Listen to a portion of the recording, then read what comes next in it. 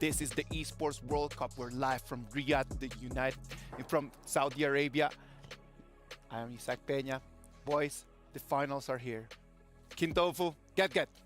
What's up, what's up? Hi everybody, I'm super excited to be here with the only tofu, as King Tofu. Yeah, your favorite kind of tofu, but you know, the focus is not on me or us today. The focus is on the players and the teams, because finally today we will see who gets to be crowned the champion. But we take it step by step. Of course, step by step, man. Step by step is the way that we have been taking it since the beginning, starting from the BO1s to the BO3s. Today, we're going to have best of 5. If you actually want to win, you're going to have to beat your opponent 3 times. 3 times. Third time's the charm, you say. Marathon today, not a sprint. I'm just wishing that we can go the full distance. BO5, I want to see every single match. It's going to be less pressure for some teams and more pressure for some teams as well. Yeah, for sure. And of course, stakes are high, right? Because now there's a lot of money on the line. Not only that, there's also the trophy on the line. Of course, man, they're going to be fighting for a lot of things, for the pride.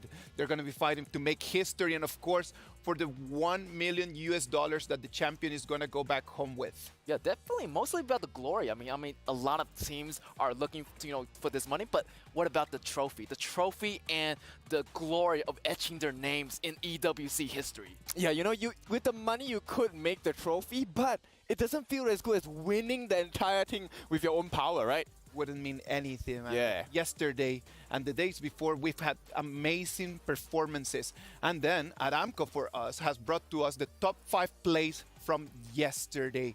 What about if we just keep an eye on that and then we check on the top 5? On the 5th place, clearly, we're going to have AG against TS. Oh, this is a really, really lovely battle. AG Global using the teleportation and using Lip, teleport all the team in. And I remember that game.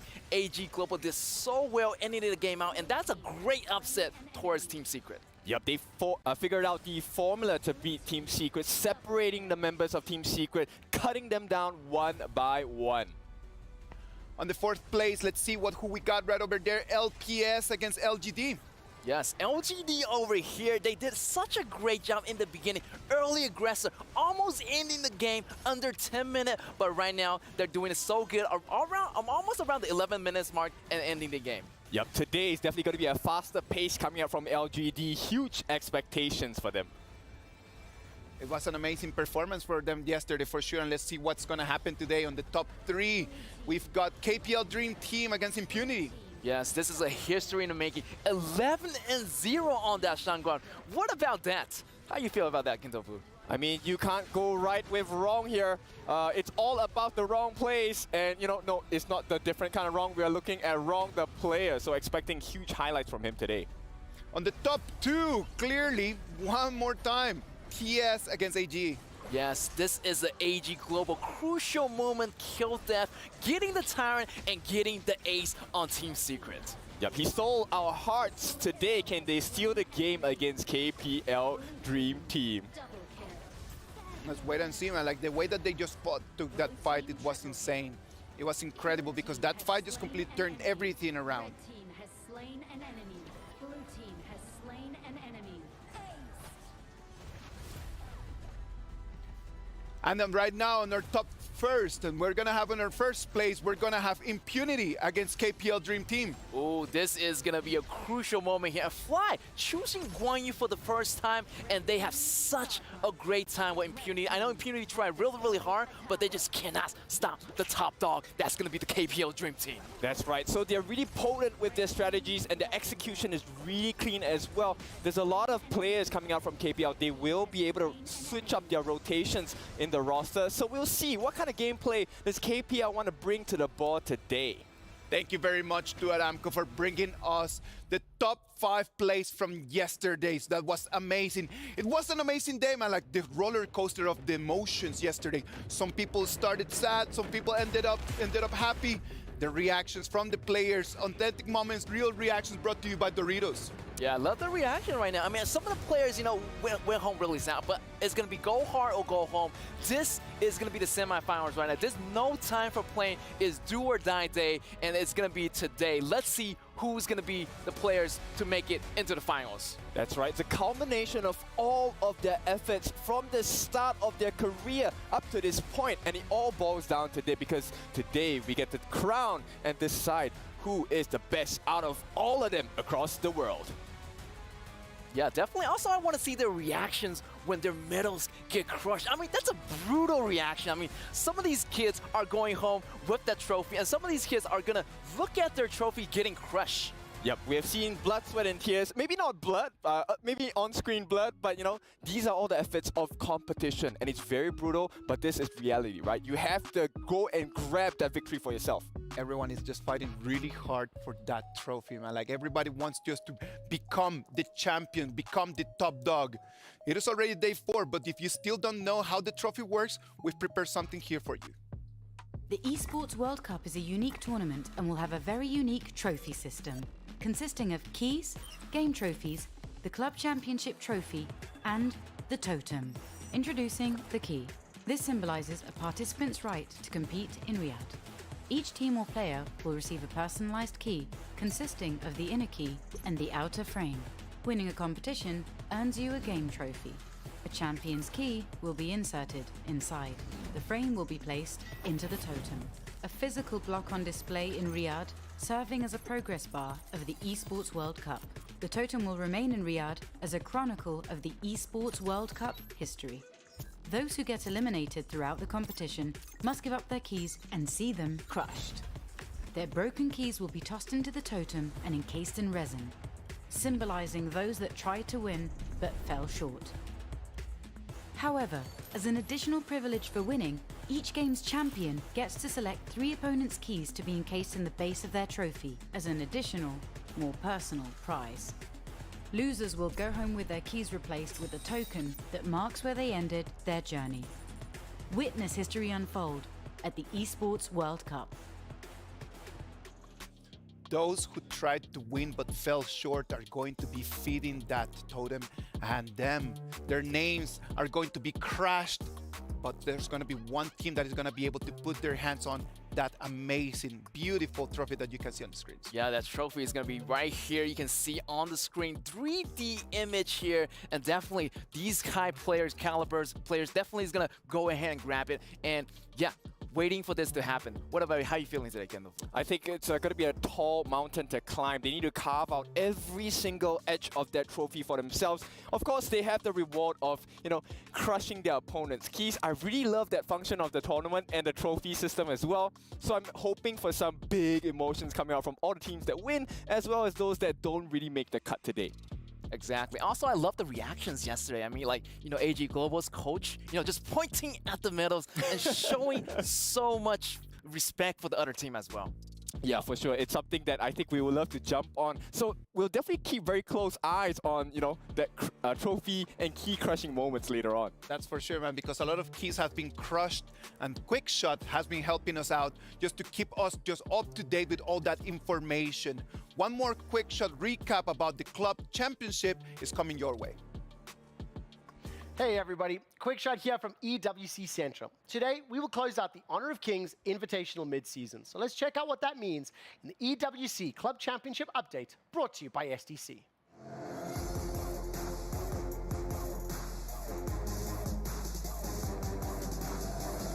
Now, of course, yesterday, the quarterfinals for HOK concluded, leaving us with only 4 teams in the Honor of Kings Invitational mid-season semi-finals. AG Global is in the best position in the Club Championship. They're right here. They've already secured 2 top 8 finishes here in Riyadh and are therefore eligible for the Club Championship with 385 points secured currently. LGD is sitting at 275 points currently, but they only have one more team at EWC where they will have to make it count, make it into the top 8 to be eligible. KPL Dream Team and the Vivo Keyed Stars have no other teams here as of right now, so they will not be eligible for the prize money in the championship.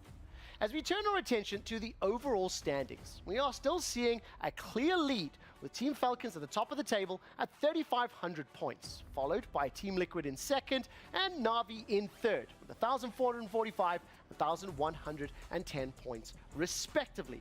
Winning the HOK tournament will get you 1,000 points and make it just on top of the top 10. Who will raise the trophy? We'll find out later today. And for any more updates on the EWC Club Championship, as well as all the other games happening here at the Esports World Cup, join us at EWC Central every Thursday to Sunday, 4 till 8 today at twitch.tv/EWC and youtube.com/EWC. We'll see you later. Thanks, Quickshot, right over there, just letting us know that Team Falcons, once they stood on the gas, like they have not let their foot go, man. And those players have been doing an amazing performance.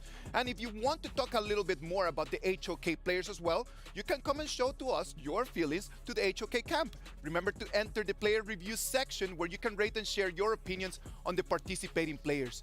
During this event, you can also earn in-game rewards by posting your reviews. Remember to head over to the HOK camp now to learn more about the event details. This game, the tournament has been going on for 4 days. It has been amazing, but right now we need to start moving into what's going to happen today. We're going to have 2 semifinals, as you can see over there on your screens. On the right side, we're going to have AG Global against the KPL Dream Team. That's going to be our second semifinal.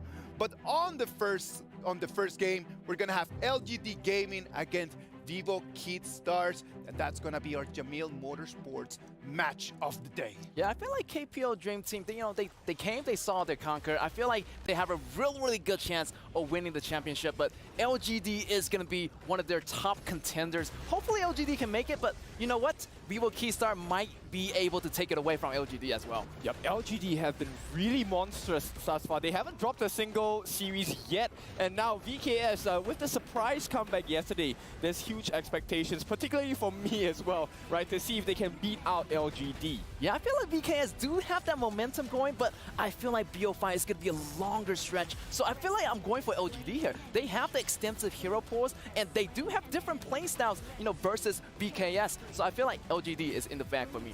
Well, I like the fact that we were talking about this just now, and you said that, hey, it's actually a match between the Season 1 and Season 2 champions. Yes, it's going to be the Battle of the Titans, Season 1 versus Season 2, but I have to go with the recent winners, Season 2, for LGD right here. Okay, so you like the new update better. Okay, I get it. I am pretty sentimental, so I will prefer Vivo Kids Stars, especially with the performance they put up yesterday. I think they do have the potential to probably put a dent in the confidence of LGD Gaming. Yeah, for LGD, however, I talked to the coaches, Joker, and the players now. They say they are more confident with the BO5s versus the BO3. Since BO3 is going to be more pressure, but this time it's going to be less pressure, since it's going to be a longer running for the BO5s. Yep, I've said this many times, but I think like I've got to put a lot of emphasis on Joker's master degree here. He's really smart, right? And it's a battle of the Jokes. It is Joker against Joko, the coach of VKS as well.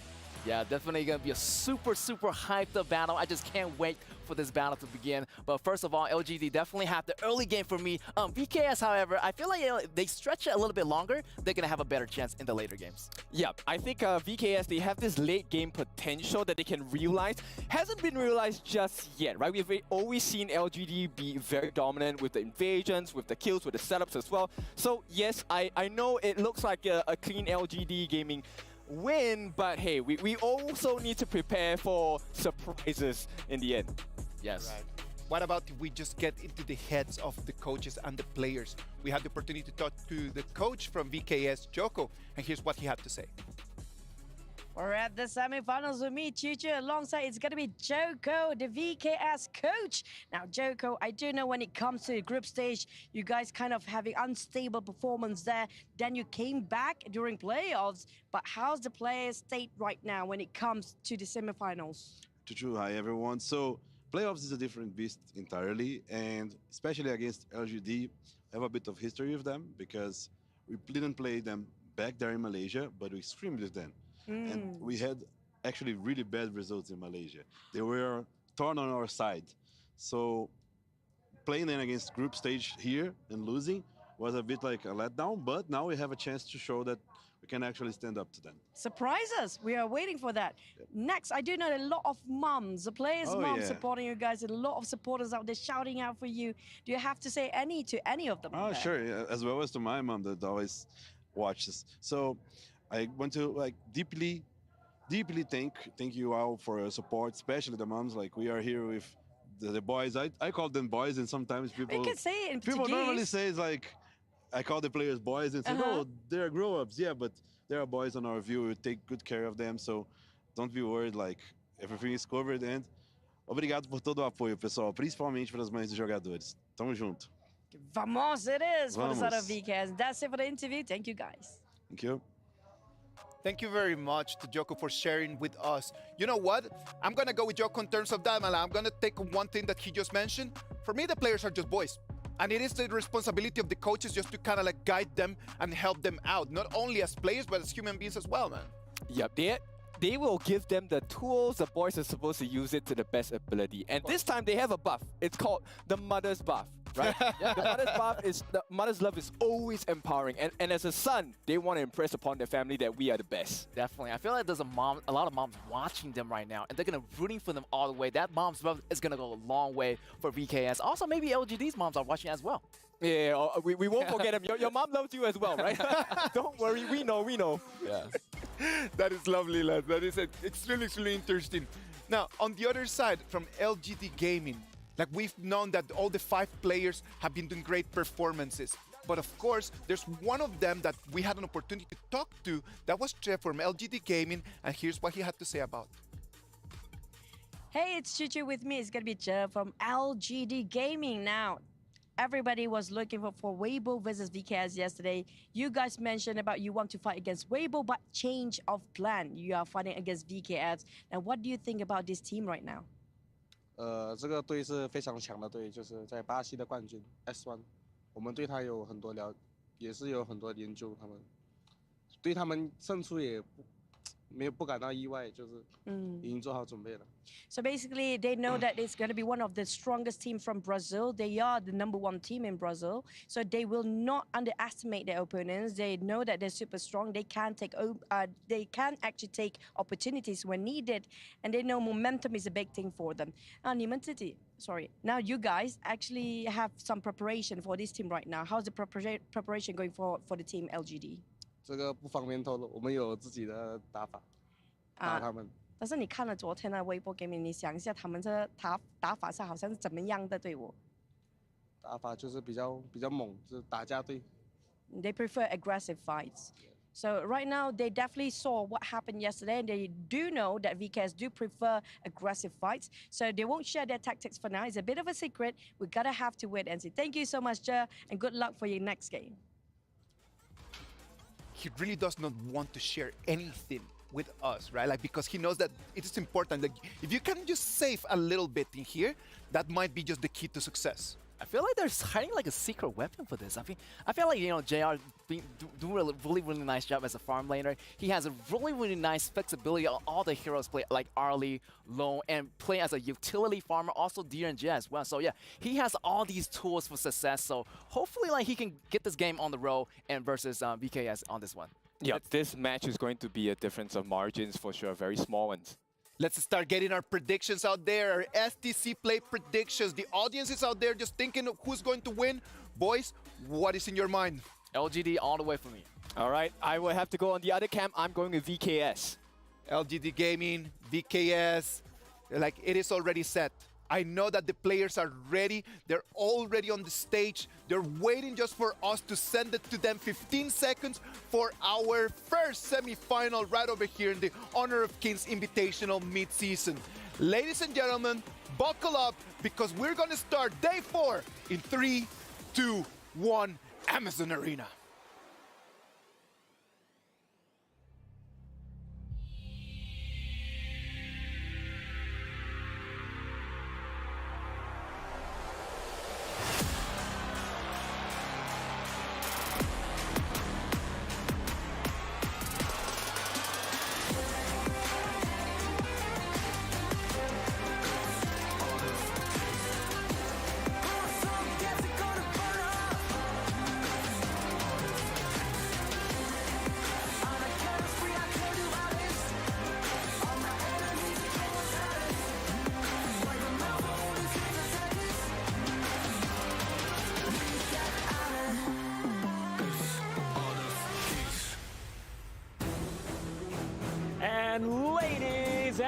gentlemen, viewers around the world, kings and queens, welcome to the fourth and last day right here for the honor of Kings Invitational Mid-Season taking place right here, the Esports World Cup in the Kingdom of Saudi Arabia, Riyadh.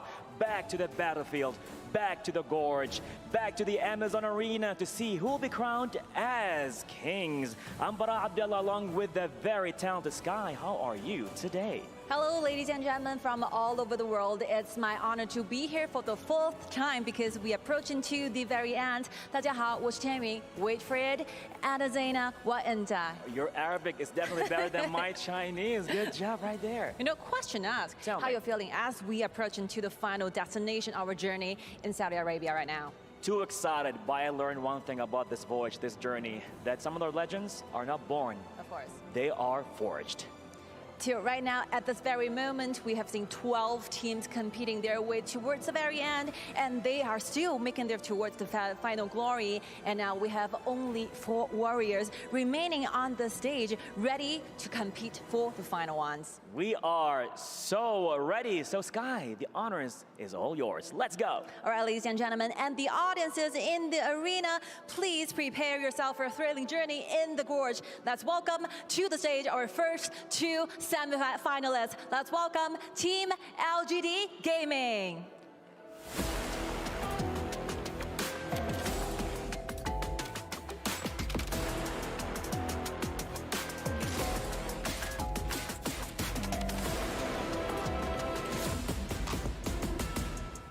Going beyond the limits will be their motto, while conquering the impossible will be their goal. Team LGD Gaming is more than ready to crawl their way to the top of the pyramid.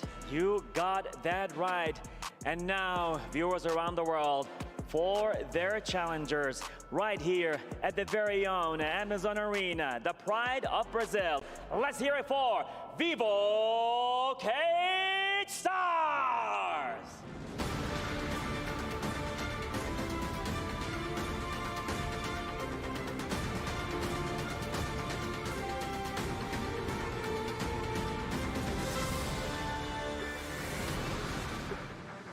They defied odds, shattered expectations, ready to ignite that battlefield.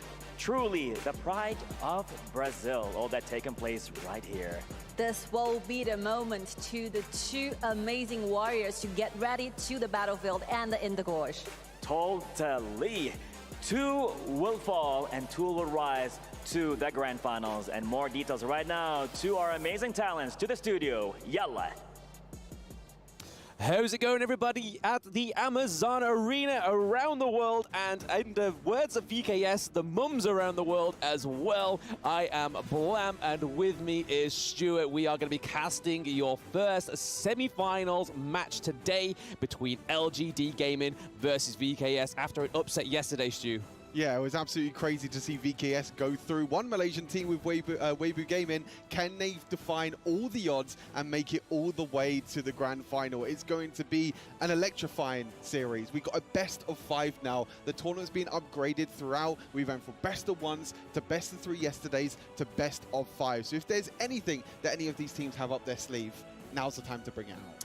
Yes, that is absolutely correct, because they may not get another shot to bring out that pick that may have got them a win in that round. So all these new picks that we may be seeing today, like the Sunbeam yesterday on VKS, that was really one of those big parts of them getting that victory yesterday over Weibo Gaming. Yeah, for sure. One of the pocket picks that we saw from Maynard, we normally know him as this tank jungler. Yes. I feel like in the end, coming out with the Sunbeam yesterday against Weibo Gaming was one of the key factors for them, on top of Danny as well, also stepping up huge for Vivo Keats. Yeah, Danny, not just on stage, but in the gorge as well. Just fantastic when we saw him on the Musashi when he had that Sage's Sanctuary, just diving straight into the back of the enemy team just to try and take out the Ali. It was just, it was vamos. I want some more of that.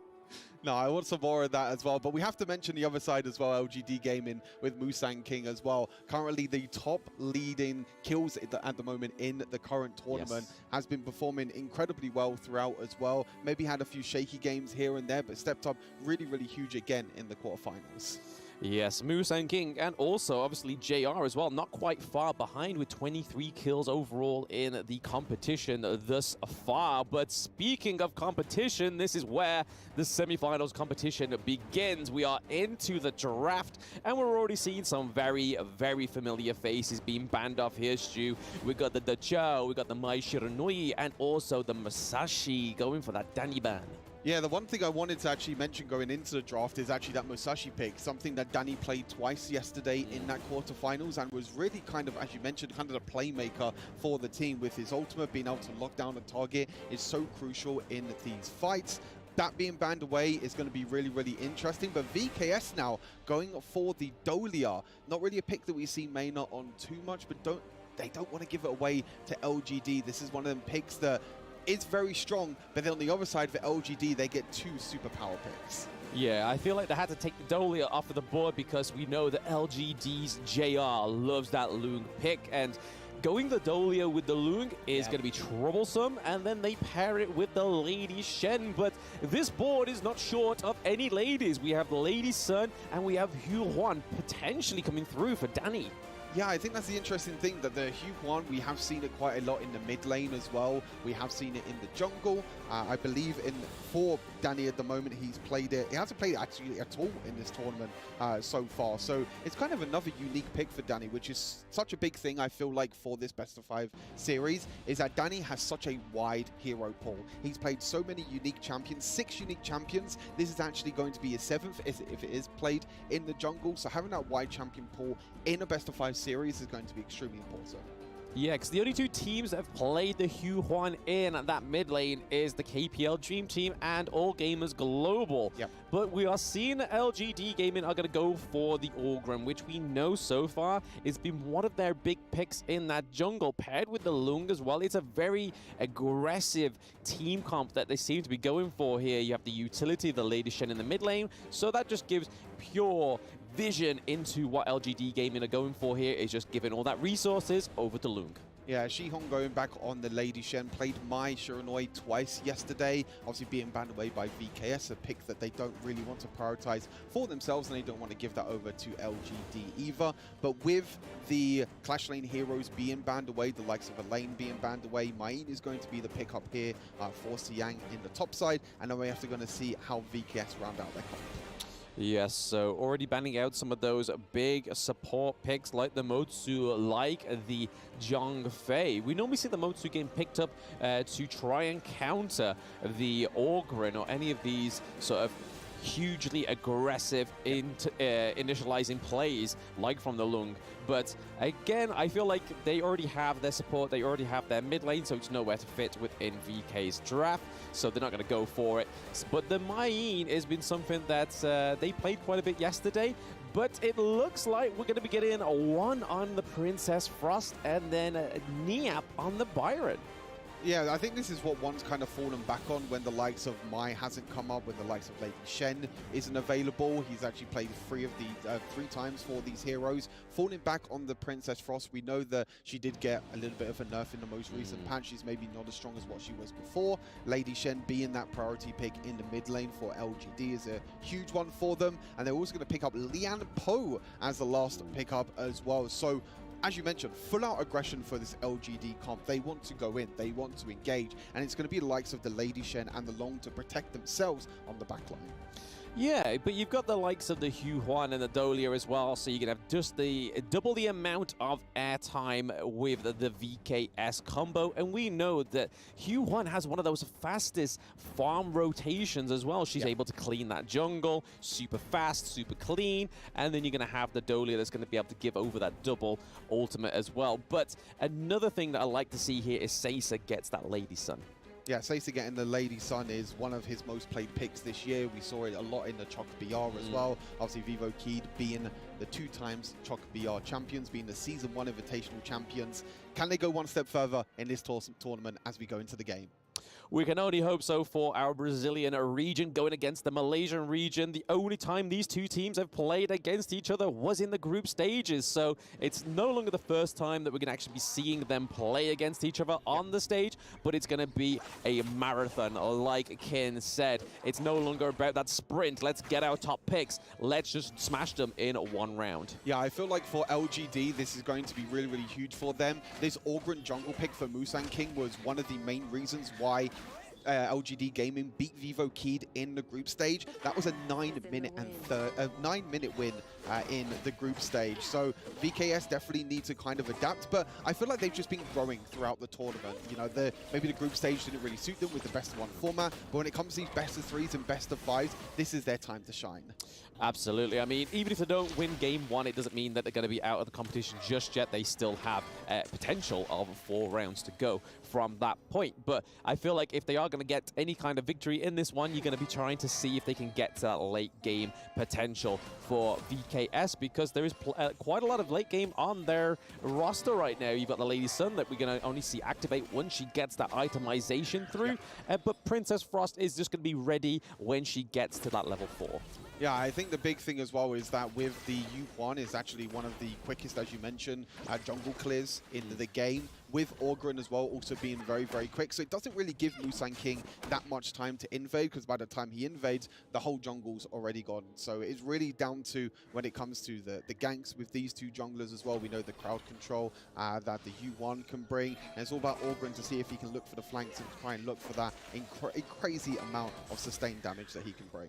Yeah, it's definitely a less aggressive pick here for VKS. Danny, we've normally seen him on the likes of the Musashi, on the Luna as well, when the LGD last played against VKS. So going for the Huan makes it seem like Seiza and Niap are probably going to be the most aggressive in this team, because Huan's just going to be there for utility, for just getting that heal in, the knockups as well, and then you're going to have Princess Frost to try and get that zone in, that nuke damage going off for the mid lane. Yeah, I mean, VKS is definitely a team that likes to focus a lot of their gold on their farm lane carry, on Seiza, one of the players that has the most gold in all of their games. Making sure that you get all the gold on Lady Sun is going to be even more crucial. Yeah, we don't like to see the utility farm lanes come through for Seiza. There is a bit of engage in here for LGD, trying to give some aggression. Not quite as well-timed as I thought it would be, because obviously the Tyrant is not yet up for another 55 seconds, but you can kind of see the mind games already coming in. Yeah, the Purify coming in for Seiza as well, making sure that he doesn't get knocked up by the Liam Po. Really, really smart choice by Mena and Seiza to both go for the Purify in the bot side, since there is so much crowd control on the side of LGD Gaming. You know, you have things like the knock-up from the Lady Shen, the knock-up from the Liam Po as well.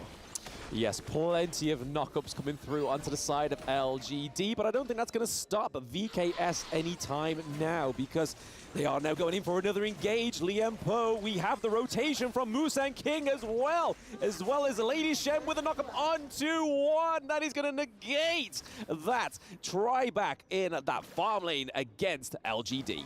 First blood to Musang King, another one to add to his list for kills at the moment in this tournament. Incredible job for Musang King to be able to counter gank in the end. I think the big thing was Princess Frost was trying to get that priority in the bot side, but you can see how Orgren could just rotate so quickly throughout the game, just being able to go from camp to camp, go from lane to lane, and that's going to give LGD that small advantage early on. And this is what that bot lane play was all setting up, was for that Tyrant, and it's now coming through, but VKS, Danny, looking like he's got the priority here. Orgren coming through, no, the smite comes in way more earlier for VKS, so Tyrant coming over to VKS means there's a lot of damage coming through into this next team fight. Orgren trying to take down Niap here, trying to put a little bit of pressure onto their clash lane. Mayin, as you can see, on the far left, the stun come through. Here comes a Seismic Smash from Liam Po, but there is no follow-up from LGD. Oh, it's so extremely close. I thought Musang King was going to get caught. Really nice stun there by one in the end on Princess Frost, doing an incredible job. But oh, it's actually the jungler Danny being caught out, but it might be traded back here. But Mayin has so much mobility, using the flash to escape as well. Danny being caught completely off guard in the jungle. Yeah, I was giving highlight to Mayin. You could see her just lingering on the Azure Golem side. You know what was about to happen there. Just trying to just clean up anything, any of the leftovers from that last team fight. We saw that no kills were given over to the side of LGD for VKS, but they were very low. Yeah, extremely low, and it was all down to that mid lane fight. You know, as you mentioned, with VKS taking that Tyrant, they wanted to try and force a team fight with the extra damage you're able to get with the Tyrant, but the Amp might be completely caught out as well in the top side of the map. The burst damage from Long in the end. Support getting the kill, which is not always great, but it is going to secure them a tower in our top sides. Yeah, a life for a life, but then they also get a tower on the Clash lane. They're able to pick one up for themselves in that farm lane. So again, we're seeing that VKS are already trying to dominate the map a little bit more than getting those kills. As we can see, they haven't quite yet to get a kill on the board. Maybe it's the objective game that they're looking for. I really like kind of this split map that LGD Gaming are doing right now. They're realizing that maybe the Lady Sun can do a lot of damage to the Long in the early game. So rotating the Long and the Liam Poe to the top side, completely catching out the App on guard, just gives JR a lot more solo gold. They actually took 2 towers in that Clash lane as well, so just showing how much damage you can do with Long. Yep, T2 down in the 6th minute as well. We saw a nice untargetable come from Danny there, because that could have been a huge engage from Jia on the side of LGD. Speaking of engages here though, Musang King and the Lady Sun are very close nearby, and we're already seeing that macro play come from Xiang on LGD. They get the T1 down into the farm lane as well. Oh, Untargetable comes through. Yeah, Untargetable comes through, and maybe the stun's going to be enough as well, but no, the ability in the end from the Hugh1, but here comes Cavalry for LGD. The Orgrin going to try his best to try and kill out Danny, but it is going to go down. The Dolia tried to reset the Hugh1 ultimate, but didn't come up in time. Yeah, a little bit unfortunate there for VKS. I feel like LGD just know how to sort of move around as a team. And we're already seeing the Lone Ranger that is Xiang. He's always just in the enemy jungle, just kind of just waiting for the time to strike. But at that same time, he's just trying to push the T2 into the farm lane, because if those 2 T2s go on those side lanes, that's just the same amount as pressure as losing your T1 in the mid lane. Yeah, for sure. I feel like in general, LGD having 3 towers being taken at the moment is really a big sign for their gold lead right now. And you can see they've got a lot of confidence that they're trying to invade in the jungle.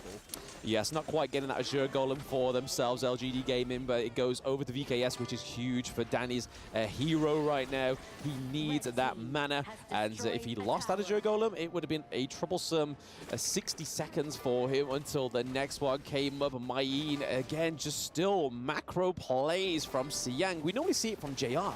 Yeah, I think the big thing is that VKS are really trying their best to try and defend this mid lane tower, and they're giving up so much pressure in the split sides of the map. Yes, and again, the T1 falls. This is just true LGD fashion, just dominating that map. And look at the goal difference, Stu. We're going into the 8th minute here, and they're up by 5.4K. Yeah, I love the split pushing by LGD in this game. I feel like they've done extremely well. As I mentioned, that split map that they were able to do, getting JR into the top side, being able to take both the tier 1 and the tier 2 tower. You can see also Long going back into that Clash lane, creating pressure. I think Vivo Keys at the moment are so grouped that they're not respecting the split pushing coming in from LGD. Yeah, there's a little bit of a tunnel vision coming through here. We see that Danny's trying to get another kill onto Xiang, but that is just to keep that Mayin alive. But we have Maina, we have Caesar here as well, but the rest of the boys from LGD are going in. There is Xiang picking up the kill onto Maina. Down goes Xiang, though. That is a 1-1 trade, 2-1 trade for LGD, sorry. That is a lot of combat going on right now on this map, and we're getting to that 9-minute mark, which is where VKS lost before. JR completely wiping out that Clash lane. Triple kill in the end for Musang King. They're going to try and look to finish this game in the same time that they were able to in the group stage. 9 minutes and 30 seconds. LGD draw first blood in this best-of-5 semi-final. Yes, LGD Gaming manages to get that first blood this time around, and the first victory in this best of 5. Even though they managed to win that sprint in the group series, LGD Gaming are definitely in this marathon. Incredible game for them. As I mentioned, pretty much the same time as what it was in the group stage as well. So they're kind of running it back with a similar composition, a very similar plan as well in this game. It was a little bit different in terms of in the group stage, they were doing a lot of invading. In this game, the early game was very back and forth. But again, the split pushing that they were able to do to get the tier 2 towers on both the clash lane and the farm lane was such a huge credit to them. Yes, and we're going to be passing it back to the studio to get their thoughts on this game 1.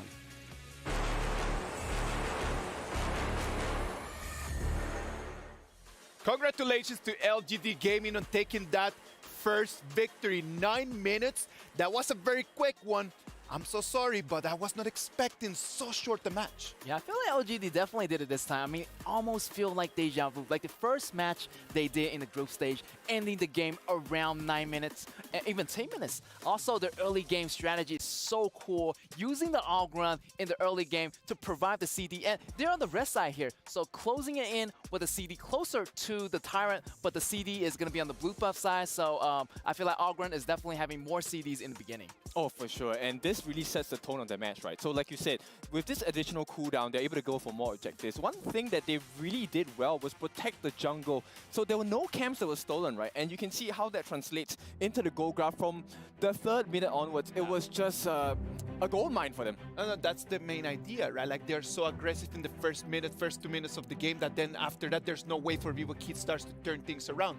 They did not have any gold. They had the Yuhan, they had the Dahlia, but that was not enough. That wasn't sufficient. Yes. Also, I want to emphasize on Mai on the top lane. Great strategy. I mean, they did a split pushing, and that was a 1-4 strategy that LGD Gaming was really, really good at. And you can take a look at the match scoreboard here and looking at Mai using that 3 and 1-2 here. KDA, great job avoiding those damage on the top side of the map. Yep, and also the benefit of having the blue buff closer to your Tyrant is the fact that when they put attention onto Xiang's lane, right, the response has to come from VKS, where they have to defend the top. And this opens up the doors for them to farm on the bot lane, get the kills as well. And when Niap on that Byron, when he's effectively lesser in power, right, not as useful, that's where the advantage comes in for the side of LGD. Like we knew since the beginning that it was going to be LGD Gaming being a lot more aggressive. Like we talked about how VKS was aggressive, so LGD Gaming just decided, if you're going to come throwing punches, I'm going to punch you first. Yeah, definitely. I feel like LGD is like dictating the pace of the game by themselves. If VKS has to come back, they have to think outside the box. They have to think of something like an orthodox way to play the game in order to win. Yep, unorthodox strategies. I mean, okay, so this draft, pretty meta still, right? So I'm expecting something very different from VKS in the next game. But for now, if you take a look at what LGD has been doing, you give them the lead, they will bite you and will not let you go, similar to a Pitbull's bite as well. Exactly. And if you take a look at the itemization, you know, we were quite surprised. JR got the Eternity Blade at 6 minutes. That's a furiously fast critical item masking. Also, like, you know, Lady Jun, Zhihong got the Venons fast, also early as possible, and that just completely just shut down the game for VKS. Yep, and you know, they had a lot of heals, and they also lessened the healing factors on the side of VKS, and I think it was just a very well-rounded draft, but even better execution from the side of LGD. VKS right now down 1-0 in this best of 5. Like they need to turn things around because at 2-0, that would be too much for them to come back from. Yeah, it is a marathon, but they want to turn it into a sprint. And LGD, the MVP of Game 1, was responsible for this blitz that VKS could not handle. Yes, and that's going to be Musang King with the MVP. KDA 502. Great job. Great chances using this hero in the very, very beginning. Also, I feel like he could have went for a counter jungle, but he choose to play the safer way, starting as his own jungle. Yep, they definitely dropped the Durian onto the side of VKS, right? Musang King, one of the biggest brands of Durian. Of course. It's full of spikes. And when it hits you on the head unexpectedly, you're going to bleed and you're going to die. So this was a game where Musang King was just out of contention, right? There was no way to kill him. I think at the 7-minute mark, he already had the Eye of Phoenix. There was very, very little that VKS could do. That's why after that, like after the 6 minutes, it comes in and he gets a triple kill. just directly finds the right moment just to proc his ability and take 3 kills immediately. Also, he has the Blood Rage as well, so there's like nobody on the side of VKS can take him down. He was the main tank for the team. Also, he has the Eye of the Phoenix, as Kendofu mentioned. He's going to absorb more HPs as his HPs get slower. Yep, if you take a look at the damage he has taken, 32,000 damage taken. This is complemented by Zhe, and very apt that he was the one that we were interviewing. He took up 54,000 worth of damage, while the rest of the team laid in the pain. Zihong, unexpectedly, 57.5k, that's a lot of damage with the Destructive Delusion floating size. It did pay out at the end, just keeping those secrets from Zhe, right? Like he said that he didn't want to share anything, and they didn't have to share it at the end. They just showed it, put it out there on the table for everyone to see that they actually come here and they want to close this game 3-0. Yeah, revenge is a dish best served cold, and boy was it cold from Zihong with this Lady Chen. Yes, also I want to mention one thing about Zihong. Zihong's playing the Lady Jen, a really nice utility mate, so he's pouring all these resources to his other teammates like Ogran, like the farms lane. So this Lady Jen, I feel like is going to be another prominent pick for both sides later on in the game. You know what, like right now that you talk about Ogran, I want to let everyone know at home that Ogran is available right now. If you do not have it, please go for it. A warrior hero with a great balance between offense and defense, which is able to condense the spirits of enemy heroes to assist our side in battle, possessing a special attack method. When in the activated Seer state, his basic attack can kill low health enemies instantly. So ladies and gentlemen, if you do not have that Ogran right now, please go and get it and start practicing. That's right. Now, this is a hero you must have. I already have the hero. I think it was given away for free, so I think most people should have it. But having the hero and playing him well is a different story. So I think you can take a look at how LGD was using him to learn the best. Yeah, definitely. I feel like in a lot of ranked games, I'll always ban that Ogran. Super OP. What about if we just take it to the Amazon Arena for a game 2? Welcome back, everybody, at the Amazon Arena online. Wherever you are in the world, you are watching a battle between regions right now, and LGD Gaming are taking game point 1. Can VKS take number 2? Stu, what do you think? Yeah, it's back to the drawing board, really, for VKS. I feel like they still have a few pocket picks up their sleeves. They are going to decide to stay on this left-hand side for this draft. Their bans have changed. They have banned out the Dolia this time instead of the Mai, and that is going to actually go on the side of LGD. So one big pickup that is open and available in this one is going to be the Ali, but VKS now pick up the Ogran for themselves. This was a big pick in game number 1. We know how much Musang King has been performing on this, and it's going to be such a huge pick to see if VKS can come back in the series. The Latino heat has been turned on here with the Ogran pick here, and I'm very excited for this. I honestly thought they were going to try and lock in either the Musashi or the Mai, but that gets banned away once more. And over to the side of LGD Gaming, we have Ali and Zhang Fei. So one of Mayna's top picks, Zhang Fei, going over once more to the side of LGD Gaming. But look at this! Whoa! VKS go for the Long and the Lady Jun. That is definitely a spicy turnaround. It's just VKS taking what LGD won in game number 1. That's exactly what they're doing. They're like, okay, you won with this in game number 1. Let's try it for ourselves and see if we can also win as well. But I feel like the Ogran is such a huge pick-up already. We know how powerful Lady Shen and Long has been in this meta right now, and LGD are going to be rounding out their composition with Princess Frost for the first phase. So that support priority for LGD Gaming means that they can ban out other supports like that Sunbin that we know Maynard's been performing very well on. Yes, we are seeing that they pick up Princess Frost on the side of LGD Gaming. So taking one of one's pick from last game over to themselves. So again, a lot of nuking, a lot of zone-in potential come through on this mid lane mage. They do ban out the Sunbin though, so maybe that was something that VKS was going to go for, was the Sunbin pick. They do ban out the Motsu as well, banning out Monkey on the side of VKS. So both being one of Danny picks and Musang King's pick. Yeah, I think that for the side of VKS, they can actually go for a more utility support since they already have kind of the front line of the Orgren. They can also go for a frontline pick in the Clash lane as well. They can try and go for that. Interesting enough, they banned a lane for themselves, but again, it just gives Siang this Main pick, which again was such a huge factor in that first game with the split pushing that they were able to do with JR on the long and with also Main in the bot side of the map as well. So I think this is one thing that VKS need to adapt in this game. They need to be careful of the split pushing and kind of losing priority in these sides of the map. Yes, it's all about keeping that eye on the Mayim because, like you were saying there, Stu, Siang's dominance around the map really dictated that last match against VKS. And it was pure, you just don't know where to look where this Siang was. He was either in the enemy jungle, he was either macro pushing down into bot or the Clash lane.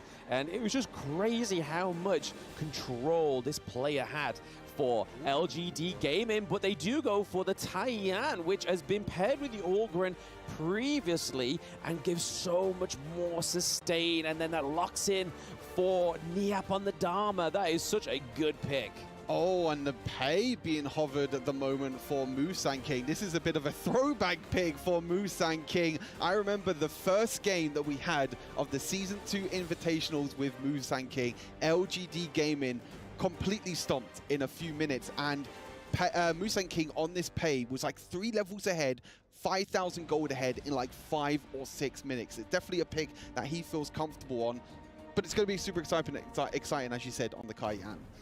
Yes, the pay pick. I am not going to get my words all stumbled over each other. I am very much concentrating. Concentrating. Hey. Come on, test it once. Test it once. Pay, play. They are playing the pay. There we go. We did it. Musang King. The final day, day 4, we got in the bag. No more slacking. I'm going home, baby. I'm going home. But here we are getting into map 2 between VKS and LGD Gaming. Again, it is the Brazilian region going against the Malaysian region as well. So plenty of battles to be had here on this best of 5, but I'm looking a lot more confident for VKS in this draft. But on this pay, I did expect this level 1 invade, and it's already taken place on the VKS side. This is exactly what LGD Gaming did in the Season 2 Invitational with this pick. Musang King invading with this pay. Such a powerful early game hero and has such incredible scaling as well. You have the range, you have the melees, but actually VKS are also trying to look to invade. Also trying to look to invade, but it seems like a little bit of a bait here because they all rotated with finesse. There we are. Oh, flush in. Dharma doesn't quite have the skills yet, and Ollie gets the first blood. LGD Gaming JR gets first blood as well, and they're picking up another one, Stu. That is not quite it. It is 2-0 so far for LGD Gaming. They're not stopping there. It is another kill on the board. Absolute disaster start for VKS. They tried to counter-invade. They knew that Musang King went down to the bot side. They tried to take that Crimson Golem, but they were able to rotate so quickly up until that top side, being able to defend their own invade, getting 3 kills for themselves as well. And this is not the start that VKS were looking for. No, I think in game 1, it was still quite a while till we got to that 3-0 scoreboard for LGD Gaming, but they're not taking any sort of time here. They are like, hey, we got lunch to attend, we want food, we are going to get this job done quickly. We want to clock in, clock out, and then play the next game, whoever their next victor or victim will be. But just finesse here on the board for LGD Gaming. And I think it's all to do with LGD also prioritizing the Ali and the Shangfei in the mid lane as well, being able to clear through that mid lane minion wave so quickly and able to rotate. Defend, as I mentioned, the top side of the map in terms of their jungle. It's such a huge thing to be able to do for LGD, and then they just left Jinghong on the Princess Frost down to the bot side to make sure that there was no pressure happening down there. So overall incredible play again from LGD. Oh yes, we saw that level 1 invade, we saw a counter invade that ended up going into a 3-0 thus far, but there we are, Zhang Fei with the Unbridled Rage coming through, Lung having to get out of there with that ultimate, because once you fly high, you cannot get It's still by. going! Fei comes in from behind here, it is going to be a takedown onto Tian, and the Lung once more, so a double kill going over to the mid lane. That is a lot of gold, baby. I thought LGD Gaming were going to stop right there. As soon as Long's ultimate comes in and say, okay, I'm away to safety, no bothers here as well, but they kept on going. The rotations again from the mid laner and also Mustang King as well. The mobility of this Pay-Pig, being able to just jump around so quickly around the map as we take a look at this replay. Yes, this STC replay was just highlighting the fact that they knew the destination of this Lung. They was like, we know where you're going to be landing, boy. We are the agency. They're going to find you and track you down, and that's what they did, getting another double kill there. Xiang almost caught out by Danny, but is able to escape with a finesse. So we are getting into that 4-minute mark, Shu, where the Tyrant and the Overlord are getting available and spawning. VKS can't get anything this game. They're trying so hard to look for surprises in the enemy jungle, in LGD Gaming's jungle, trying to look for picks that they can try and get, but they are finding nothing at the moment. And again, look at this. It's kind of the split pushing of creating pressure in the side lanes. Again, VKS not respecting the side lane pushes. Danny trying to jump in, but Zhang Fei is there to protect.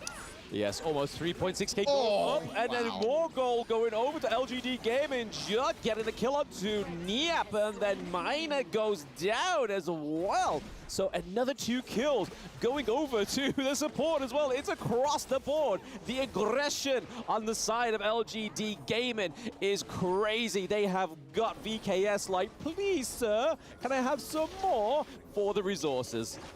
It's so difficult for VKS at the moment to even walk through their own jungle. LGD Gaming are everywhere this game. The Tyrant gets taken down. Their mid lane tower is potentially going to get taken down. One more auto attack actually needed for the Arlie in the end, but not going to be able to do it. But look at the gold lead. 4,000 gold lead in 5 minutes in this game.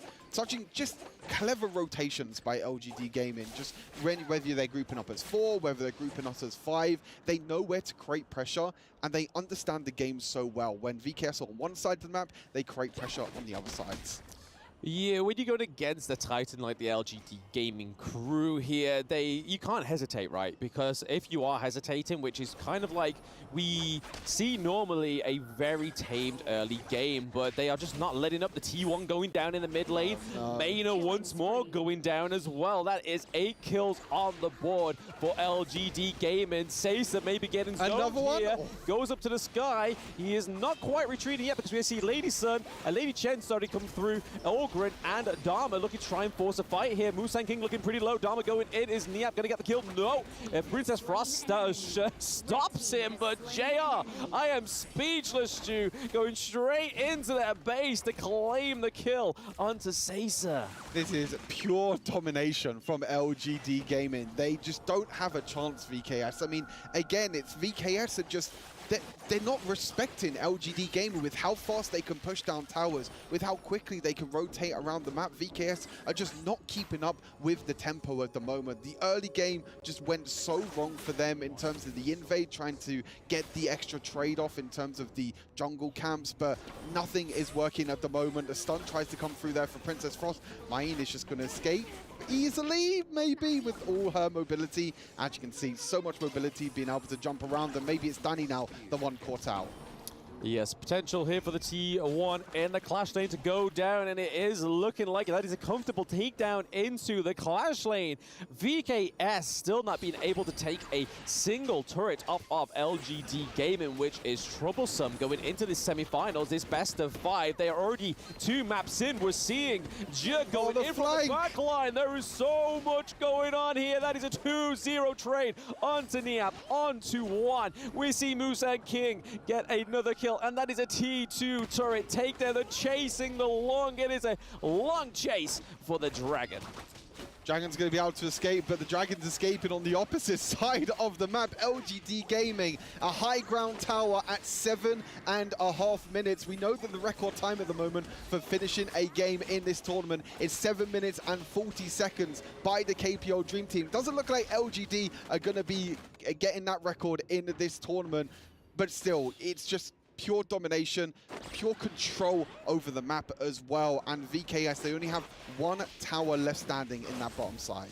I don't think we expected anything different when we saw that pay come through in the draft, right? And I mean, look at this, a gold graph, well, not gold graph, sorry, the equipment here, 205, he's 6.5k gold. Danny's only on 4, so that's a 2.5k difference in the jungle alone. And it's just really showing here with how much damage Pei is doing, but Pei is an early game hero. But that's normally where VKS get their footing in, but Seiza goes down as well. We are getting the kill onto Niap. That is a 2-0 trade once more. They love their 2-0 trades. They are going for the no-death run on the side of LGD Gaming, and they're at the crystal. 8 minutes in, this is a quicker game 2. Stu, what is going on? VKS just not starting. LGD Gaming, a flawless run in game number 2. Not a single death and not even a single tower takedown for VKS. They need to go back to the drawing board, and very quickly as well, because LGD are looking to speedrun and steamroll through this semi-final and go all the way into the grand final. I mean, this is the second semi-finals that they've ever been to on the stage. Obviously, Season 2 Invitational, they got a solid 3-0 victory. They are looking to maintain that reputation for LGD Gaming. And honestly, I feel like this is a more brutal LGD Gaming than we saw from Season 2 Invitational. Yeah, for sure. I mean, VKS in the meantime was a little bit difficult. They couldn't really go for the invades. But let's head back to the studio and see what the analysts think about that dominating win by LGD Gaming.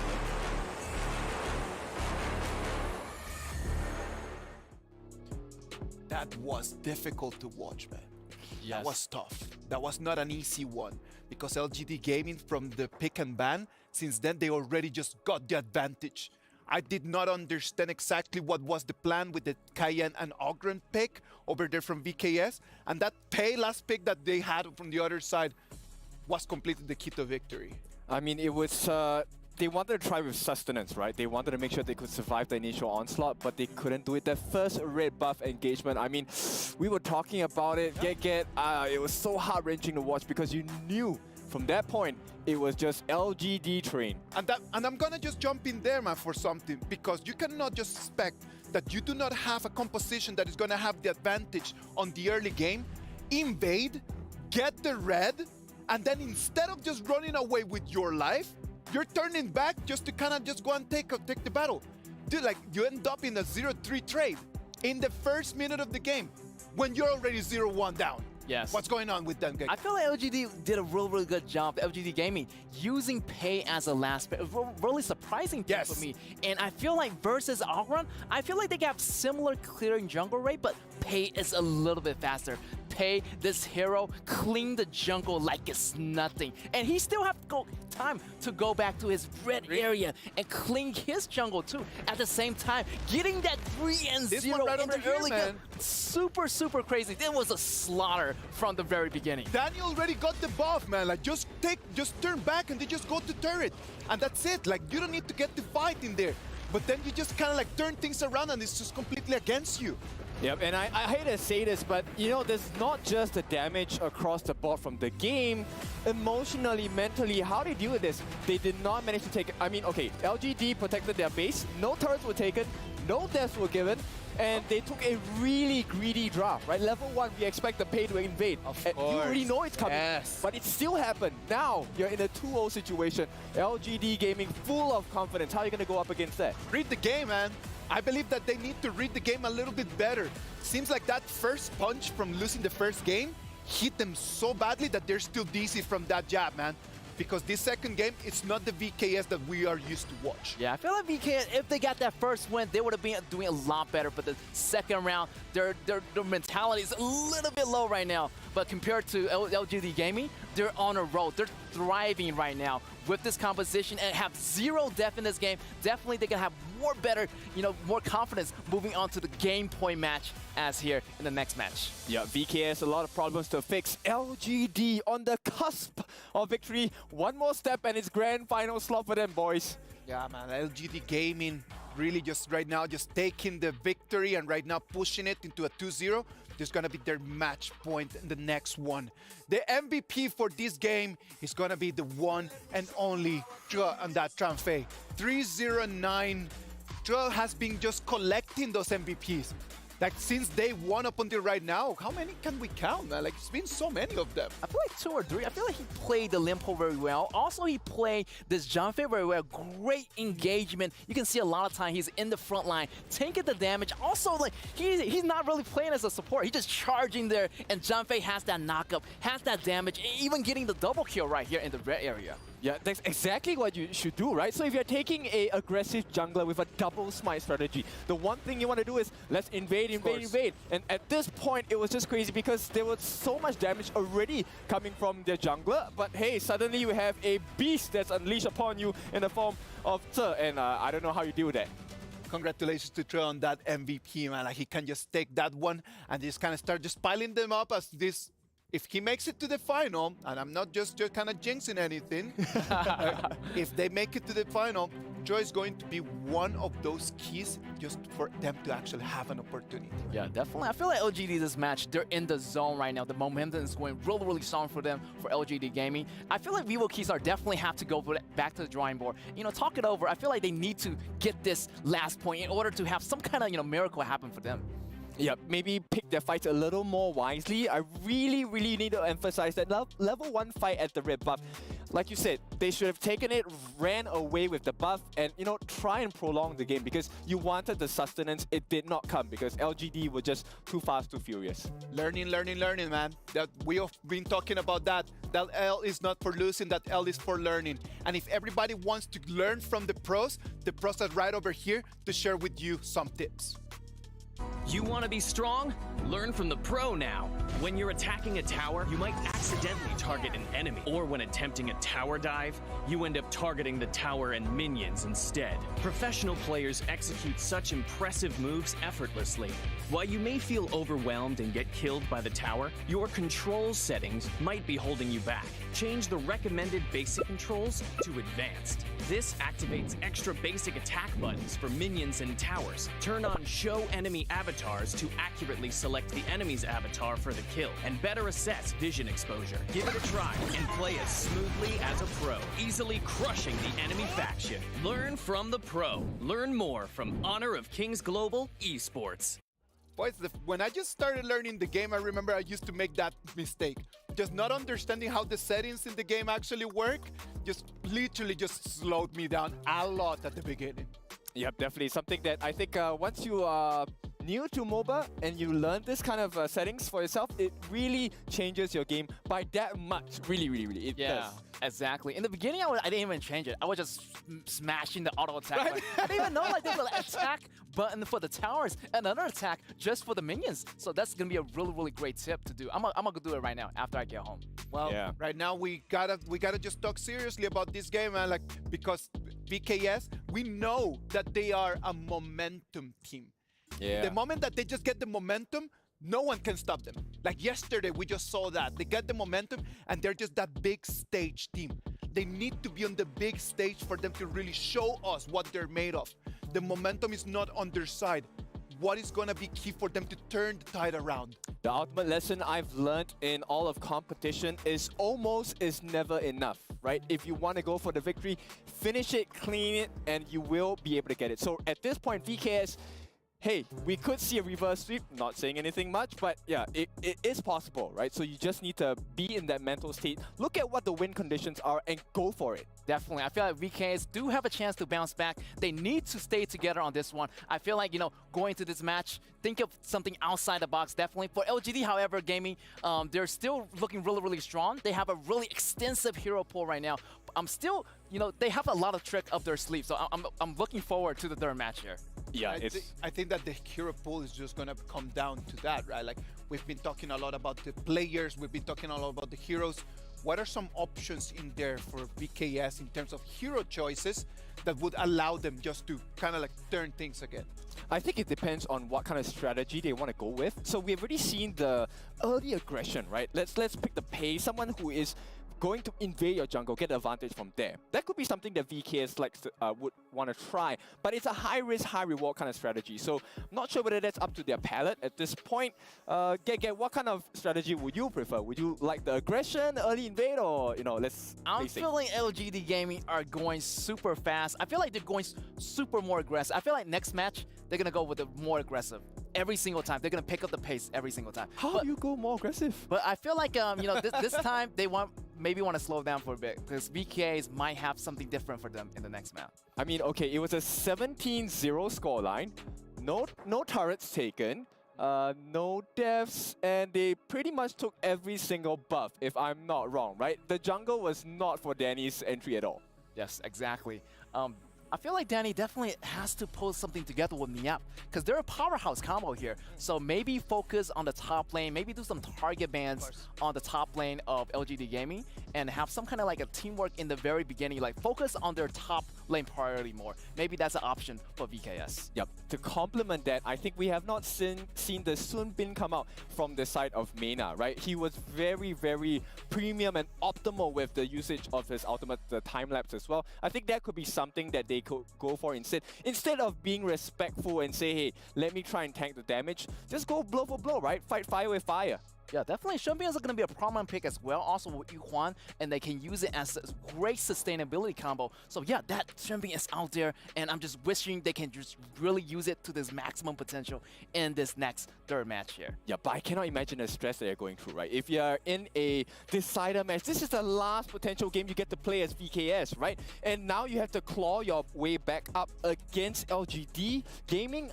I don't know how I would be feeling if I was from VKS. You know, man, like LGD Gaming right now, they've got the upper hand, that's for sure. They just need to do that last push just to send VKS back home. What about if we learn a little bit more about LGD Gaming in this profile that we got for you?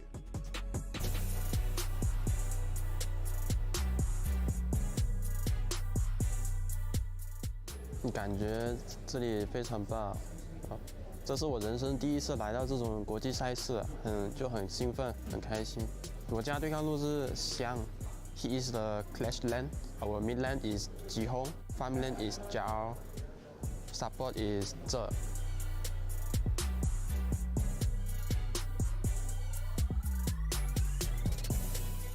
我觉得我的团队会赢，因为梦还是要有的。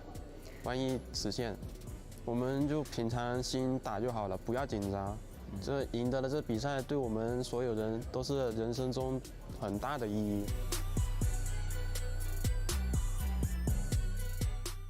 谢谢你们，我们会尽全力拿下冠军的。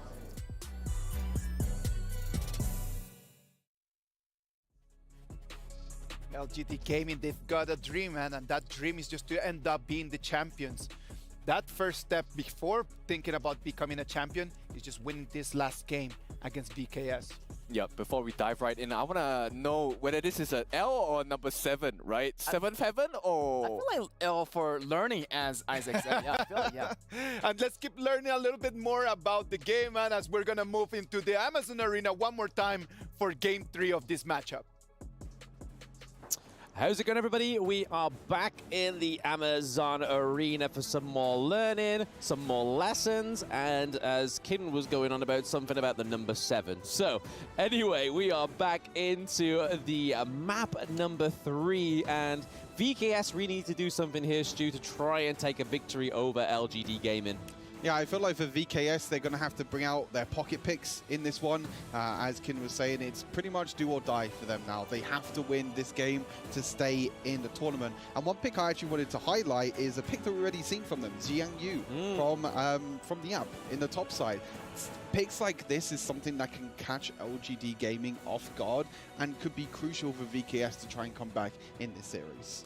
Yeah, it's something that they're very comfortable with. I mean, we saw Niap on the likes of the Guan Yu as well, which we saw that the KPL Dream Team brought out yesterday. But again, I feel like that's more of a power move, whereas you kind of have to be in control of that map 3. But we are into the draft now, and this is where all our questions will be answered. So the Chow and the Orgren being banned in for the VKS, and then over to the side of LGD Gaming, they are target banning that Masashi for Danny and also the Ali. I feel like VKS are definitely struggling with the drafts. You know, every single game they have banned out the Chao. In game number 1, they banned out the Mai, it didn't work. In game number 2, they banned out the Dolia, picked the Orgren, it didn't work. Let's see if game number 3 is going to be better for them with banning out the Orgren. They first picked the Dolia again, but then they give Mai over to Ji Hong, you know, being able to pick his most played hero, but gonna be responded by the Shangguan. So Shangguan and Haino coming through for VKS. We know that Danny loves the Haino in the jungle, and then Juan on the Shangguan is crazy. But another thing that I really want to try and understand here is VKS always go blue side. They always want that priority first pick. Whereas I've been seeing throughout the most of the competition, that red side, be able to lock in your first 2 picks after that first prior one is pretty strong. And then you can follow it on to something like the Titan pick, like the Zhang Fei.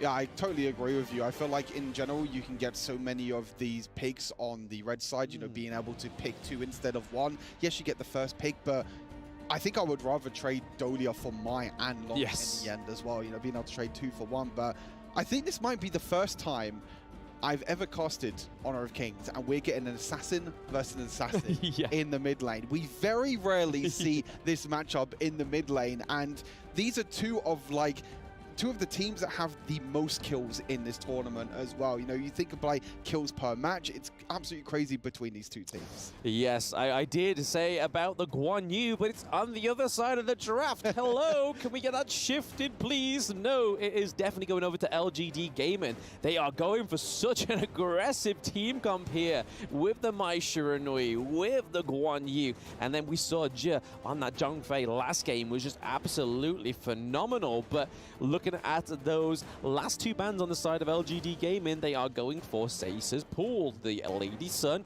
and the Ho Yi. And then over to the side of VKS, we have the Mayin finally taken off the board, and then the Elaine.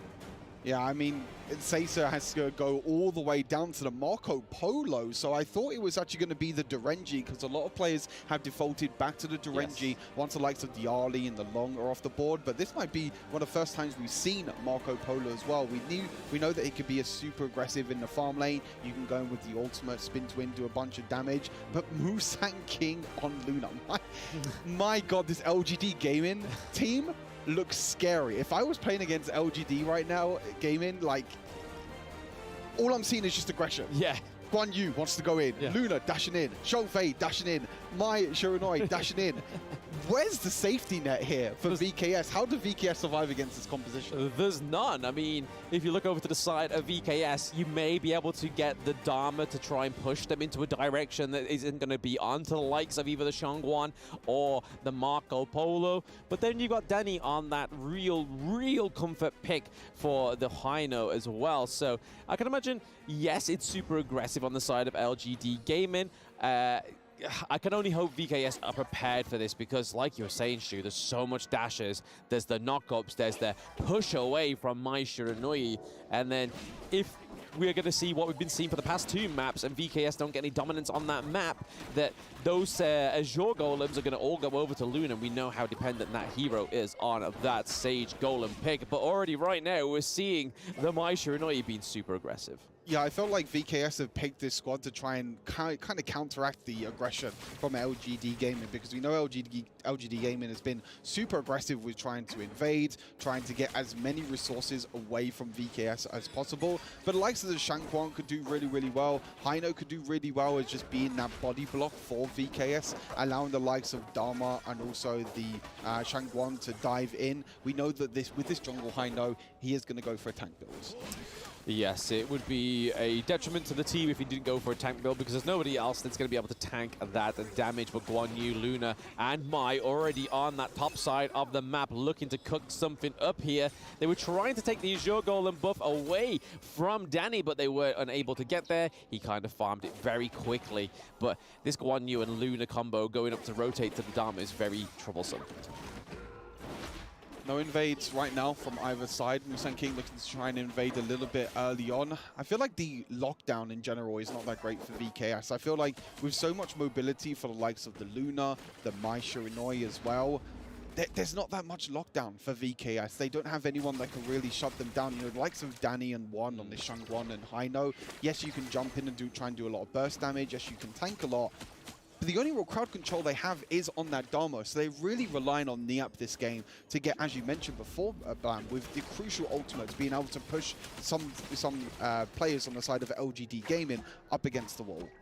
Yeah, I want to just get back to Get's point as well, is that we would thought at this point in the game that we're going to get a bit more of a synergy by Niap and Danny, but oh, here we go. One gets first blooded onto LGD Zhong there. So again, just LGD Gaming always bringing the first blood of all these 3 games so far, Stu. It is so aggressive, and we expected nothing less from this Mai Shiranui pick. Shangguan couldn't do anything there, unfortunately, just proving how Mai is so powerful, so much mobility, the knock-up, the pushback as well with the ultimate, even using the flash in the end as well to get that extra bit of mobility. Niap, actually on the wrong side of the map there for a second, also has to flash away in the end as well. So again, LGD Gaming, this is not as aggressive as what we've seen from them in the first 2 games, but still, in terms of the lanes, in terms of the solo kills, Jin Hong on this Mai pick, he picked it 2 times in the quarterfinals and was completely dominating. Giving that over to LGD Gaming, I feel like it's just such a bad decision, in my opinion, for VKS in terms of draft. It's kind of what happens, though, when you get that red side, right? For 3 games in a row, you can just get those 2 top picks that you want to go for. Here we are, Musang King. Oh, okay, we get a kill onto Siang. We'd get that Guan Yu bully go down. It is going to be 2 kills over to VKS. This is exactly what we were hoping for. A little bit more love between the teammates, but no, there goes the shatterer of love. It is Mai Shiranui just kicking Dharma out of that safety net under that T1 turret in the clash lane. Is he going to go in here? He's waiting. Is he going to recall? Is he going to go in? He's just going to I thought for a split second that he was going to limit test and he was actually going to go in even more there. But yeah, the setup play from Niap, you know, Niap and also Juan do an incredible job as a duo there, being able to get that kill into the top side. It was traded back in the end, but now we're going to try and see who's going to be able to take these big, massive Tyrants. Yes, Tyrant battle is going on right now. Danny is already looking pretty chunky with that health as well, and they're trying to just whittle him down just before that Tyrant gets the crucial point. But there we go. We see Siang come through as well, just pushing them all around. Double kill. Triple kill. Is there going to be a quaddy on there? It's not looking like it, as we do see that VKS, Danny, and Niap are pretty safe from that quad kill from LGD Gaming, but Tyrant and a quad, damn. Siang there with the perfect flank. The members of VKS were just completely caught off guard. You can see how much Guan Yu can rotate, be able to get onto the back line. That flank as well, the push potential as well. As we take a look at the replay, look at the bottom side of your screens. Guan Yu just waiting for the right moment. You can see just waiting for the next auto attack, being able to push the members of VKS into LGD Gaming means that it's so difficult for them to try and escape. Incredible work there from Siang. You was mentioning how Guan Yu is a pick that they've been picking in Brazil region quite a lot, but now it's actually LGD Gaming that are just like, hey, we can also play the Guan Yu as well as you. Yes, and they're playing it pretty beautifully here. Here we go once more. Danny getting pulled here, but we could get that fake rewind come through. It does save Danny, but is he going to save Niap? Oh, Niap taking down Xiong. And here we are, the final stroke. Is that going to be enough for Zhang Fei to be taken down? He is still tanky as ever. Danny is just not going to be able to commit to that one because we do see the lung comes through as well, hoping to clean up up some of VKS, but it wasn't quite working the way they wanted to. But this could be the leg in a little bit too far away for the Shangguan. Yeah, we know how strong this Dolia-Shangguan combo can be. Dolia giving the double reset over to Shangguan with the extra mobility that she can get. The untargetable ultimate as well being so huge. But you can see at the moment, right, we look at the gold difference at the bottom right now. One only has 2,500 gold, has less gold than the support over on LGD Gaming. And this is an assassin in the mid lane. We know that these assassins, they need the gold. You know, we know that VKS like to put all their gold on their farm laner, but we need Shangguan to get a little bit more gold, but they're really struggling to balance this gold at the moment for the side of VKS. Yeah, I mean, she needs to buy a paint, she needs to buy a paint brushes, she needs that resources to do the damage as well for buying those magic damage items, as we saw there, a little bit too premature with the final stroke onto one of the teammates of LGD Gaming, so wasn't able to actually quite get up to that standard there. But here we are, we see that Jia and Musang King going in onto one, punishing him and Maina with the double kill from overstepping, and this is the Guan Yu bully that we know. It's kind of like, you want to go back to your base? Denied. You want to go back to your base? Denied. It's just, again, just trying to turn down Danny, but he's able to faith recall there, but it's not quite going to be enough. He doesn't have that double ultimate. Dahlia is so much healing, and he's still sustaining all that damage from the LGD Gaming crew. It is still in it. What is going on? He just took so much damage in that exchange. There were 4 players on top of Danny there, and it took them so long, but finally he was able to be taken down there as well. But you could just see the power of this high note pick, how it can be so annoying to play against. But as you mentioned, Xiang on this Guan Yu, such a power pick in this game. I feel like Xiang in general in this series has been a standout player. Main in the first game, Guan Yu in the third game as well, sorry. Just being able to go around, go for the flank, push the members of VKS into their squad, and it allows this follow-up because there's so much crowd control and there's so much AoE damage here on the side of LGD with the Luna and the Mai. Yeah, and we're just seeing typical LGD Gaming just be able to push them into their own corner. They can just absolutely negate everything and dictate all the direction of where they want this fight to go. That is already a 2-0 trade for Musang King and the LGD Gaming team. They are down by 1 member. It is only Shangguan alive. They take the T2 in that mid lane as well. We honestly thought that they were going to try and give them a little bit of a leeway there, and we honestly thought we saw it with VKS Danny getting that high new pick, but it's just not the case, Stu. Higher ground turrets falling in the farm lane, falling in that mid lane. This is pure aggression. Really strong here from LGD Gaming. They know the right way to engage. They know the timing. They know the aggression that they can bring out as well. Again, we've seen that early level 1 aggression early on in the previous games in this series, but this is very well thought out. This is them knowing their composition, where they need to wait for Xiang to join the fights. They need to wait for Shangfei to join the fights, and the likes of Musang King, the likes of Jinhong can actually clean up as well. Shut down again, though, for Niap. Niap is getting a few plays here in this top side, but unfortunately, it doesn't seem like it's enough for now. Yeah, a few plays isn't quite going to be enough there, but here we are again, just seeing the dominance from Musang King once more, and then Maisha, just coming from the back there. There's just so much jumping. There's a double kill onto VKS that we missed there. JR actually showing some claim to his name, and a triple kill as well. Could we get that quad that was denied earlier from VKS? Maina already pretty low. We have 2 pretty stacked minion waves coming down in the mid lane and the farm lane. The Fate Rewind comes through onto the Hino.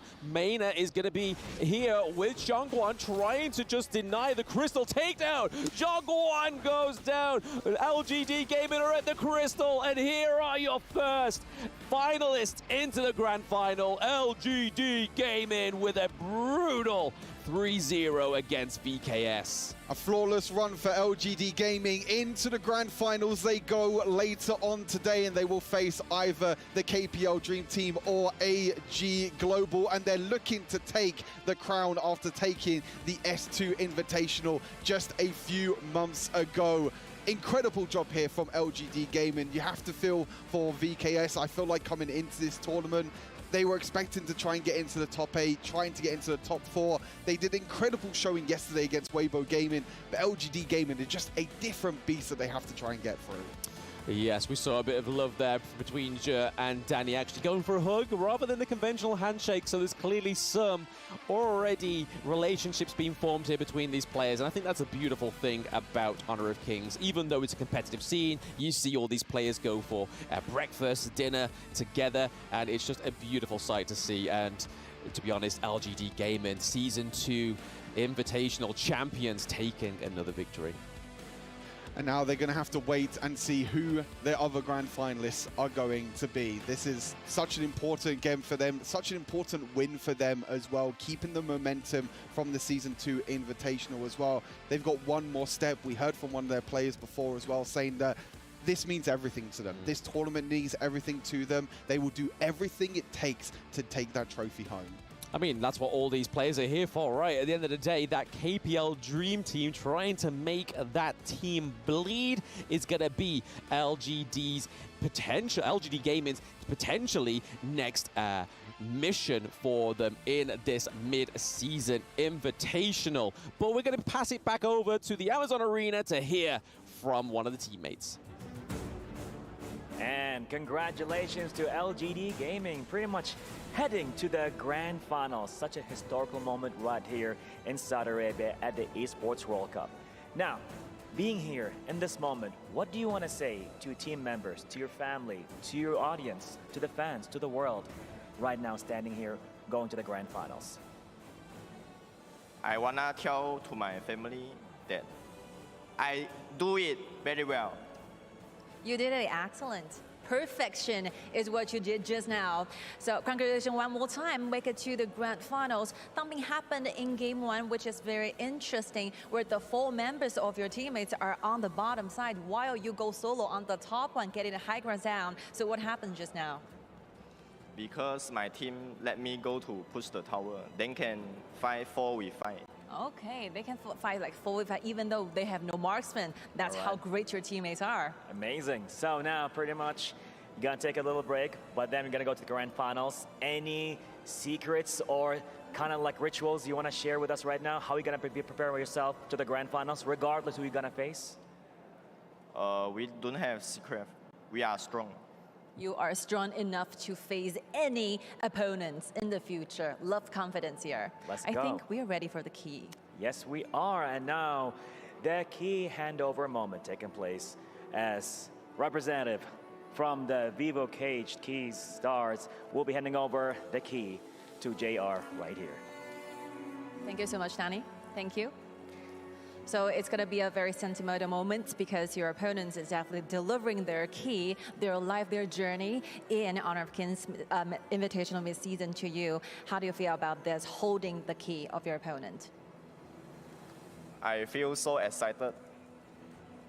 Simple words, a man of few words, definitely with a lot of confidence. A true king taking place right here. We can't wait to see what's going to happen in the grand finals. And now, back to the studio. Let's go.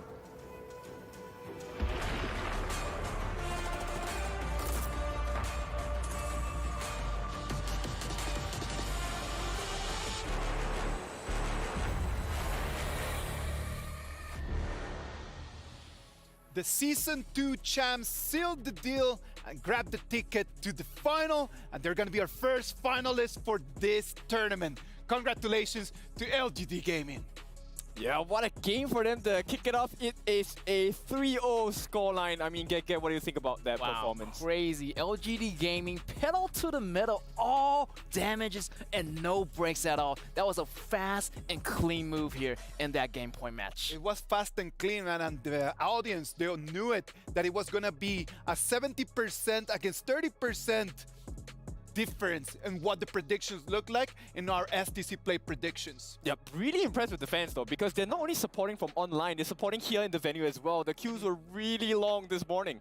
Yes, definitely. LGD Gaming done so well, 3-0. Who could expect that? I feel like, I feel like LGD Gaming have gone a long way, and I feel like they're just waiting to see who is going to be the other finalists for the finals today. Yep, and I'm very sure both teams, regardless of who they are already taking notes on LGD Gaming. I want to talk a bit about the players as well. I mean, the performance has been spectacular thus far, and I think later on we'll have a couple of small clips. I want to just talk a little bit more about Xiang as well, but first and foremost, let's take a look at this gold graph. It was a different trend in this one, at least, right? Like the gold advantage did not actually start up until about the 4 minutes. That 4-minute Tyrant fight was exactly what just opened the gap. It was the way that Guan Yu comes in, rotates from behind, and gets a triple kill. The gold was equal before that. And then after that, it just opened a 2,000 gold gap. Definitely, that Guan Yu came in with the flank with a triple kill on that 4 minutes mark. It was a huge advantage for LGD Gaming from there on. And also, Zhihong pulling out the Mai Shinui. I mean, you just have to hand it to the man. Like, he was doing so much, also getting a lot of first blood for LGD Gaming in the very beginning. Exactly. It's extremely painful to have to experience the Zhihong Mai firsthand. It all started from this right here. First blood. Beautiful. Like, he just wanted to fight, man. Like, since the very beginning, he just wanted just to go on, and he was not gonna wait for anyone. And the here way we that go. Guan Yu just came in here, man. Yeah, Guan Yu came in here. I want to put a really, really nice detail here. He just kind of scoop around the back and pushing VKS one by one into the Dragon Pit. In addition, they got the Tyrant and they got the ball rolling from there on. Yep, and one thing you will need to notice later is the fact that they don't really have a lot of control besides Niap, and I think LGD took perfect advantage of this little gap in the draft as well. Yes, also big up to Tanny, fighting 4 enemies at the same time. He did most of the heavy lifting for VKS, but in the end is inevitable for LGD to take the win here. Yep, so one of the things you'll notice also about LGD Gaming is the fact that they always isolate Niap all alone, right? This Dharma actually was one of the big win conditions for the side of VKS. If he could get the control down, you could see there were a couple of moments that VKS capitalized on certain mistakes, right? Niap got the stun in, they got the kill as well. But late game, I mean, this is even late game. 9.5 minutes, it felt like LGD was playing this game for at least 20. Yes, also in the very, very beginning, laning for Marco Polo was so tough. So really, JR was having a great time on the farm side. So later on in the game, I feel like Marco Polo didn't really have that damage and needed to save VKS here. It is always very difficult just to be Marco Polo and then just start in the laning stage. In the laning phase, Marco Polo is one of those heroes that never has the advantage. And that is very difficult. And in terms of this game, facing that Loom with that triple kill at the end, it was just the show that we knew since the pick and ban. Yep, exactly. Now, MVP, I'm pretty sure we are in agreement. I think it should be Zhihong. Let's take a look at who it is this time. It's Musan King instead. Yes, Musan King with the KDA 616. I mean, this Luna was flying everywhere, all over the place. And he started with the blue, knowing that he's going to be on the red side. So great advantage and trying to get that blue really, really early and getting the Tyrant also at that 4 minutes mark. Exactly. So always consistently having the blue buff, but also consistently stealing away the buffs on the side of VKS. And if it wasn't stolen, it was put onto the wrong person. There were a couple of times, I think it was one who, unfortunately, was the one taking the red buff instead of Dani. Yes, over here, Marco Polo is doing good, but look at here, double kill on Luna, and also not to mention the Guan Yu jumping in every single time, bullying VKS members back into his towers. Yep, and you can see when Niap is isolated away from the team, what can they do? There's nothing much left for VKS to kind of put up a fight with. Yes, in the final moment, they tried to defend, but it came up way too short. The damage was godlike already on the side of LGD Gaming, and their damage is way too much for the end to defend. Yep, and you can see it's status quo for the side of LGD Gaming here. They are ready to head into the grand finals. They've secured their slot here. Let's take a look at the other stats of the game. Yes, and look at that Guan Yu, man. The damage taken, a lot. Also, their team fighting rate is like significantly a little bit more even compared to the VKS side. Yep, if you take a look at the damage dealt, right, Musan King dealt a total of 96,500 damage, but that's not the only problem they had to face on the side of VKS. JR was a consistent problem. Now, this damage that they got was built upon the success of Zhihong in the early games, right? That first blood that increase of damage with the Scepter Reverberation, allowing him to get the burst as well. He only dealt 51, but it's because of his 51 total damage that allowed this 96.5 and 79.9 thousand damage to really be a reality for the side of LGD Gaming. Yes, on another note on that, double smite here for LGD Gaming. So their objective is going to be more advanced. Also, you know, being an advantage with that double smite, grabbing the objective and getting those objectives on time here for the push. I'm really happy that this is happening. So now my ranked games, nobody will scold me for taking a smite as a roam. And yeah, so I'm happy with that result. And of course, very happy that LGD Gaming is the winner. I think so far in this tournament, they've put themselves as the top seed, top of the group. And I think this is testament to the skill level they have. I do believe that the one thing that LGD Gaming did really well in their homework preparing for this game has actually been just the pick and ban. They understood that VKS, because of the way that they like playing with the momentum, they're going to bring the fight. So they just understood, okay, what we're gonna do is just to really have multiple ways to initiate fighting. And that's something that I wanted to discuss with you guys.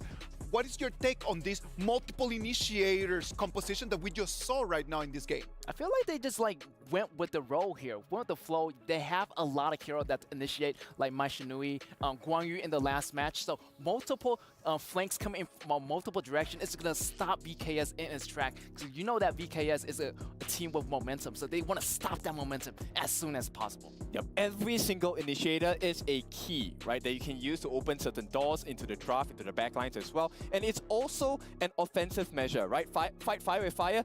You can't really attack if you're being attacked at this point. There was a key moment in that game that we really wanted just to highlight and just to dissect for everyone together, right? What about if we put eyes on that one just real quick? Because for me, it was like the moment that turned things around. This one right over here.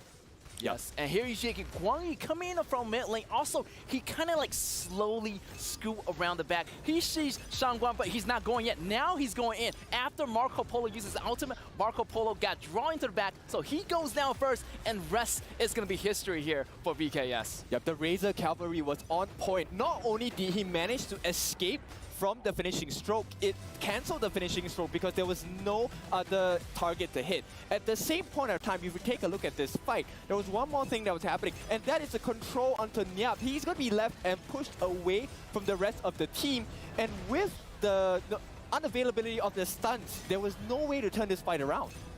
Exactly, man. I believe that in this moment, in this fight, we just started understanding how you need to really have a balanced composition, depending on what your strategy is going to be. Multiple initiation is always very risky, but taking that risk can give you a very big reward, as we've been talking about. What are some of the hero choices that people at home can actually choose when they were thinking to play really aggressively like this? Yo, for one example, definitely Mai Shinui, great control of the mid lane. Also, like, multiple rotations on the very beginning for Zihong, so definitely Mai Shinui is going to be one of those heroes. If you want to learn this hero, learn it now, as it's going to gain a lot of advantage for you in the early games. Yep, another one you can take a consideration and look at is actually Zhang Fei, right? So Zhang Fei, if you do take the smite, he will be able to help you in the jungle. That's number one. Number two, with the Leaping Savior into the Unbridled Outburst, that's a combination that pushes your opponents into the death box of your team. And I mean, in my ranked games, I love to see that. I love to perform that set of actions for my teammates as well. And it's just a cleaning service. Oh, here we go, it's a freebie. As analysts, when you start thinking about like the way that VKS actually took that pick and ban, the only initiation that they had was just anything that Nyap could do with that Dharma. Yeah, for sure. So if you just focus on one particular win condition, which, you know, hindsight bias, of course, to us is like, hey, this is a pretty clear problem, right? But when you're in the heat of the moment, maybe there's too many things to consider, too many things to look at. So you kind of miss the point that, hey, you know, the only initiator we had that was consistent and safe was Nyap. Yeah, definitely. I feel like they rely a little bit too much on their Dharma in the early game. So yeah, I feel like having multiple initiation for the core players is going to be a little bit better, like how they did with the LGD Gaming composition. Yeah, I really like that. So this is something that I hope that LGD Gaming, okay, not hope. We know they've been doing it. They've been showing it since S2, right? All the way until this stage. So now the expectation is, okay, you have the right composition, you have the confidence in the players as well. I think we had a very clear indication that all the players of LGD Gaming are really strong, really confident. They have secured the seat Their hands are on half of the trophy. Yes. Right? They can't put two hands yet, just one hand. And I'm curious to see how this key crushing experience is going to be like for them. Before just moving into LGD Gaming and just started talking about like their hopes and their opportunities for the final, what about if we just take a couple steps back and we talk about VKS, Season 1 champions. Then they come to Season 2, finish in semifinals. Come to the EWC, finish in semifinals. What do they need to do if they want to actually take back that crown that used to belong to them? Yeah, I feel like VKS did a really, really good job. Season 1 champions coming into the series of EWC, getting to the semifinals. Definitely they have a lot to learn. They're going to go home with a lot to learn as well. As they go back to the drawing board, they're going to do a lot better next round here. Yep, we should take a look at the brackets, but of course, building your hero pools will be great as well. As we look at the knockout bracket right now, LGD Gaming with a 3-0 victory against VKS. Sadly for VKS, that's going to be the end of the road for LGD Gaming right now. Their hands are already there. I know that their palms are sweaty for sure because they're going to come in to watch the second semifinal between AG Global and the KPL Dream Team to take notes, to really try to find that little opening to see, is it going to be the AG Global team or the KPL Dream Team, the ones that they're going to have to be fighting?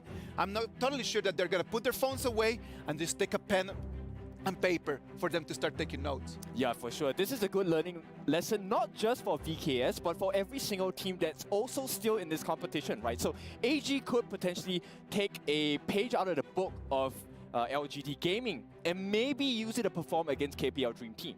Yes, KPL Dream Team has been the top dogs of the seasons right now, so AG definitely is going to learn a lot from their team. Also, the LGD Gaming is watching this game as well, so they're going to learn from it too.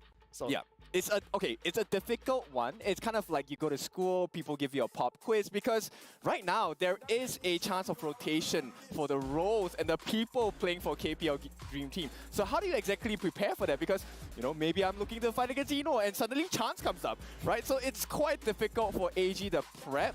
And I think this matters. Number one, hero pool. Number two, what kind of strategies do you want to pull up against KPL Dream Team? Because I'll be honest, if I were in AG's shoes, it's a tough position to be in. KPL has shown you that we can take the Ogryn, we will crush you with it. We can fight against your Ogryn, and we'll still crush you with it. Yes.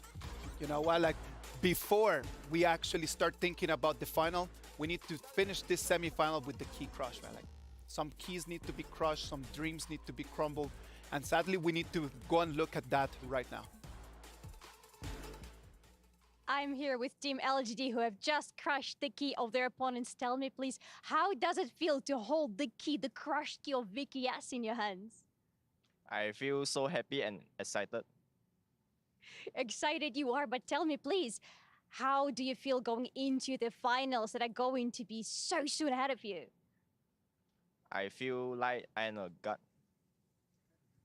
Awesome, thank you so much, and good luck in the upcoming games. The keys are crushed, the dreams are gone. LGD Gaming, with that extra buff that they just got in their hands, man, they're going to be a very tough opponent.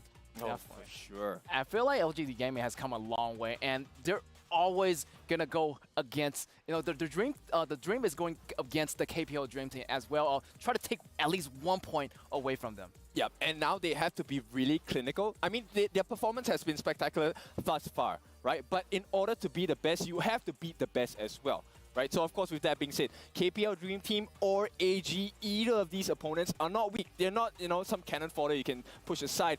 These are the top, cream of the crop, and I think LGD Gaming needs to be at the top of the game as well. Well, ladies and gentlemen, we're ready for the game, and I hope that everyone is really following us right now. Because remember, you can follow our Honor of Kings Global Esports channels and tag HOK at EWC 2024 for a chance to win permanent skins. You can always as well receive the latest and exclusive esports information. It is actually a great deal, so we hope that you follow us on our channel right now. Game 1 is done. We're gonna move into Game 2. Before that, we're gonna go for a little break. Do not go.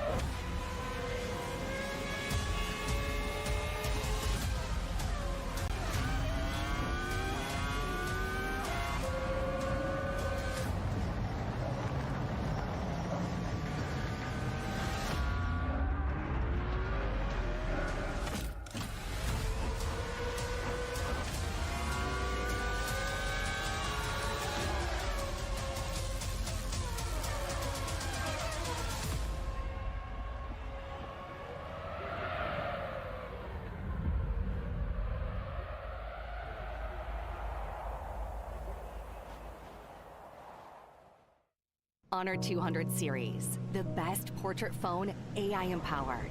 Studio level, AI portrait camera, 3 hardcore portrait modes. Color, vibrant and classic to capture portraits that truly stand out. AI empowered magic portal. Snapdragon 8S Gen 3 AI chipset. 5,200 milliampere per hours silicon carbon battery, 100 watt, Honor Supercharge. This is Honor 200 series.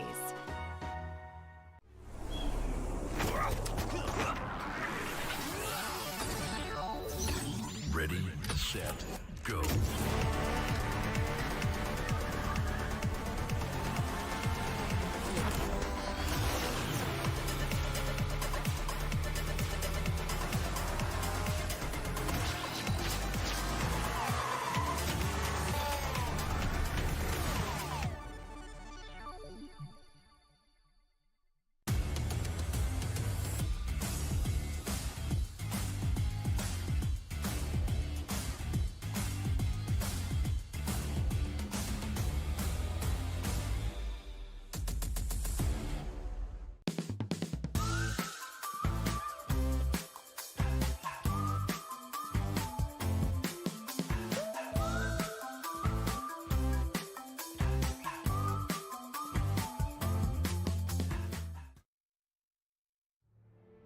The world descended into conflict during ancient times.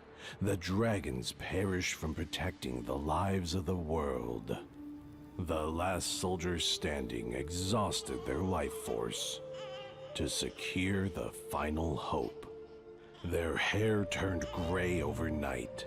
They went into seclusion, and dragons became nothing but legends. What does the dragon's home look like? It was beautiful. There was always a nice breeze, and thunder roared during spring. He was right. There still existed dragons. You're so weak. What can you do?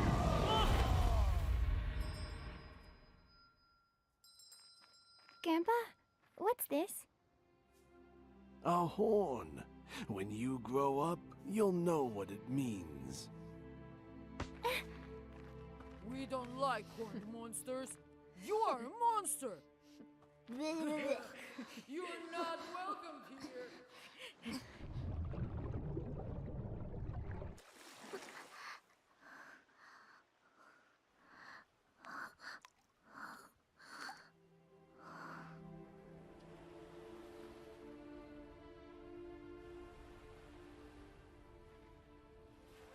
What's wrong? Something on your mind?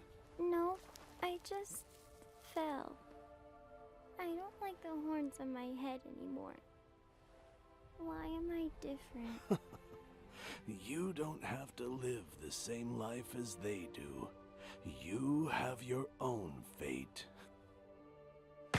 Did we tell you not to come here? I'm not a monster!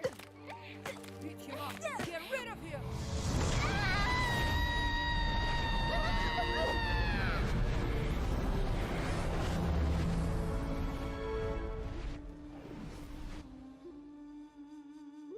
Why do you always play this song?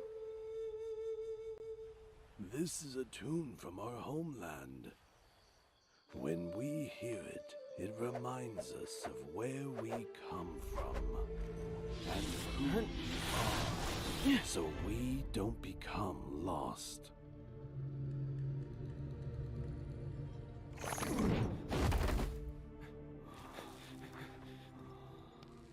Grandpa. Grandpa. You must keep walking. The road ahead is long.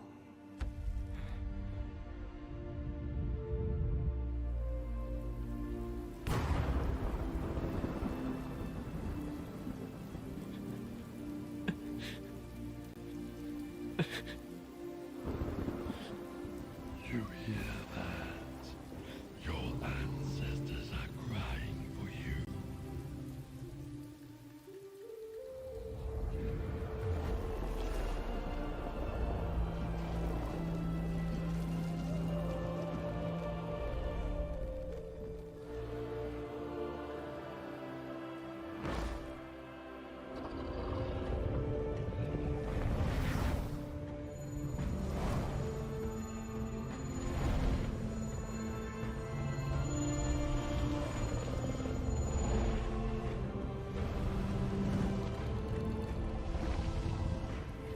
child. We are not crying. Dragons don't cry. This is our war song. Our war song.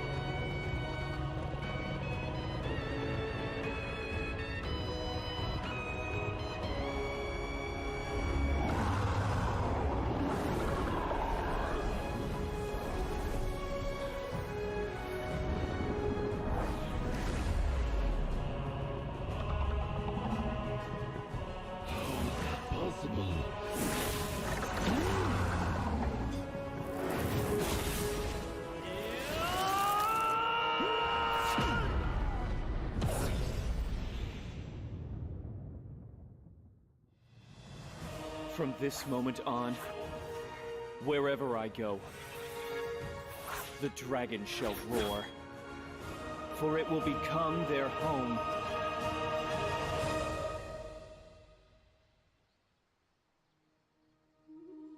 Grandpa, I will keep walking.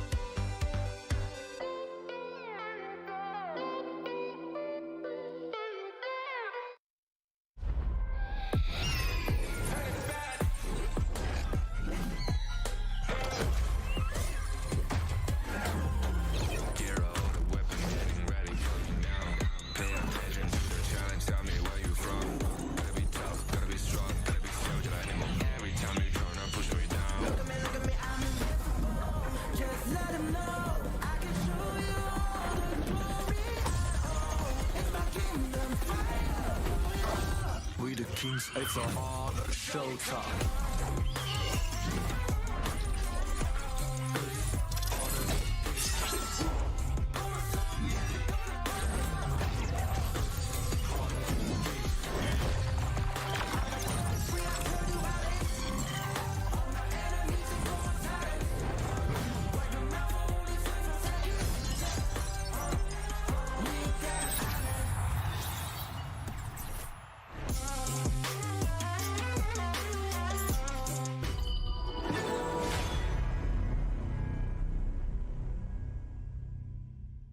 As you can see on your screen, that is the Heaven Blade Elaine skin. We're launching during the EWC this exclusive skin. From August 2nd to August 8th, you can purchase this skin at a special offer price of 710 tokens instead of the full price of 888. What's even more exciting is that if you spend tokens to purchase the Heaven Blade Elaine through the in-game new skin event page, you have a chance to participate to get limited time tokens back. This is an amazing opportunity that, ladies and gentlemen, you do not want to miss. Welcome back to the Honor of Kings Invitational Mid-Season. I am Isaac Peña, gonna be your host.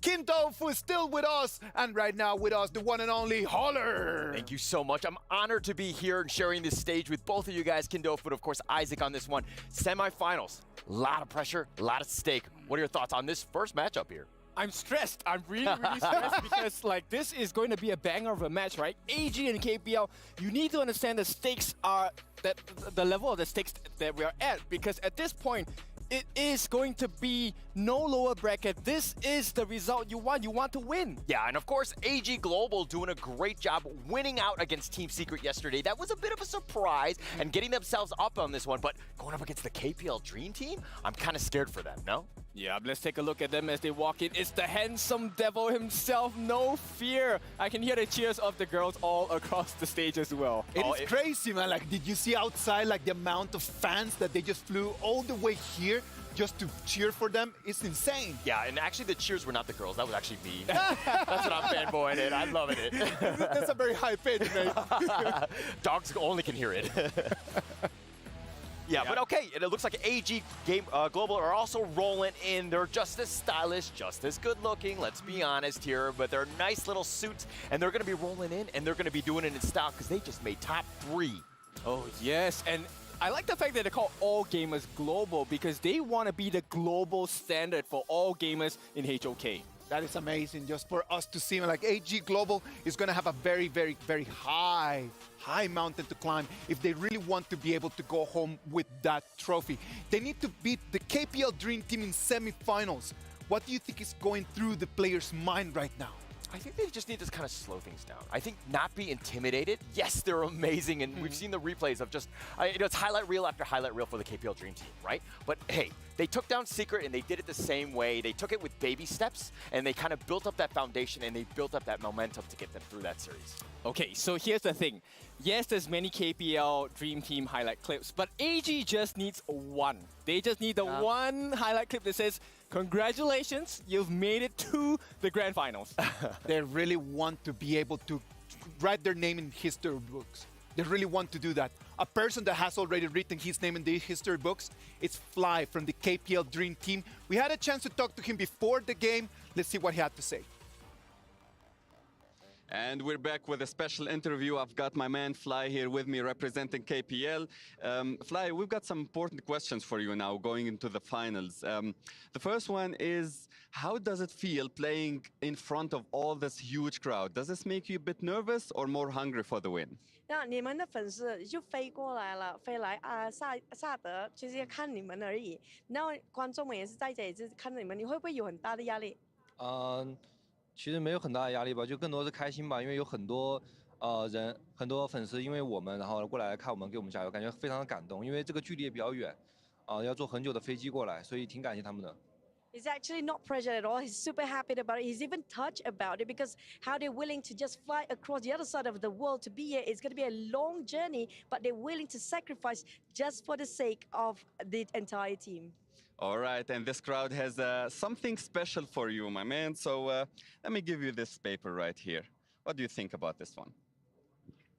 这个是你们的粉丝，刚才观众们是给你的，所以他们叫我们在后台给你的。你自己的感受是什么？感觉比较开心吧，因为这上面的话，他写的是个小将嘛，因为我本身在在自己的联赛里面已经打了8年了嘛，然后其实算是个老将了，然后这大家对我的一个也相信我能够做到这个再打第10年吧，然后我也希望我继续加油，然后早日完成目标。 So basically, he's very happy about this. He's touched about it because he's one of the most veteran players in this scene right now. He's been here for 8 years, and for them to actually wish him to go for another 10 years, he's super happy about it. He definitely will want to try. 你对你的粉丝有什么要说吗？尤其是这观众给你的。Fighting hour. Fighting forever. Let's go. Yeah. Anything else to add? 还有吗？我会继续加油的，谢谢。 I'm going to try my best. That's it, and thank you. All right. Of course, we wish all the luck for our KPL team, the favorite to win this tournament. And xie. Flyman, a real rock star. He knows what he means to this game, and that's the energy, the aura that he's always projecting. He knows that he has already set the bar, that it's going to be very difficult for other people just to go over. I mean, 7 times finals MVP, 4 times best top laners. I mean, he's the guy, like, he's basically just, like, taking over everything, right? He's that man. He is the guy that you're going to be going up against. But seeing him play for years, and I want to see more, but, man, give somebody else a chance. Yep, 10 years, going close to 10 years already. There is a Chinese idiom that this is 10 seconds on the stage, 10 years in the making. Yes, of course, man. And 10 years in the making. Can AG Global really just come in and show us something that could take down that KPL Dream Team? STC play predictions, boys. KPL Dream Team or AG Global? I love the underdogs. I'm going to go with AG for this. All right, I have to go with KPL Dream Team. I just think they're just too strong at this point. Let's wait and see. 15 seconds for us to go to the Amazon Arena. It is going to be our second semifinal. Whoever that takes 3 victories is going to put 2 feet on the final to try to work their way for the trophy.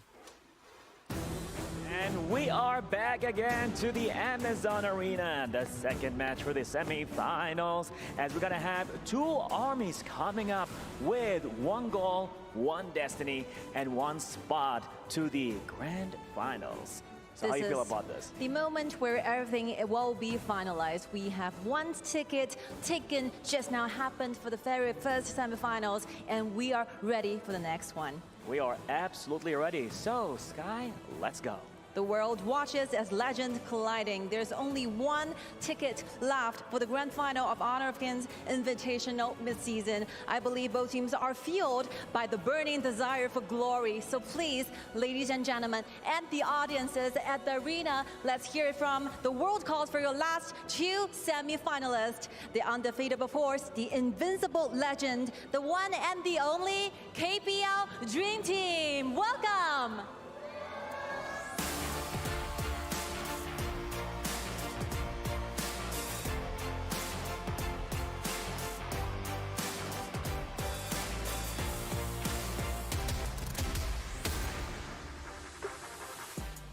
This top-level elite team from Kim Pro League has brought us nothing but perfect executions, surreal performance, and absolute dominance. They're here, ready to break more records, ready to set new history. Beautiful energy and hype, and now we are ready for the competition itself with their challengers. And let's hear it for AG Global!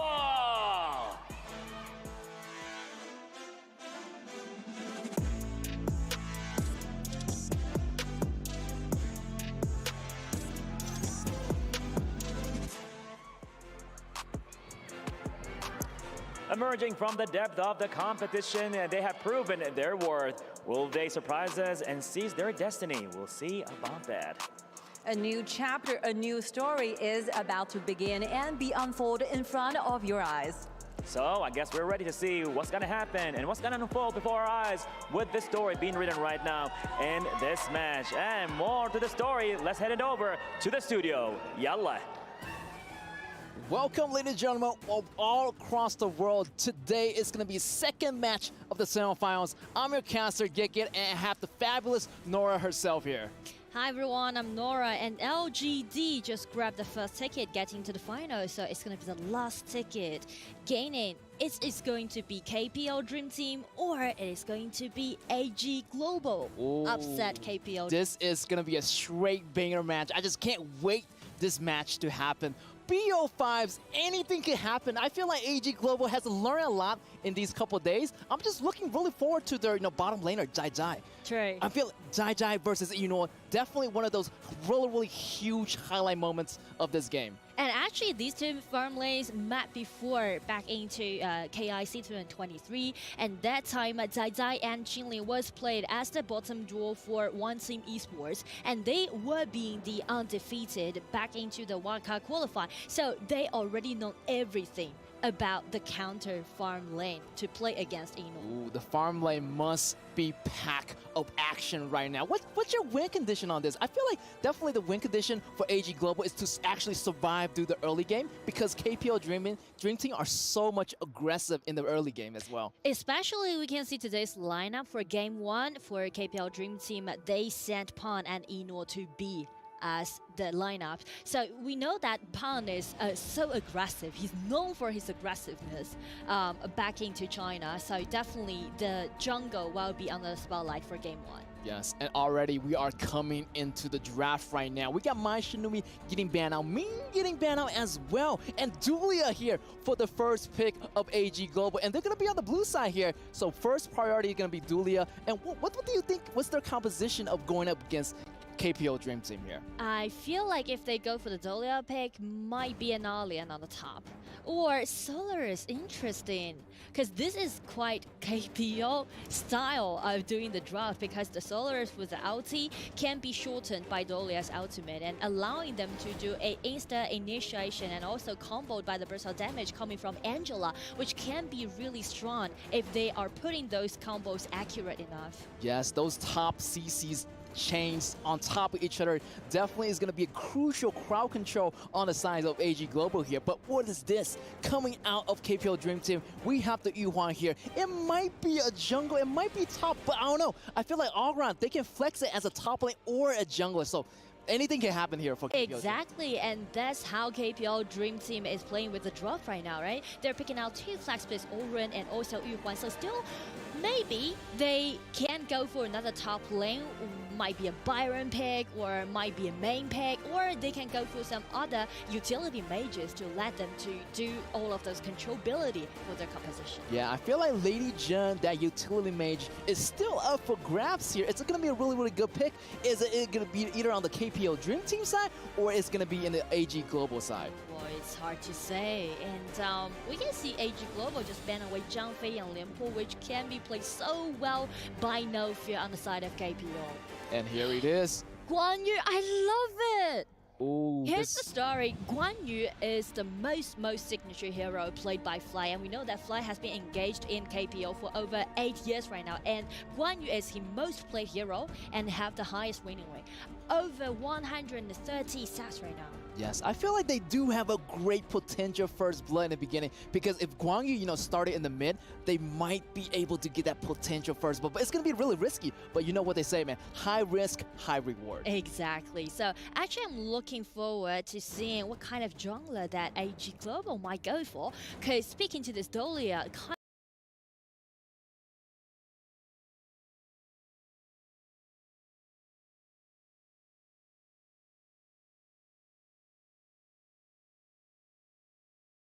Mulan. I haven't seen AG Global play Mulan in a very long time. Great skill hero here. I feel like level 4 definitely is going to be the point. They got to use this hero to outplay KPL Dream Team, or else it's going to be really difficult here in the early game. Yes, and could you see the smile on Fly right now?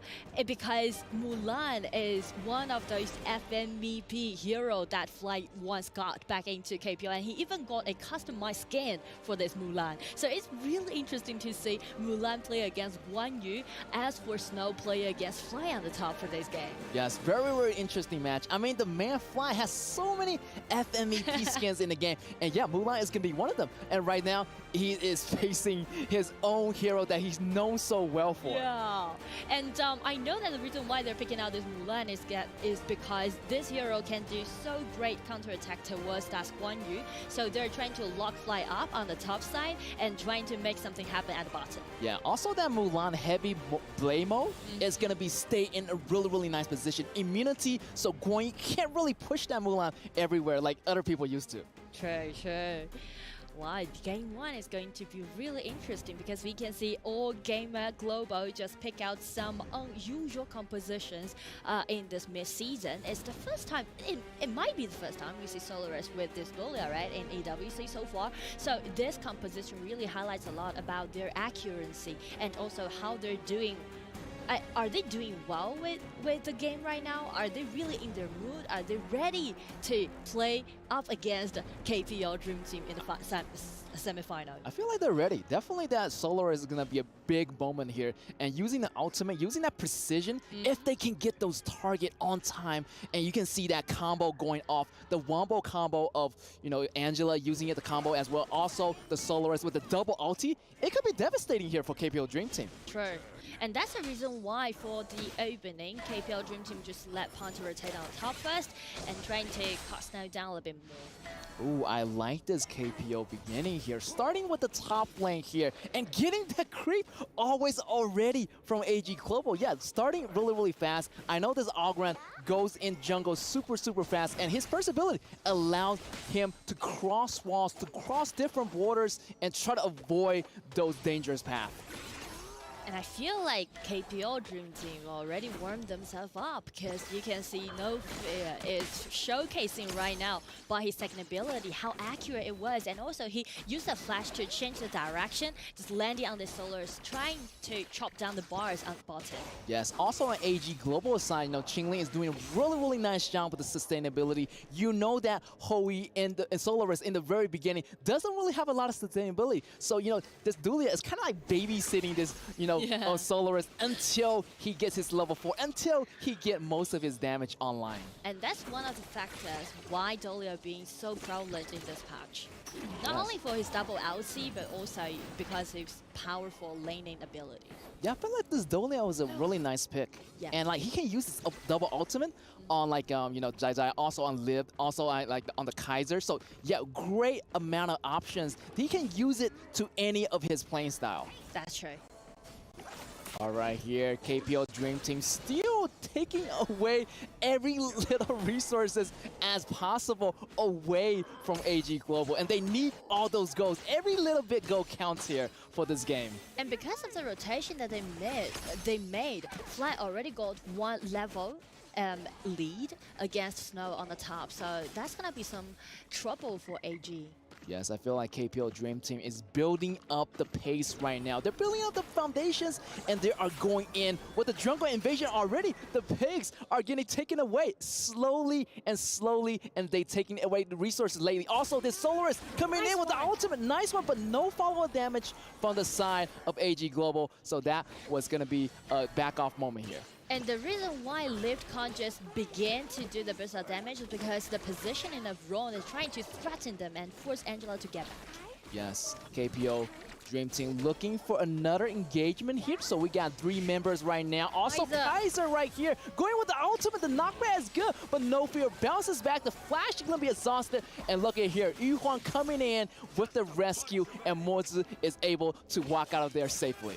You can see like KPL Dream Team right now is playing a quite calm stage because they're not rushing in to take that Solaris down. They know that that might be a bait, and they granted that by years of experience that they gained from the plays. Yes, KPL Dream Team definitely are veteran players. They have a lot of experience under their belts, and they've been playing this game for a very, very long time here. Also, top side actually is getting a lot of pressure here from KPL Dream Team. So painful for Snow to play Mulan. Yeah, a little bit of struggle here for AG Global Snow. Yeah. And here's the Soloist ultimate is not gonna hit, but however, look at here, ultimate coming from Angela, a little bit damage, not quite big here, but look at KPL Dream Team going for the bottom, thinking of something new here, try to maybe go for the tower dive, but it's gonna be super, super hard because this Soloist is holding its tower and fighting under the tower right now, but the protection is already off, and here we go, KPL's Dream Team is stepping up to the plate.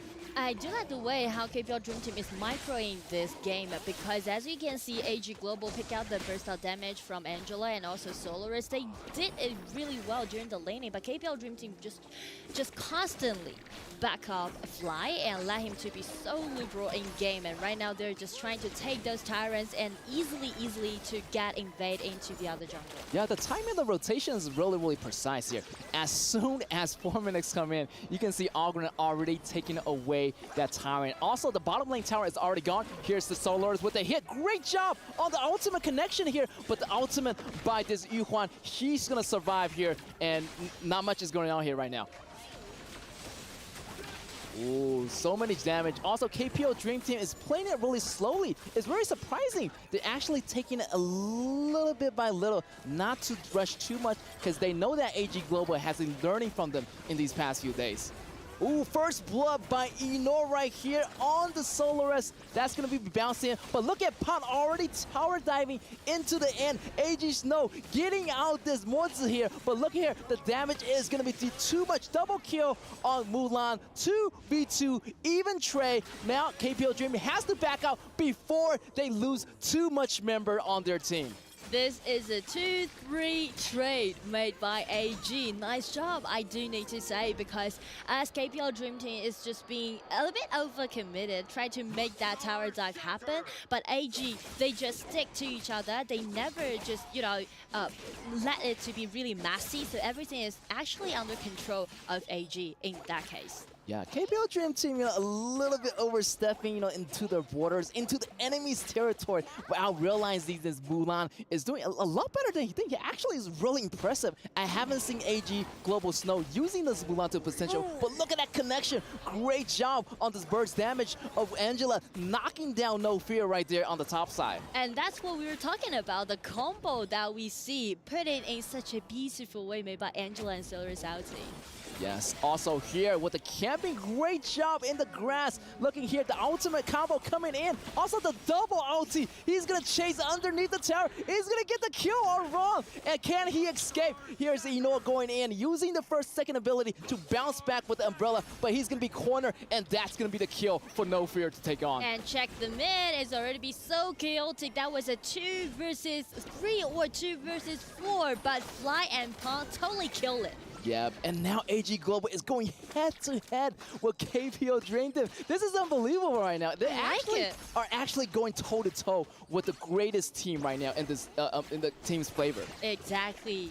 You can see how fast that AG learned and they improved, because last time they played against each other in group stage, and that was a 1-0 win on the side of KPL. So definitely AG learned a lot, and they made such a clear plan to play against KPL Dream Team in the semifinal. Yeah, I feel like they had a good momentum going after the group stage, also after the knockout stage as well. So coming into this match, they already have a really nice momentum going. So I feel like that this match definitely they're going head-to-head against this KPL Dream Team. And it's really working, the combo from Angela and Soloist. Oh, the combo again right there. The combo works. The wombo combo is on target. The follow damage was exactly on time. And this is what I'm talking about. AG Global getting that ball rolling and getting the ball into their court.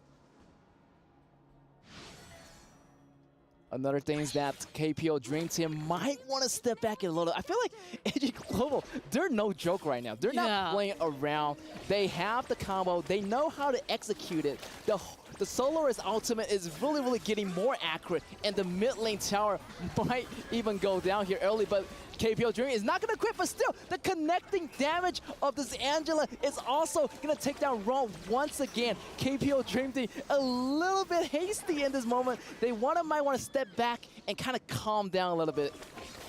This might be the most difficult game that KPL Dream Team plays so far in EWC. And everything is not that promising.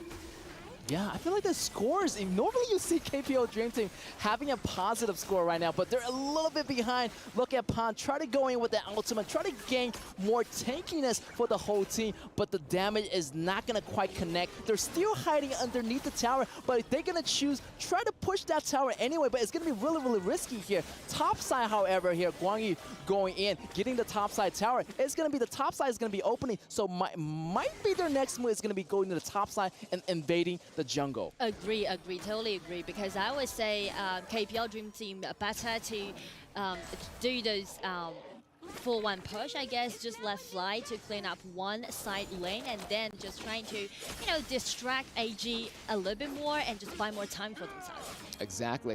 Buy more time definitely is going to be a good option right here. KPL Dream Team did not see this one coming. Yeah. HG Global, I mean, they thought they were a little bit in a pushover, but no.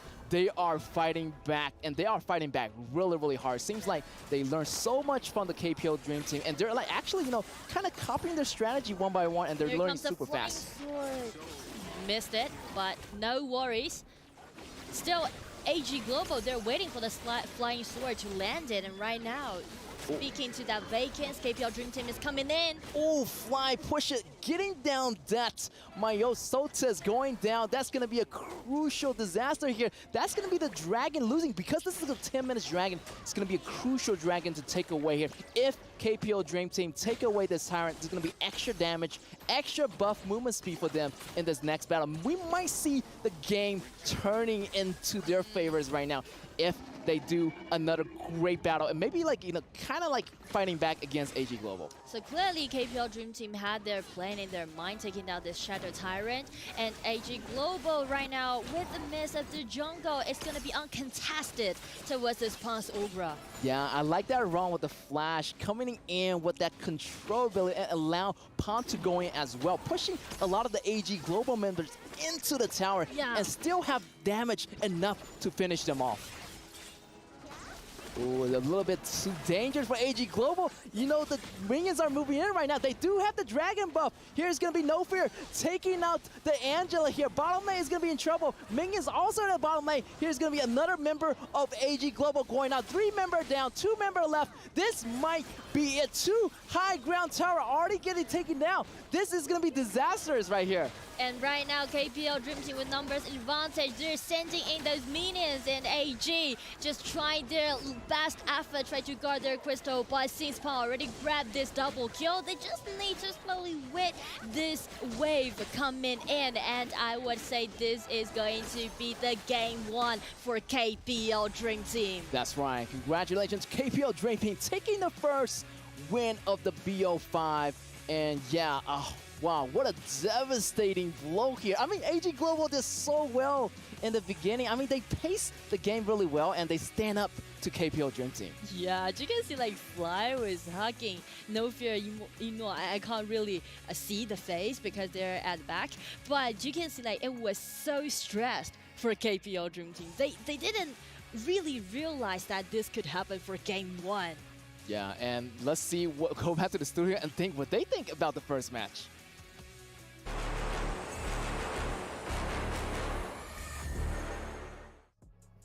Well, congratulations to the KPL Dream Team taking that victory in what was, for me, a very interesting match because it was not really just one-sided.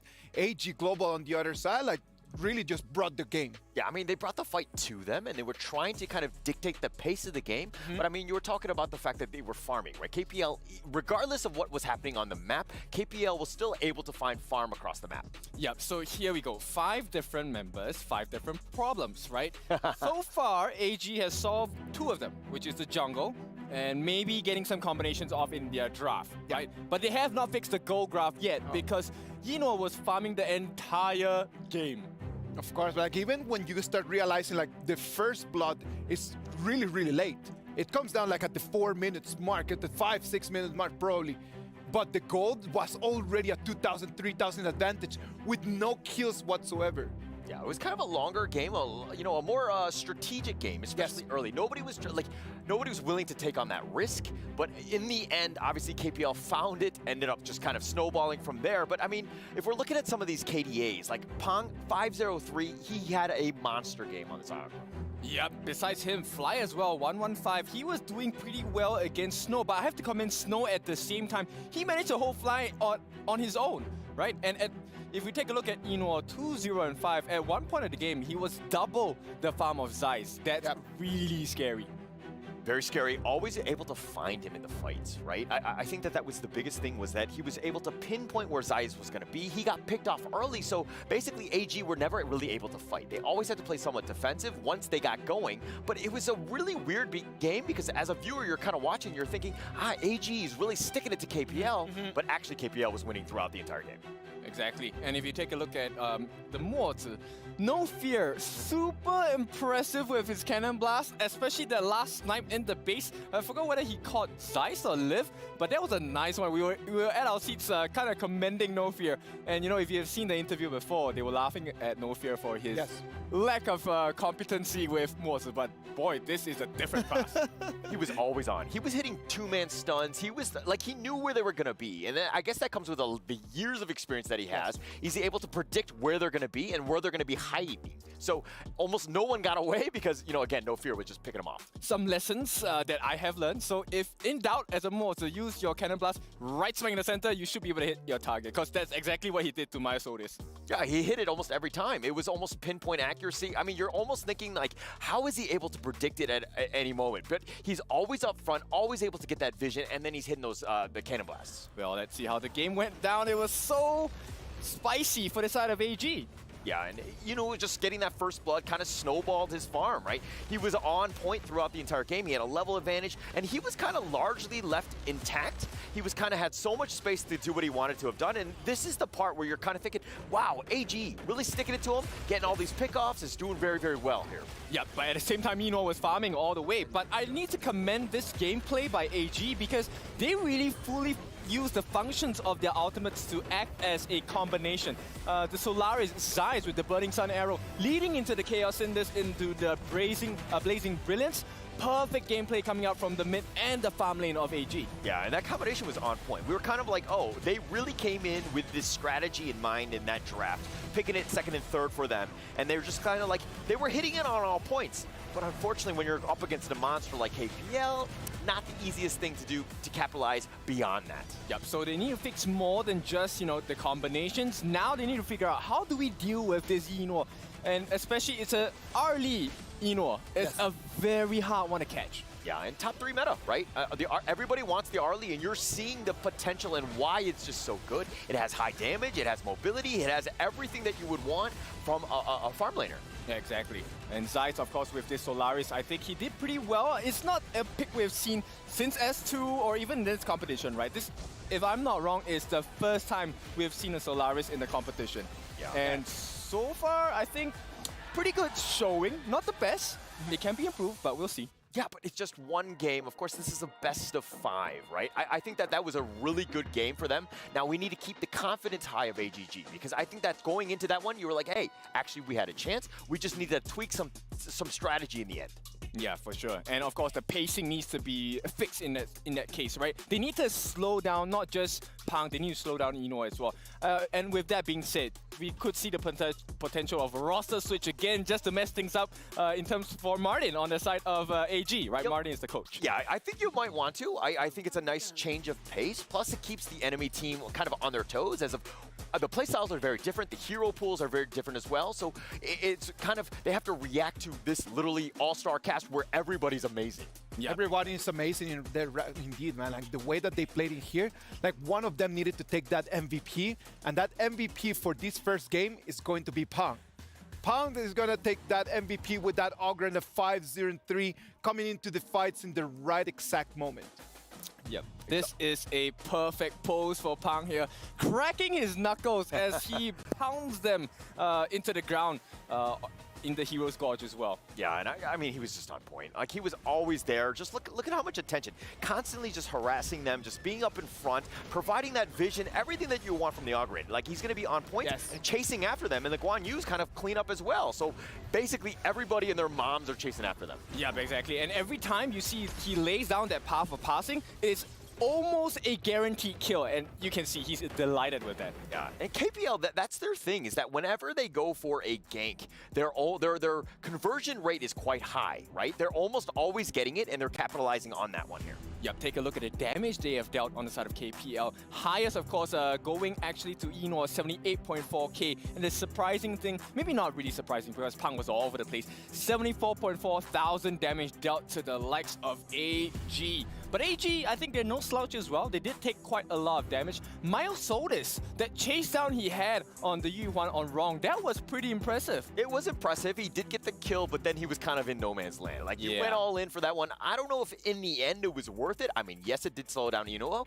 but it's one of those things where, okay, you've gotten the kill, but now you're giving that gold lead back to them. Is that really what you want to be doing, especially at that stage of the game? I mean, this is the Esports World Cup, right? So besides the physical damage you do to opponents, that emotional damage that he dealt to Wrong to tell him, hey, you're not safe anymore, right? This time we have something on your number. Yeah, it's the psychological warfare, like not only getting the kills, but what else can they do for this psychological warfare? Is there things that you can do kind of, you know what I mean? Because outside of this one, they need to really shake up KPL. I think that we've seen that time and time again where KPL has kind of almost, I mean, I don't want to say they haven't been tested. They haven't been truly challenged where they've actually lost a game. They've gotten to that level, right? Yeah. Can they bleed, so to speak?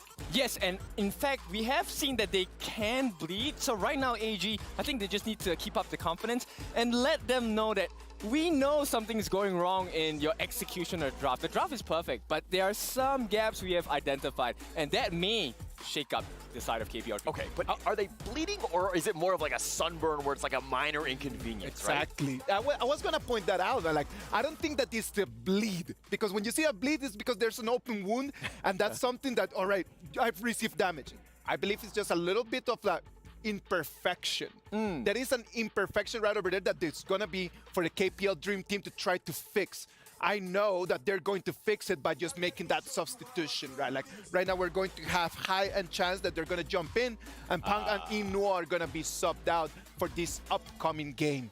We had an opportunity to talk to the manager for the AG Global coach for the OG Global team, sorry about that, right before the game, and here's what he had to say about it. Hey, it's Gigi with me. It's going to be the awesome Martin, the manager for AG Globals. Now, Martin, yesterday you guys were running and screaming. You did not expect that win at all. Actually, I trust my boy, but at the end, the result is pretty surprising because everyone out there, even the caster, the MC, are looking good on Team Secret. But at the end, we made it. Although the point is two versus one, and then we got 2 rounds, and then they got 1 round, but still, we are good friends with Team Secret. Yeah, I agree. I saw you guys are actually at the backstage hugging just to comfort each other out. But that win was a big one, amazing place. But today it's a different team entirely. What's your thought for your next matchup? It's going to be KPL Dream Team. I don't know. I just sit down and chill and relax and just watch the boy to play the games because I know it's a tough war to us, and we got our family inside the Dream Team. So hopefully we will try to get 1 point, one game, maybe we will try, and then I think if we can get the 1 point, then we'll be very happy. One game to win in the BO5. Yeah, that's going to be the objective for today. Yeah, and then survival for the 10-minute or 12-minute. Yeah, that's our objective then today, because as you know, the KPL team is very, very, very strong. They are very OP, right? They're from different world entirely. Yeah, the level scale is big different, right? the skill set and the mindset is big different. Yeah, but who knows? They're all talented and then professional players in a long time in China. So, yeah, that's we'll it. See. Yeah, we will see. We will try it. So I wish you all the best, and that's gonna be the AG Global's interview. Hopefully they can get 1. Now, what do you guys think? Yeah. Taking that first game, just like taking just 1 victory, if that is their real goal, just to take 1 victory, I'm telling you, they could actually use that momentum to take the whole game and just make the biggest upset that we've actually seen ever. Now, everything needs to start with that first game. Can they take that first victory, though? I think they can, right? It's kind of like a puzzle piece for them at this point for KPL Dream Team. They have figured out kind of a formula to say, hey, this is the potential solution. But once they find one, I think they can really break the code. It's all about baby steps. Just small wins, get yourself into the game so that you have a chance at that mid-game, and hopefully it'll convert into a win. I love the way that AG Global just played that first game. Let's wait and see if they can keep playing in that same way as this game number 2. Hopefully the boys are gonna be able just to really stretch their fingers, keeping the same momentum, and just really just hit it out of the park. Let's go to the Amazon Arena for our second game. Here we go, guys. Second match of the BO5, and definitely one of the goals for AG Global, just to get one game. I feel like definitely that's going to be their objective for today. Exactly, and we can see how great that they did in game 1. And speaking to that psychological thing, I would say it is really good for AG to play against KPL Dream Team, because I talked to their coaches before and they told me that they are not in a stable mindset unless they play against a stronger team.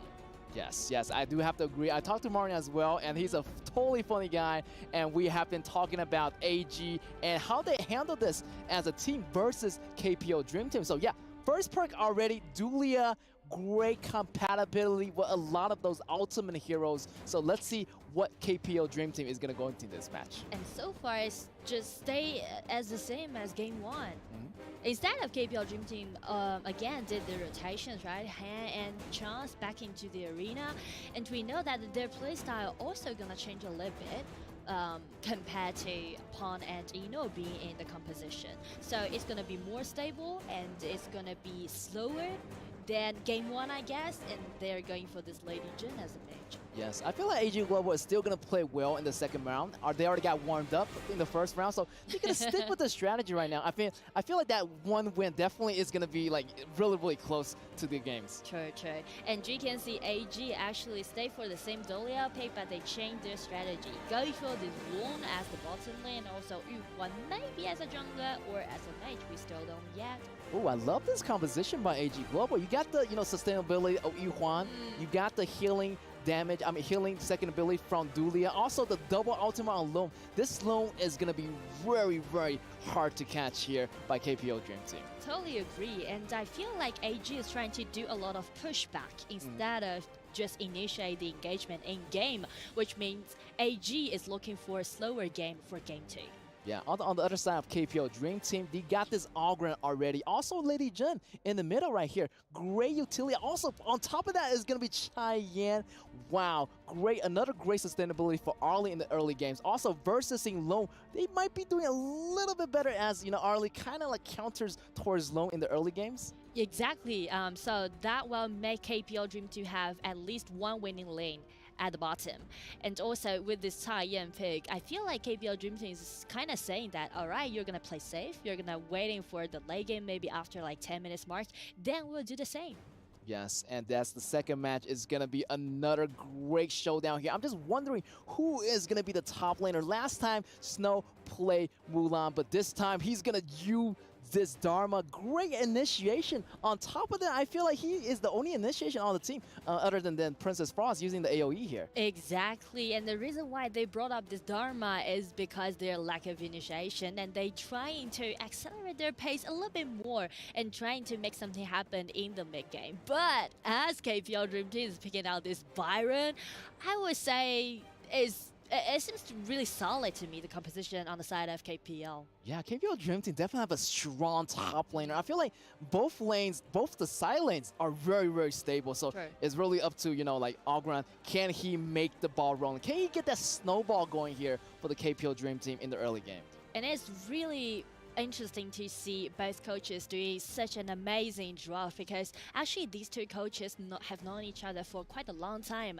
And for Gamini on the side of KPL, it was the comeback that he made after 5 years. He got 4 championships with Fly back into 2017, and then he made his comeback right now after 5 years. And speaking to the coach on the side of AG, he's very experienced and he knows all the things about KPL Dream Team. That's right. This is going to be history in the making. Can AG Global grab 1 point away from KPO Dream Team as KPO Dream Team are already dominating the series and going for the counter jungle, so aggressive in the early game. High, no fear, and here's gonna be Chance. All 4 members, and that first blood already went to Chance, went to KPO Dream Team. It's gonna be a slaughter in the first minute of the game. It's so spicy as the beginning of game 2. Because of the Byron pick on the side of KPO, they are just using the strong power that he has, you know, being so dominating in the early game. Oh, right there. They almost got another kill right here. You can see the snowball pace that KPO Dream Team is bringing it in. And they're not stopping. They're going for the second buff right here, but the second buff already taken away by AG Global. They're going to salvage some situations right here, taking the buff away from KPO Dream Team. And you can see the strategies behind the lane switch. You can see like Arlie's always been in the mid, and as he just clean up the mid lane, he just go for the red buff.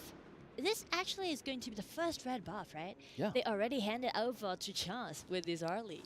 This felt like the first game against Falcon, kind of like, pouring the resources into High or pouring the resources into Chance. So yeah, they're going to do it again. They already memorized the respawn time of these jungles. So once that 30-second count starts on these jungles, they're going to be here. But at the meantime, they're still putting a lot of pressure on the top lane of AG Global, trying to push this back. Also, the timer is going to start here, so they're going to do it over and over, counter invasions, and just taking every resources away from AG Global. And those presets that KPL Dream Team is doing right now is trying to make a secured invasion. So they just cut one wave from this Dharma and going into the blue buff side. And also, with this red buff that Chance have, they actually got more chances than AG Global speaking to this engagement. Ooh, good job on this Mayo. Sota's getting that smite, getting on time, getting that blue buff out before KPO Dream Team take it away. So far, so good for KPO Dream Team. They're going really, really nicely, but right now they need to pick up the pace right now. Can they make the snowball hopping? They're going for another buff right here. So much aggression on the side of KPO Dream Team. And AG Global, they need to figure a way to slow this down here. But you see, here's the thing that AG Global trying to play safe in the early game, and that's the reason why they're picking out Yu-Huan with this Lone and also with Dharma. They're trying to make sure that, okay, everything's just gonna be so peaceful and nothing's gonna happen in the early game. Everybody just farm up so well, and it's kind of like a little bit idealistic. Yes, definitely. And now we are a little bit slowed down here since the invasion in the early game didn't really go as well as it seemed, but already done some damage. AG Global still licking the wounds right now, a little bit behind and go, but however, they still can manage to hold back and maybe, even try to push the bottom lane even a little bit more. If they want to, push it back on the side of AG Global, they really need to focus on this 4 minutes mark, the Tyrant at the bottom side, because we can see Lone, no damage actually has been dealt upon this Lone, and also with this Golia, they can have double ulti for this Yu-Huan. So I would say it's quite contest for AG Global to fight for this Tyrant. Right here, the teleportation is going to come in, and they know that 4 minutes mark is going to be there, and they are ready to take the Tyrant here. Try to get a little bit more of river control so they can take this Tyrant safely away from AG Global. Exactly, and these are those, and this is the experience that we see from their play, from their strategies right now on the map. Yes, great timing here as the 4 minutes kick in. The tower protection goes down, and here is the Tyrant in their hands. This is going to be a repeat scene from the last game as they got the first Tyrant, they got the first tower, and they're trying to go for more tower dives right here. And again, it's gonna be a team fight at the bottom side. Around the tier 2 tower, here comes Yu-Huan again at the rear, trying to make something happen upon this early, and Chance has been taken down by Myosotis. That's right, but High is still pushing it really hard. Double kill, and they're gonna take that rep up away. So double kill, rep up, great snowball going right now. This game just starting here. Fly 1v1 on Snow. Can he make it happen here? But still, High has already got a lot of goal lead. Double buff on his side. Also gaining that time, already pushing that goal to its limits. Already like 3K goal ahead of AG Global. This is kind of like deja vu of game one. Fly again got one level lead against Snow, and also that team fight happened at the bottom side. Even though My Sotus find a really nice positioning and take the marksman down the side of KPO, but with this Ogren high, just getting in, grab some safe kills, and then rotate to the blue buff side again. Yes, this high, using this Ogren, he's gonna bully all the jungles right now, taking away every single resource that he can, and he's really capitalized on the situation right now. Nobody is trying to get close to this Ogren as his health bar is getting more and his attack is getting stronger by every minute. Another kill right here, another buff taken away from the side of AG Global. This might be devastating here as they going for the middle tower right here. All 5 members in the middle lane, like using their life to protect this last defense. If this middle tower goes down, the whole jungle is gonna be wide open, and they do not want that to happen. And speaking to the pushing on the side of KPO, this game will be much more easier than the last one since they're picking out this Lady Jin as a mage. So you can see he can do harm with no hands on other enemies and just easily chop down the bars on the side of AG. Yes, although Lady Jin has really nice self-defense. I mean, second ability like frozen herself, kind of like a free Splendor as to speak. So true. Yeah, so he got that Splendor, he got that second ability, he can really defend himself. Also, he had that crowd control, very crucial for defending. Also, is really good for initiating as well. So as you can see, the positioning of KPL right now, Fly just flying in, and with this burst out damage, Chilling just vanished. Wow, it's gonna be melted here. AG's no goes down. And what about the double kill on high here? Still pushing middle tower goes down already for AG Global, and now they're working their way to the tier 2 tower, and later on the bottom tower is going to be open, and that's going to be a really fast pushing. 7 minutes already, and they're already arriving at the doorsteps of AG Global. 0-2 trade, no more time left for AG Global right now. As we can see, KPL Dream Team just being so aggressive. They're just, caught every single chance that AG Global might have to push it back. Constantly doing those engagements. Then the bottom tower is going to be going on here. Unstoppable on high, and they're still pushing. This might be it. There's only 1 minion in the lane, and that's going to be possible here for the crystal to go down. Congratulations to KPL Dream Team once again. Not like last game, no more fun. They are being so serious. It hasn't been 8 minutes, but KPL Dream Team just shut the door for AG Global for game 2. Wow, you can see that great early invasion does pay off, and that Ogren just went straight in, and so many damages, and the bottom lane just got wrecked pretty much right here, and ending the game much faster than the first one. And so many, so many experience that we can see from the game that KPL Dream Team played, because you can see each time they're making a lot of presets before the next kind of execution, and I know that back into the studio they definitely had a lot to talk about their strategies. So how about let's just hand it over to the studio.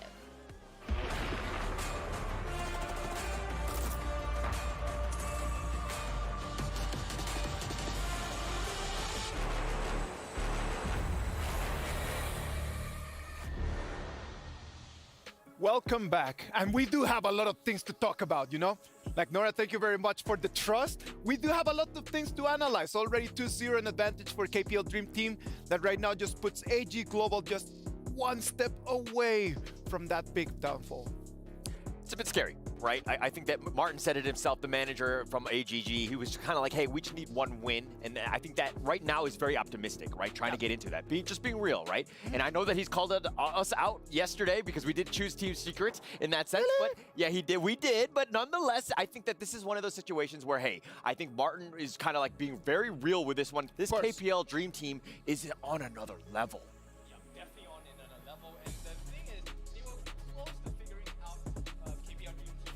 Yeah, so I'm actually thinking that, the point where KPL, like some of the holes that they might have, especially, going into that one was next to nigh, like very difficult. Like I was having a hard time. I mean, even if we're looking at this gold graph here, I mean, like it seems like there's it's going down quite a bit. It's all in favor of KPL. I mean, we've seen this time and time again with almost every single one of KPL's games. You know what, man? Like, it's just really difficult because there's no way that you are able just to find a key, just to kind of like just stop that ball just coming in. It's just like a tank, man. It's just like a gigantic war tank just coming your way.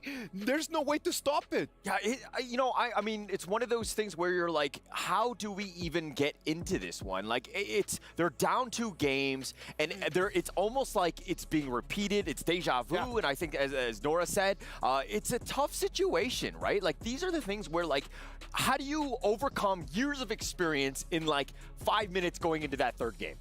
It's difficult, right? Because at this point, yes, you're really close to figuring out the first style of KPL Dream Team, and now they changed the members, and it's a similar, if not more devastating result. Yeah, and I'm going to go super dork with this one, but it's either Backstreet Boys or NSYNC. They're both boy bands at the end of the day, and they're both doing very well. Exactly. Record breaking and record selling as well. Let's take a look at the gold that they have accumulated for themselves. This time, Chance, he's still quite high, 5.9 thousand gold in the pocket. Highest, of course, going to High, who was just high off of the fumes of all of the different members of AG, 5-0-1. Yeah, taking over everything, controlling it, and everybody else from KPL was just setting him up. I mean, they were always there, and they were very aggressive, taking away the buffs, making it difficult for AGG to get any sort of farm. I mean, we talked about it, Kindofu, about when they were sticking together in the mid lane. Nobody was split pushing. Everybody was stuck there, and they were sharing XP. Yep, it was difficult, right? But so you have to take a risk, and especially against KPL Dream Team, you have to make sure these risks are taken. This was a risk that they took. Of course, it didn't pay off well. Myosoli's got the kill, got killed back in return. But there's one play by Snow was actually beautiful. Unfortunate that, you know, the side of AG could not capitalize on it because the rest of the members were just falling behind. Yeah, and when the fights were coming in, KPL was cleaning house. The rest of AGG were just sitting back in their base just watching.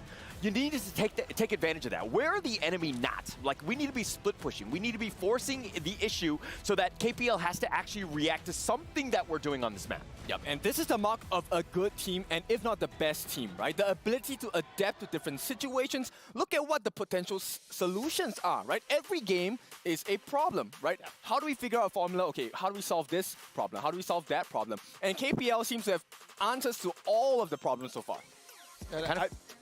I kind of feel like they have the answer sheet. I feel like KPL Dream Team are cheating, but honestly, they have so many years of experience. Everything is just kind of culminating into this one. They're, again, very, very much like a hive mind in the sense that they're very smart, understand what they could do. Like, we're in this point, they're pushing ahead. We have this minute, like with a 4-minute mark, we're going to make a rotation bottom. We're going to take the tyrant, we're going to capitalize, turn that into a kill. Yeah. And I think that that's exactly the way that everyone feels right now. It's just they have seen so many things. They've been through so many different battles that they do to have the answer to everything. In game 1, AG Global looked gigantic. And how did the coaches just fix that? By just making this substitution. And that substitution ended up becoming the MVP for this game.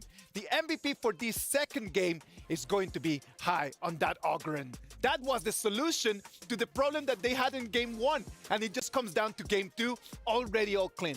Yep, similar style, but different levels of execution, right? High is a slightly different jungler compared to Pang, but the result this time much cleaner as well. Not to say that Pang is not as good, I think it's just a different, stylistically they're different in the way they jungle, right? But as a whole, KPL Dream Team really putting in the work. And I think at this point, we have spoken a lot, but I think AG, you have to give credit to them. They are making KPL Dream Team sweat. Yeah, they're making them sweats, but I think it's also another thing where they need to kind of, you know, take it up another level. They need to take what farm is on that map. They haven't been adjusting as well, and again, they're very, very reactive.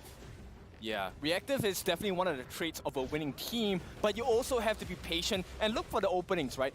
There was actually one moment right before this where it was Fly who used the flash to jump in, get a 2-man nice knockup, and that's where KPL just went crazy. Everyone, hey, come and take your pickings. Which one do you want to have? They could have taken everything. It was basically a buffet for them. They were like left one, right one, whichever one they wanted, and they were taking everything. So they took the base. They know exactly when to close things out. They're just just a very clean, clinical team at this point. Yep, exactly. And now it is the second game they've acquired for themselves. That's one more before they make themselves comfy against LGD Gaming. It could just be just that last punch that they just need just to finish the game, just to put the fighter down. You know, when a fighter is just kind of like with the hands just kind of going down and still just kind of like wobbling in the ring, you just need to get that one last jab. Can they get that jab? I mean, we're gonna find out, right? I think the third game, they've been throwing uppercuts, jabs, crosses, everything that you would want. And to be honest, not a single opponent has been able to withstand that, right? So going into this one, where again, this KPL team has been undefeated throughout this entire tournament, they have yet to find a single gap. Maybe they could consider not fighting as much. Yes, they have to contest for all the buffs that are being taken, but maybe they should play the map a little more. But hey, I'm just a talent. I'm not sure whether this is gonna work. I'm just here giving suggestions. You know, maybe if AG choose to fight a little lesser and maybe play the map a little wider, it could make the world's difference. I mean, granted, yes, there are roster changes within KPL, but it could be the start of something, right? What happened to the confidence from day one, man? Like day one, you were just kind of like just coaching Team Falcons and everything, and where did that confidence go, man? You can be a coach as well. I would like to think so. You know, last night I wanted to join the ping pong competition they had in the Players Lounge, but I realized, hey, I need to work on myself. I went for ranked games instead. Oh, well done, man. Always logging in some more matches, man. Logging in some more minutes. We know that for next game, we're going to have, again, more substitutions. We're going to have one more time high-end chance are going to take right now a breather, and then Pang and Inuo are going to come back to see if they can just come up and just really finish the deal. Did they really need that break? I don't think so. Obviously not. I think at this point, they're just kind of flexing on the opponents. I'm wondering if it'd be super funny to be like, hey, actually, let's just change roles. Let's just mix it up. Let's play with our food, no? Yeah, that could be detrimental to LGD Gaming as well, because, you know, they are definitely looking at the match. So, you know, these are all suggestions. We're not saying you should do them. But hey, we're not coaching stuff, but you can take a little bit of...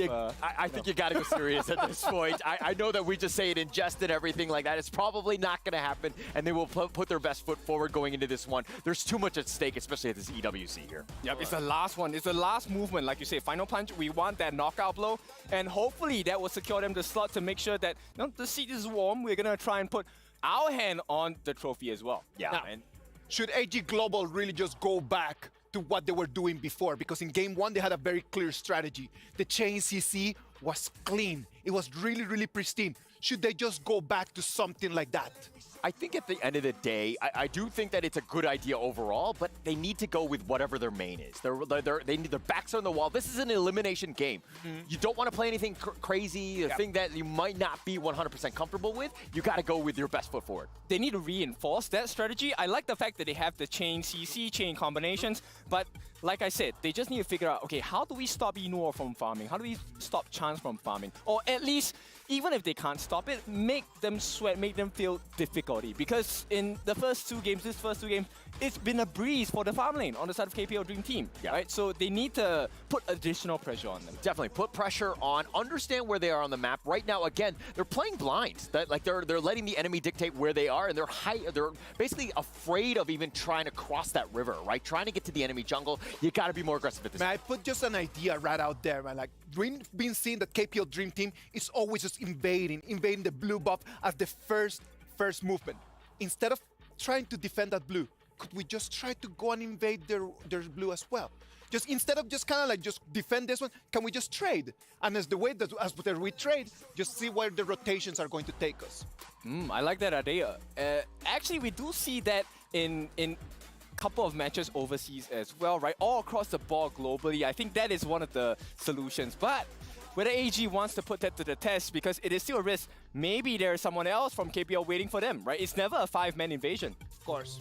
Yeah, and I think it's a good idea. I think this is something where you want to avoid. But, you know, they're in their heads, right? And they're living rent-free. KPL Dream Team, they're like, you know, whatever, they're dictating the pace of the game. They won't even let them get a simple buff just to start the game. How demoralizing is that as AGG? Come on, man. Like, they really need to come up with everything that they have. As they say, man, the fear is a reaction. And courage is not the lack of fear, but it's controlling that fear. Let's control that and find the courage, and let's move forward to the game number 3, and let's see what's going to happen.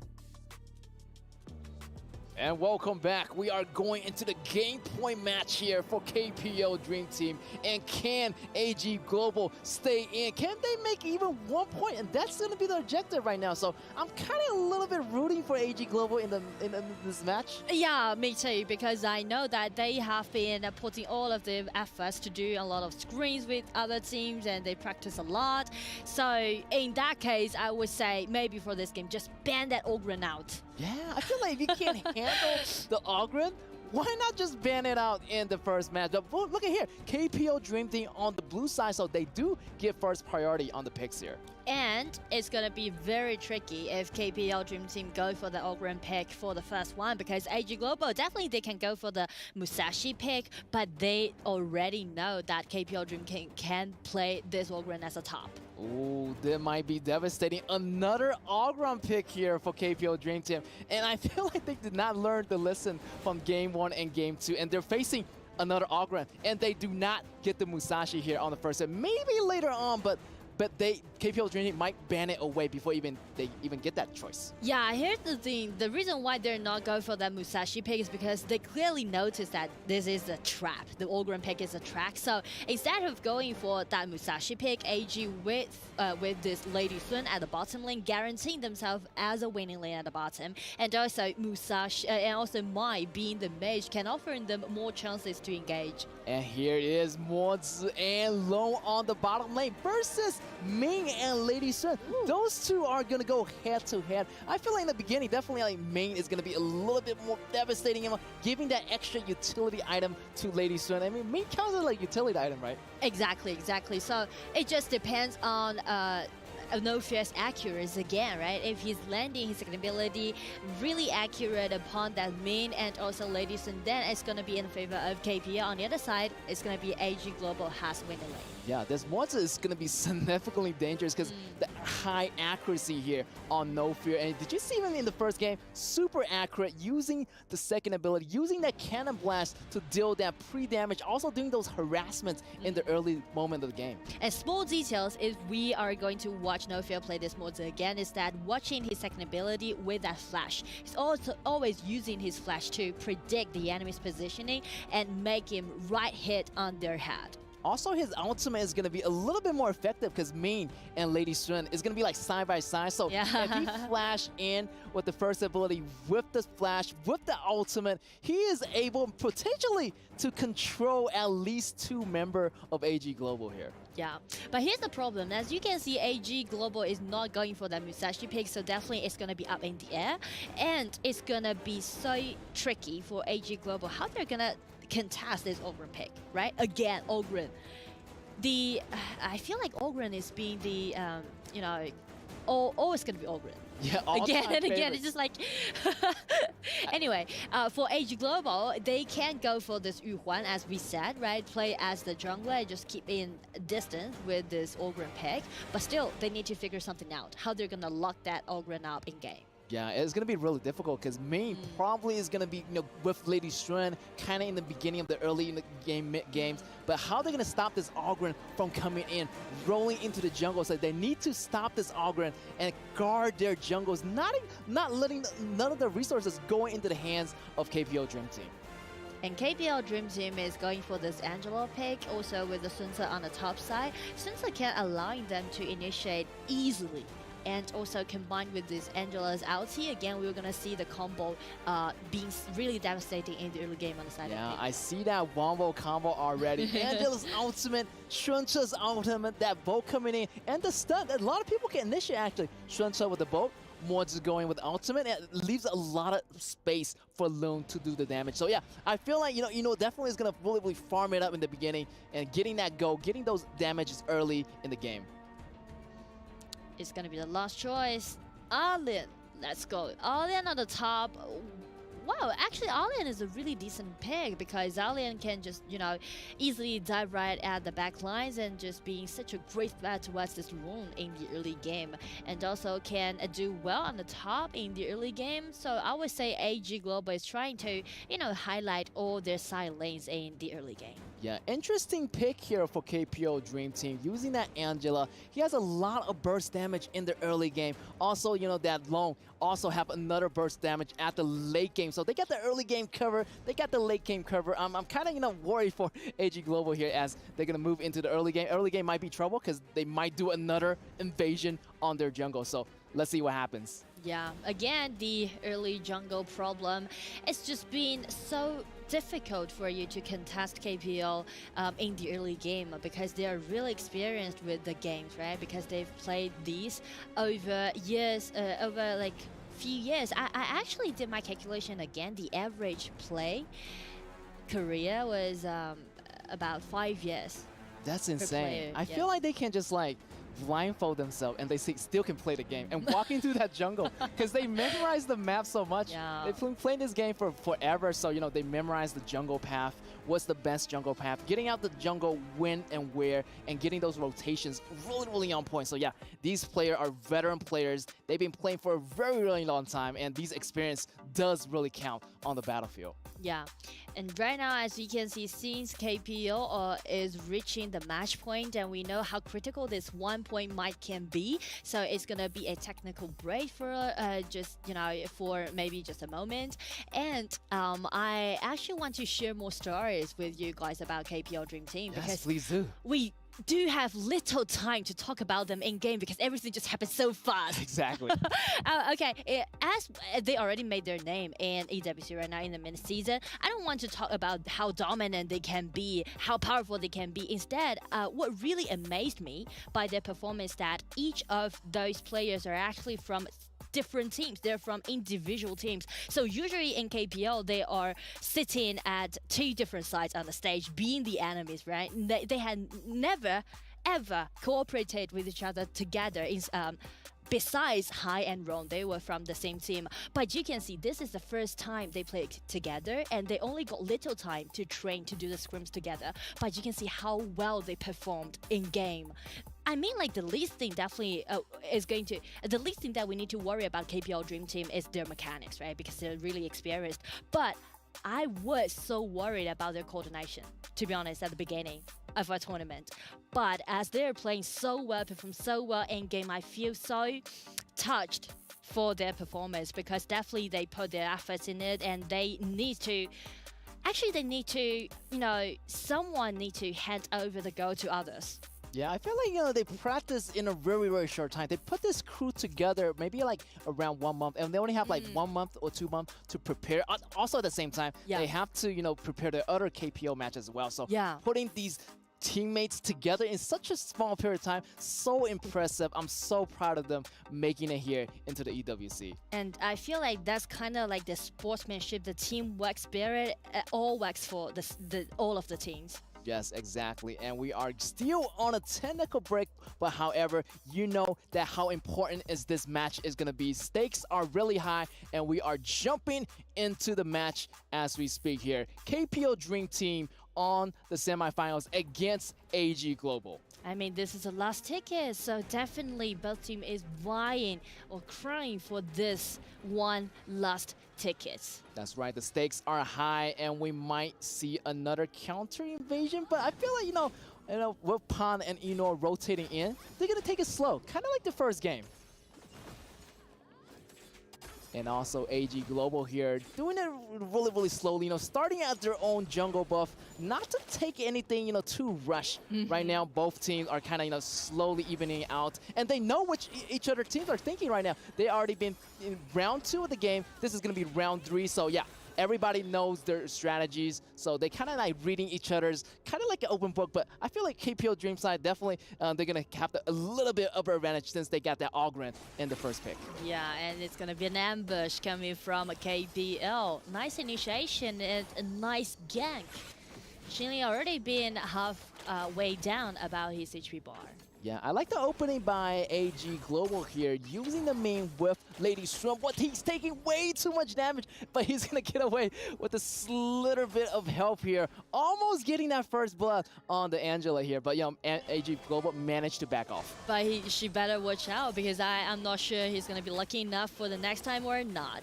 Oh, the knockback is good, almost getting that kill, but the ultimate of Yuan saving her at the very last moment. And great initiation by No Fear, using that flash to start off the battle. You just know that how many initiation this team have. They got Fly at the top lane for the initiation. I feel like later on, Fly, when he reaches level 4, you're gonna see a lot of team fights happening. Yeah. You see the captain just, navigated with his boat and just easily knock out people with his ulti.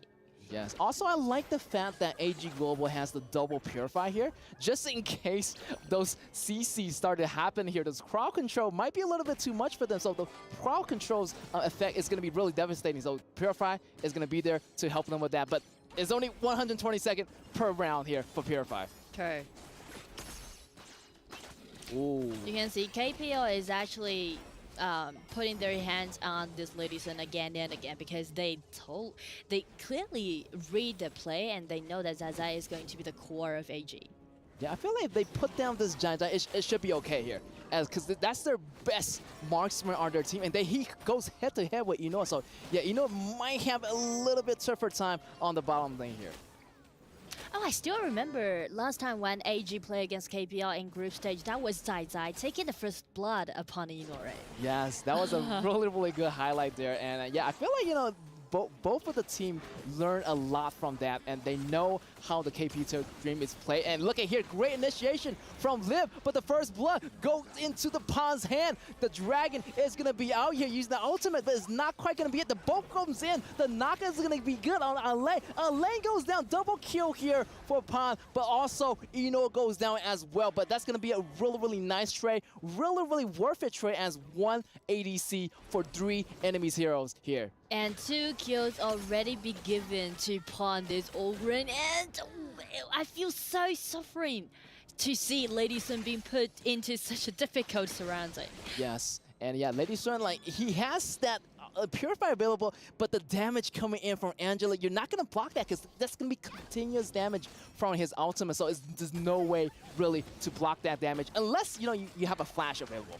Yeah, and since she's carrying this Purify, so definitely it's going to be really difficult for him to dodge all of those CC coming from KPL.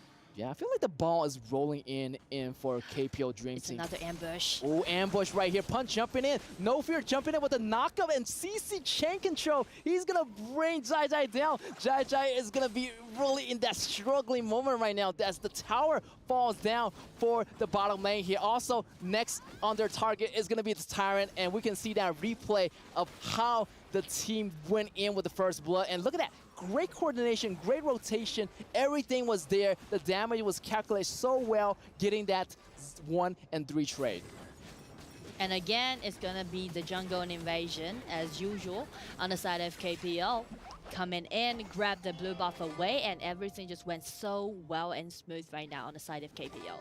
Right now, almost 5 minutes, and they got 5 kill counts. 4 more over AG Global. AG Global getting that stun already. Here's going to be that Yuan going down. You got to watch out for someone in the grass, especially this Angela. Her attack combo is going to be super devastating, and you will never see it coming here. If he uses second ability combined with his first ability and the ultimate, you're going to get stunned, and you're going to get burst down really fast. And you remember the game 1 composition on the side of AG? They go for this Angela with the Solar's ulti, right? Try to make the nice combo as right now KPL Dream Team is doing right now. So it's really interesting to see at their match point outside of KPL, they're just, giving you the same kind of cuisine, just, Yeah, I feel like, KPL is getting them a taste of their own medicine, giving them the same treatment. And I was count like this No Fear hero Motsu, kind of like a mini Solaris, because his second ability kind of stuns, and this allows Angela with the ultimate right here,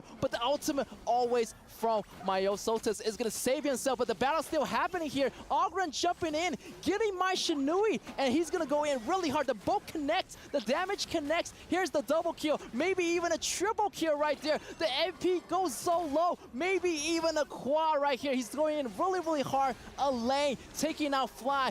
Fly still going in hard. Quadra kill! The first quadra kill of the game is gonna go into Pon's hand. Quadra kill. This is the reason why Pon was being named as the Pon King back in KPL, because he know everything about the jungle. He had everything in his mind. And with this quadra kill, I do believe the whole map is under control of KPL right now. That's right, the minions are moving in slowly, and you can see that teleportation from Loom going to the bottom lane here. The pressure is gonna be real here for AG Global. Can they defend their jungle? I don't think so, because the buff already got taken away. Pan getting most of the item, double buff on him right now, and he just on the front lines, tanking it for KPL Dream Team.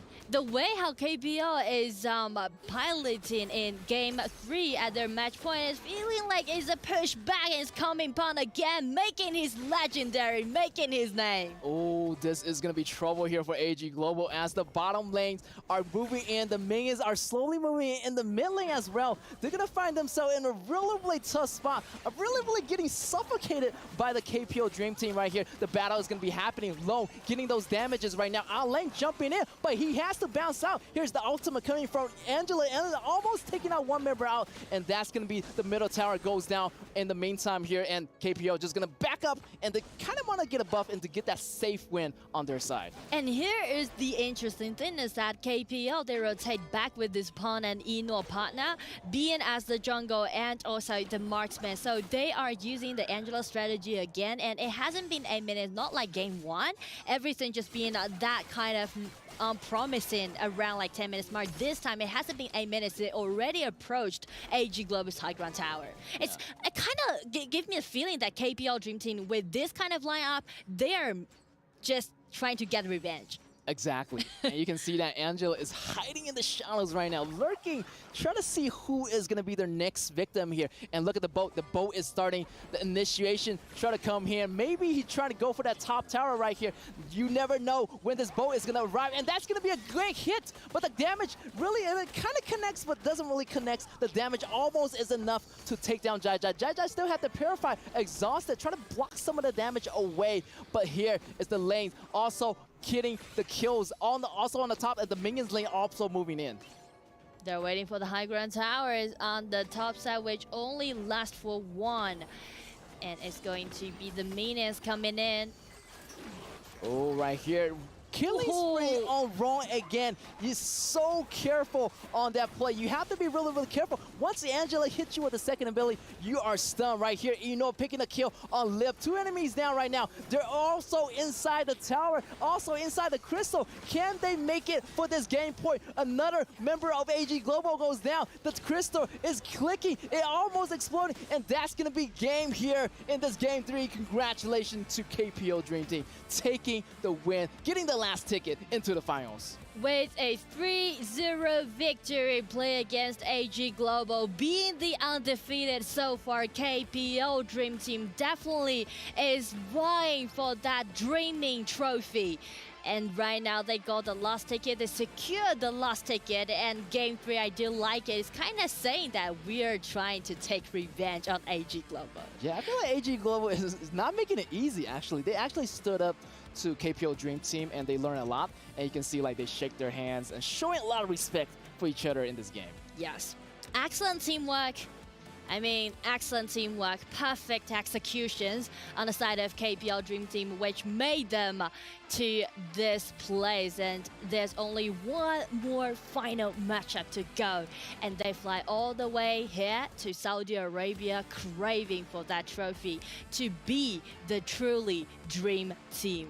Definitely. Wow, such a high caliber team. I would say like every one of those members is like a final boss. And when they combine their forces, that's a big final boss for the rest of the people like who don't know KPL region team. And this is actually the thing that when you're playing games, isn't it to be very interesting that everyone just waiting to take that final boss down? And I would say LGD is on the mission right now. Yes, LGD, they're the final member of the team. They're the final team that's standing in KPL Dream Team's way. So yeah, I'm really psyched for this big battle, but big respect for AG Global. in the first game. They did so well, and I almost thought they're gonna, kind of get that round. But let's see, go back to the analyst test, and let's see what they have to think about that. Oh, let's go back to the interview area. And ladies and gentlemen, here we have it, but it took me a good 10 minutes to learn this. Gunsi Niemann. Thank you. Oh, great, I managed to say it finally. Well, congratulations, making it happen all the way to the grand finals right now. But being here in Saudi Arabia in the Esports World Cup, do you feel that the challenge here is different, or is the same thing, the same journey for you? 很恭喜呢，我们的 KPL 梦之队来到了我们总决赛呢。这一次呢，其实来到我们的电竞世界杯，来到我们的利雅得，肯定会有一些跟平常比赛不一样的感觉，会是什么呢 Very excited, yeah. Very exciting experience. Very exciting indeed, of course. Being right here in the first ever Esports World Cup, history in the making. But what about you, Sky? What's going on there? I will ask you a question. You have a quarter kill back then. What happened to the Panther one? Where is it? I want to Penta, but Fly is dead. Oh, Fly is not helping you get that Panther kill for you. Okay, okay. I love that. Well, ladies and gentlemen, viewers around the world, this is it pretty much right now, qualifying to the grand finals. And now it's time for the moment itself, for the key handover right now, as the member of the opposing team right now from AG Global will be handing over their key.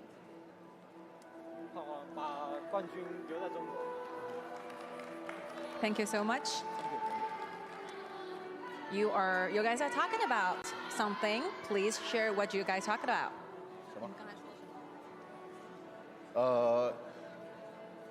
Champion is China, yeah. They want to lift the champion, world champion for the Chinese team. Definitely it is going to happen more and more. Let's see what's going to take place in the grand finals, and more thoughts back to the studio. Take it away, guys.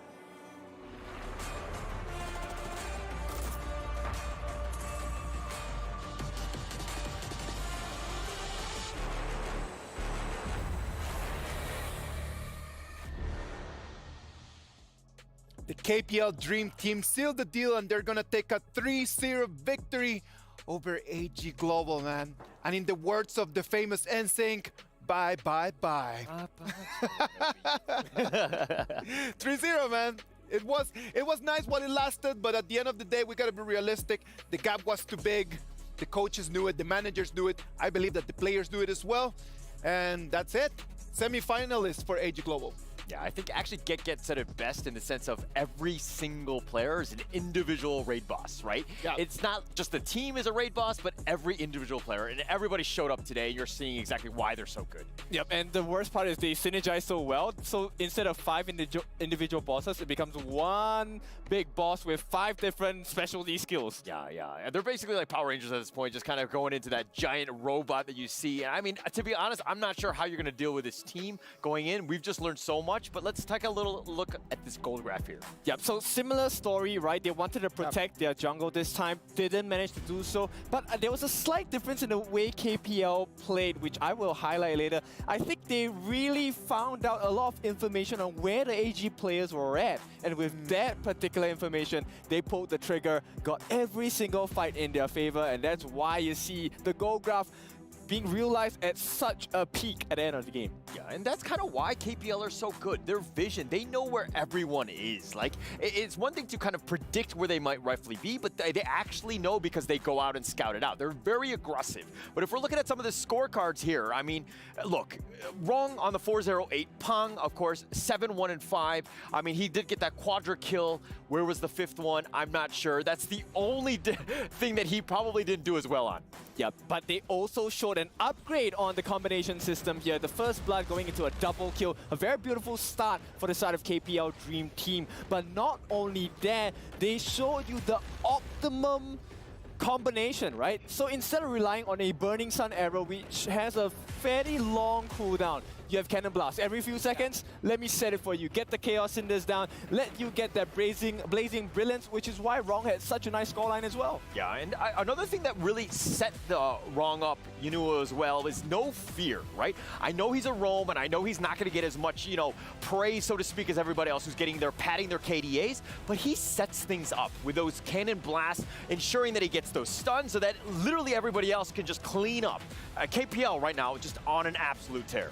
as well as Fly and Pang. So Fly and Pang actually give you a lot more information than you realize, right? So when Fly actually uses the set sail, as he's traversing across the entire map, you realize, hey, these people are not around the map. Where is the most probable position? They'll be in the base, and Pang is actually going to move in and get the kill on them, because once he sees that they're all there, it's just a matter of time before they get the rest of the kills. Like, they're diving the base at this point. Fly hitting the set sail like a 3-man stun, just pushing everybody back, and they're literally just taking all of the, the kills right now. They could have just ended the game, but instead they're going to pad the KDA one last time. Yep, exactly. I mean, to be in this position, even at the fountain, it's really hard for the side of AG. Yeah, tough. And it's, again, like a situation where AG is going to kind of, they're going to be a lot of learning in this one, a lot of VOD reviews, and I expect them to bounce back even, much better than they did today. I think making top 4 was great for AGG, but I expect even better things moving forward. That's right. Now, it all comes down to the MVP. So, Isaac, who do you think the MVP is? I don't know, man. I need to say it. It gotta be Pang. He was this close just for the pentakill. And I love the interview, man. When they asked him, like, what happened to that pentakill? He said, like, well, Fly died. So it's not my fault that he's not doing his job. Yeah. Well, congratulations to Pang, man, on that Ogre 7, 1, and 5 of the KDA. Lovely performance. Yeah, and again, changing between Pang, Hai, it doesn't really matter. Everybody's an MVP at the end of the day because they run a lot through the jungle, and games in Honor of Kings is won through that position. And the fact that you have this beast, and we're going to check the highlights here of just how Pang runs in, gets all the kills. Look at how up in front he is. He does not care where you are. He's not scared. He's going to do as much damage as possible and literally just clean house. He just jumps in like if he would be a tank, man. Like, he totally forgets about the fact that he's not a tank. Like, he's supposed just to come in and just kill them all, like, at the end. Like, he needs to wait for the timing, but he doesn't care. He just jumps into the fight like if he would be like 10,000 HP, man. Yeah, doesn't care. But he knows the limits of the hero. I mean, yeah, he's taking a lot of damage. He's fighting 1 versus 3 on the top one, and he's going around. This is the moment. The set sail was perfect. Set everything up. You got the cannon blast on top of that, and Pang, diving towers, does not care, gets the quadra, cleans house, and this is why KPL are going to move on. That's the moment right over there. If Fly could have just held for a little bit more, Pam wouldn't have been able just to go out there for that Yuhuan that was running for her life. Yeah, pointing fingers at Fly right there. I think that's actually hilarious. I love it because of the fact that these guys probably don't play all the time together. This is one of those moments where you had that moment. Now you get to play with these players, and seeing that you're gonna poke fun of basically of everyone else as you can. It is lovely, man, because Pang and Fly used to work together. Like they work together in the one team. They have a great relationship, and that's why they can just kind of like tease each other on these kind of little things. Can you imagine just being in the semifinals of an international tournament, and then when they ask you a question, the first thing that comes up is just a joke, man? Yeah. Imagine the level of nerves. There's non-existent. Yeah, and I think that's the best part about these kinds of things, is getting into that one. Now you're in the grand finals, and then are they going to continue to do this? I mean, it's great. The synergy and the fact that they're very positive about this and they're able to make fun of one another, I think speaks volumes about just where this team is at in terms of the mental space. Wow. Yeah, it's a tough one, right? Because at this point, it's going to be really tough for the side of LGD Gaming. Now we have seen the strength of KPL Dream Team. They finally get a chance to cross swords. What would that be like later on? Let's wait and see what's going to happen. Ladies and gentlemen, next we're going to have more and more energy, more and more matches. We're just getting really close to that great final. What about if we go to a break? After we come back, we're going to have more of the Honor of Kings Invitational mid-season.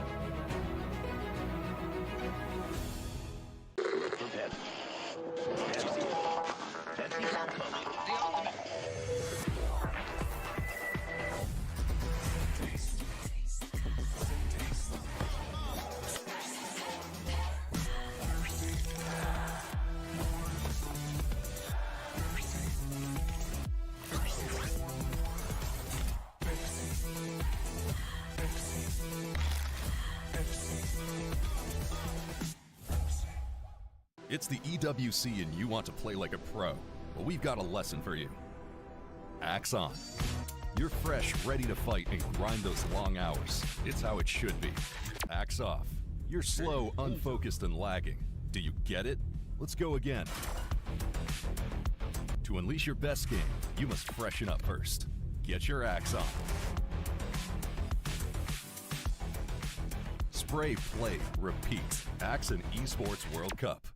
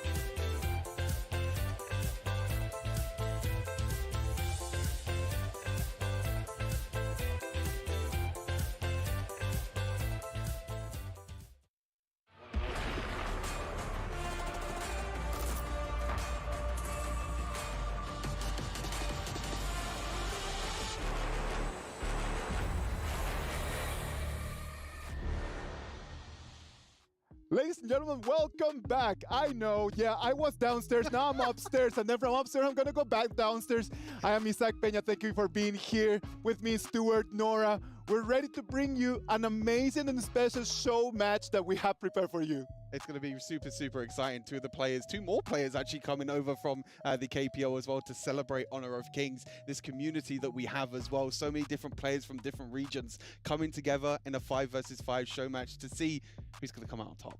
And to be honest, I'm really excited to see some heroes besides of Arlie, besides of besides of Yuhuan. I'm tired of all of those compositions. They always stay the same. We gotta remember, this is celebration.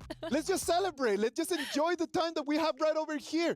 It is going to be a long time until we are back over here and we can just really just put the nerves down and then just enjoy the match. Enjoy what this is, because at the end of the day, this is just a game. I mean, if there were certain picks that you wanted to see, what would there be? If there was one pick, because you say about like we see so many of the same picks in competitive. If there was one hero that you want to see picked in the show match, who would it be? Butterfly, I would say. Oh, okay. I would go for Diao Chan.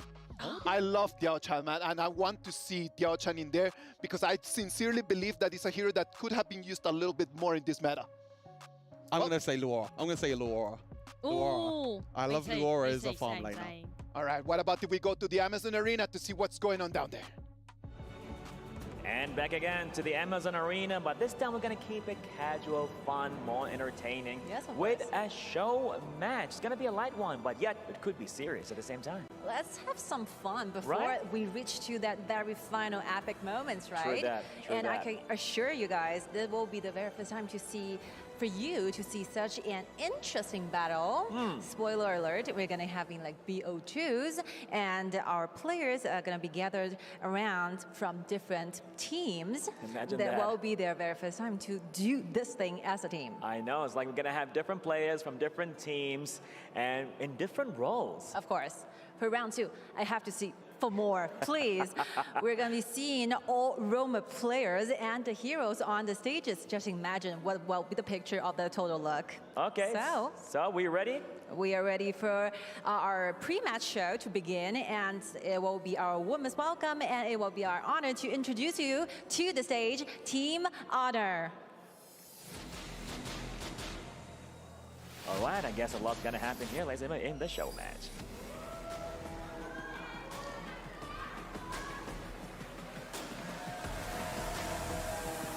There's going to be a lot of fun, right? Just imagine how it's going to be the communication, how it's going to be the strategies that we never know. And now, I guess pretty much you want to have a talk with the team itself in a bit. But before that, we're going to have the opponents, the challenger, the competition, as Team Honor is going to go against Team Kings.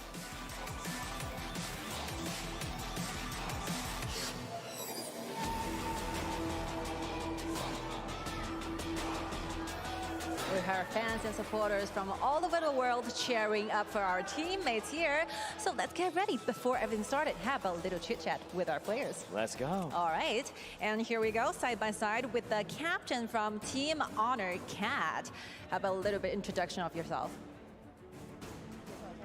Hello， 大家好，我是来自 KPL 赛区的 AG Cat。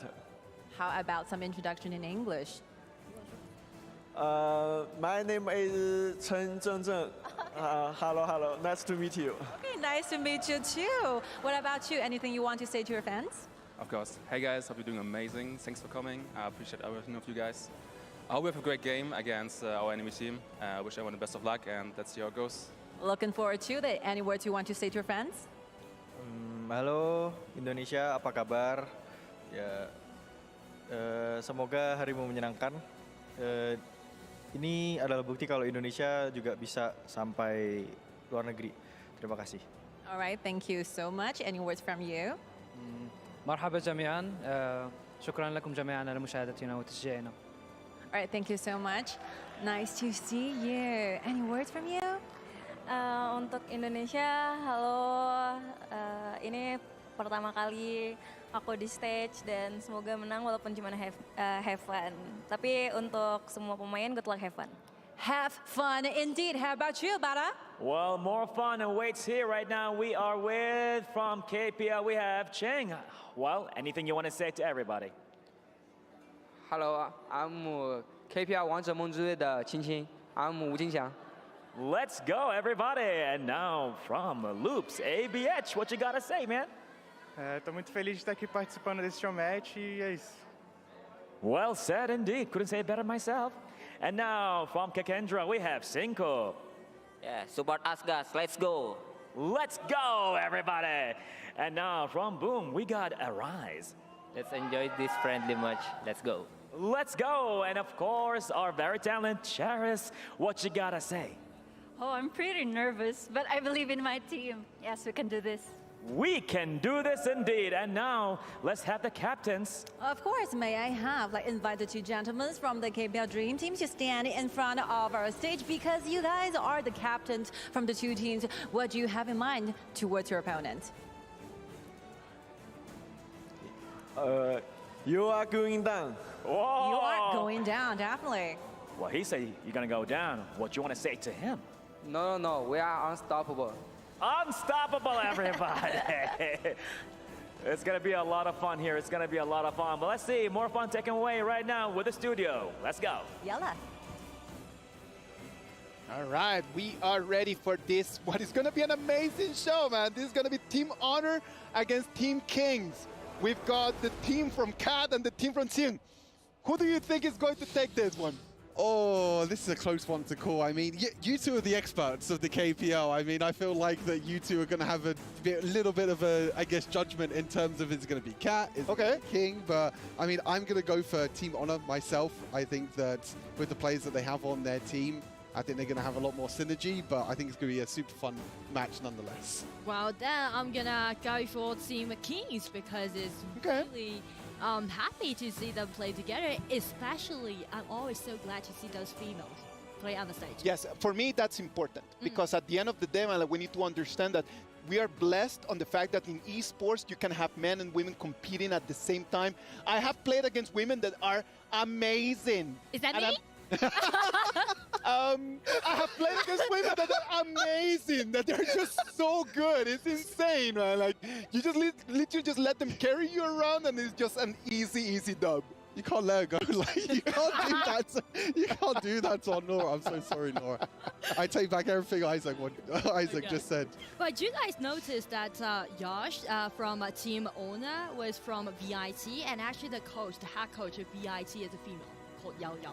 Yes, exactly. Yes, she. Yao has been one of those characters that have been with us already for a while, right? One of the core members of this whole project. She's been amazing, just kind of like coaching around us, sharing with experience that she has been able to earn through the years, and then just sharing that with all the rest of the world, man. So thank you very much, Yao, for being such a rock star. I feel like I might cost the curse again because I mean I said team honor before. I mean I said Vitality would win before and get our group stage. I might cost the curse them again. I'm sorry, it always happens to me. I'm always the person that's just like, okay, I predict one team and the other team wins. So I'm like, okay, I mean maybe you'll be right this time, or who knows? You're like the nightmare of those teams. Yeah, I am. It's not actually the players in game they're worried about. They're worried about me. If I'm casting their game, then that's it. They're Say like, nothing, see you please. later. Yeah. Don't say anything at all. Oh, it's amazing. Like the players are already like, look at that. That cat just waving to us and saying hi, man. Like an amazing player, man. Like such a great lad. Like again, one of those important people for our whole game. He's been around for such a long time. I would say that he was around when Fly just started playing as well. Yeah. And just the fact that Cat is right over here is just a very important moment for him because he has been able to see our game grow into what it has become right now. Cat actually began his career back into 2016. Yes. It's really like the OG of KPO. And he won 7 champions as the mage. And then after he rotated to play as a support, he grabbed another champion, which was the title of KIC last year. You know that in 2016, when Cat just started playing, it was the moment where I actually started just loving the game.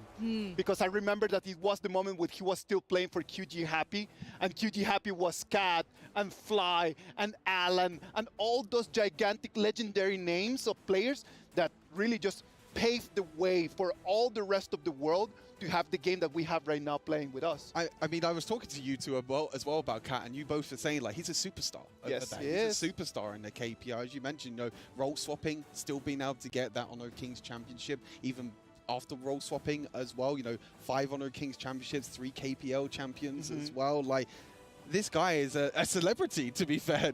So it's really, really nice to actually see that he's here in Saudi Arabia. He's able to participate in the competition on the main stage. And I'm really happy to see him play as a mage again, because it has been such a long time that he... throwback. Yes, and he even got one customized skins of Diao Chen, which won you very rare. I was expecting really just like to see that. I really hope that we will get to be able to see that. Like, I am really counting the seconds just for us to be able to see that Diao Chen back over there. Fingers crossed. Fingers crossed. Just please let us know. And also, Qing from Team Kings, he's also been the top player as a confront lane. He's played in KPO for over 4 years right now. He got 2 champions, and also he was the best Clash laner in 2023. So his Cat has a customized skin, because we don't have that in the global server. That's the crazy thing. It's like, so Cat has a customized skin when he won the championship. Yeah. One day you will start seeing that that's going to become a trend. And I love it, man, because then you become part of the game. Yeah. That's it. Like, a lot of people just come in and they really do their best to try to live down a legacy. But in the moment that you become a legend is the moment where you get just that skin just customized with your name on it. That's crazy. So when you actually choose the hero and when you're just kind of like what we're doing right now, man. Just like when you get new people just coming in and then you can start like sharing with them. Once upon a time, there was this guy, and he was so good. And then he got this Diao Chen skin. It's amazing. Is that you showing your age or something? Once upon a time, we're going back inside. Like in a couple of years, that's what's gonna become of me, man. It's really nice, you know, to have your signature hero carved with your own name. It's like super fascinating. I mean, we have to remember the other players as well. I mean, we still got other players, you know, that have been competing in this tournament as well. You know, like Falcons, Ray, RQ, Nightmare, obviously with that SEA showdown that happened right at the start as well. So it's nice to see this mix of like different regions coming together, different players coming together.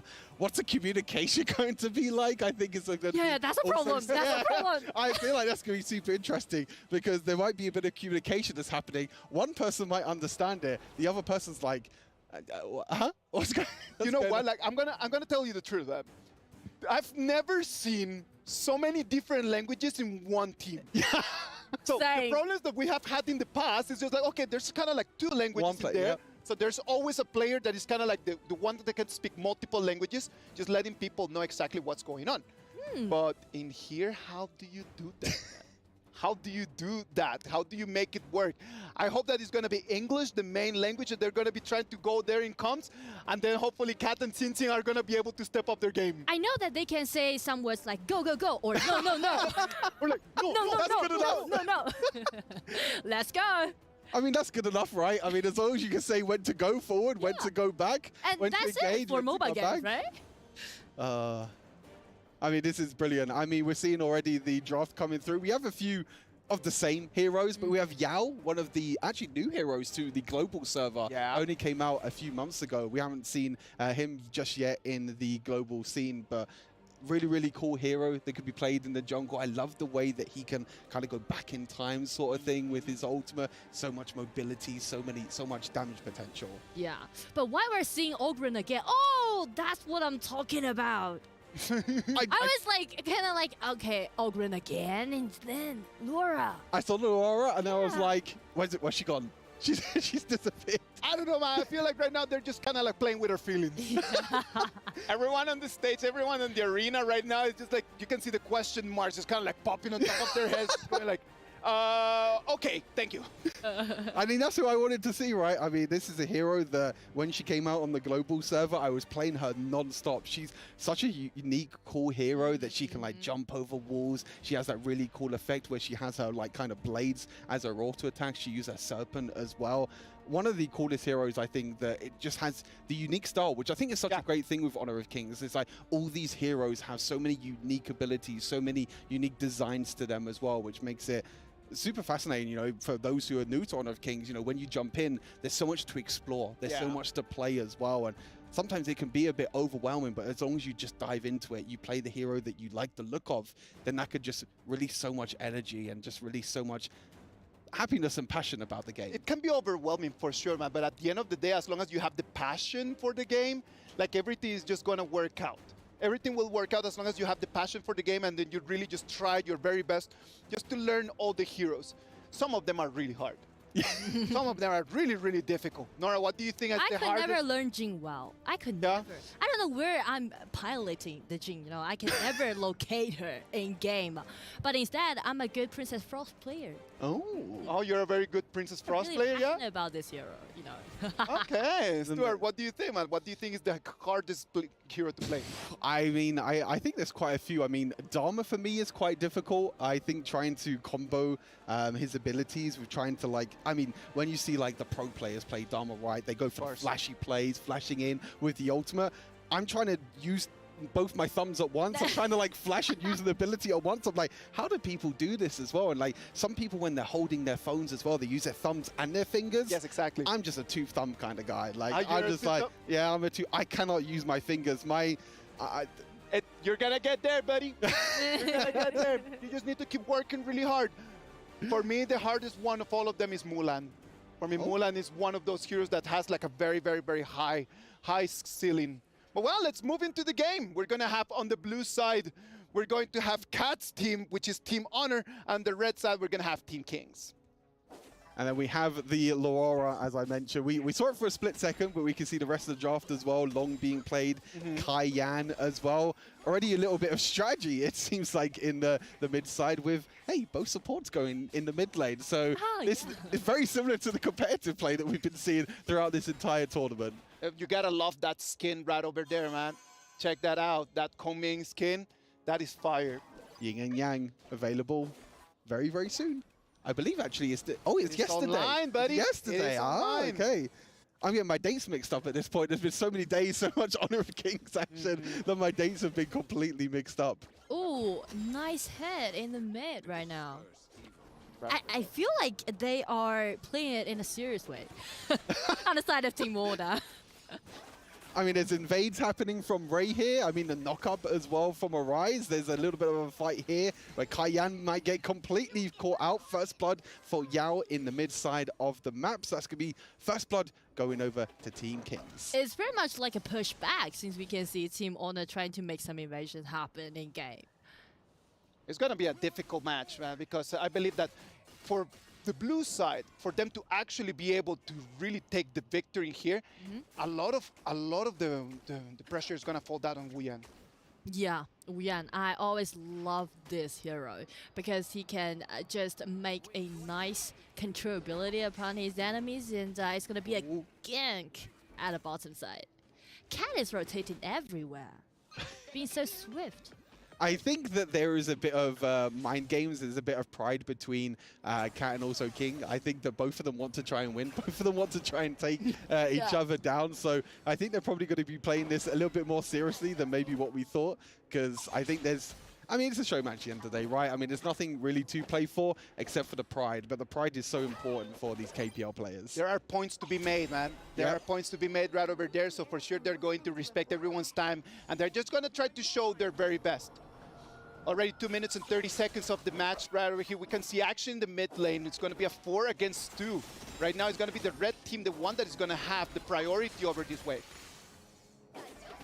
Everyone just cleaning the wave and then make some rotation happen. And I'm really looking forward to seeing Shin play this Alien again because this is one of his signature heroes in KPL.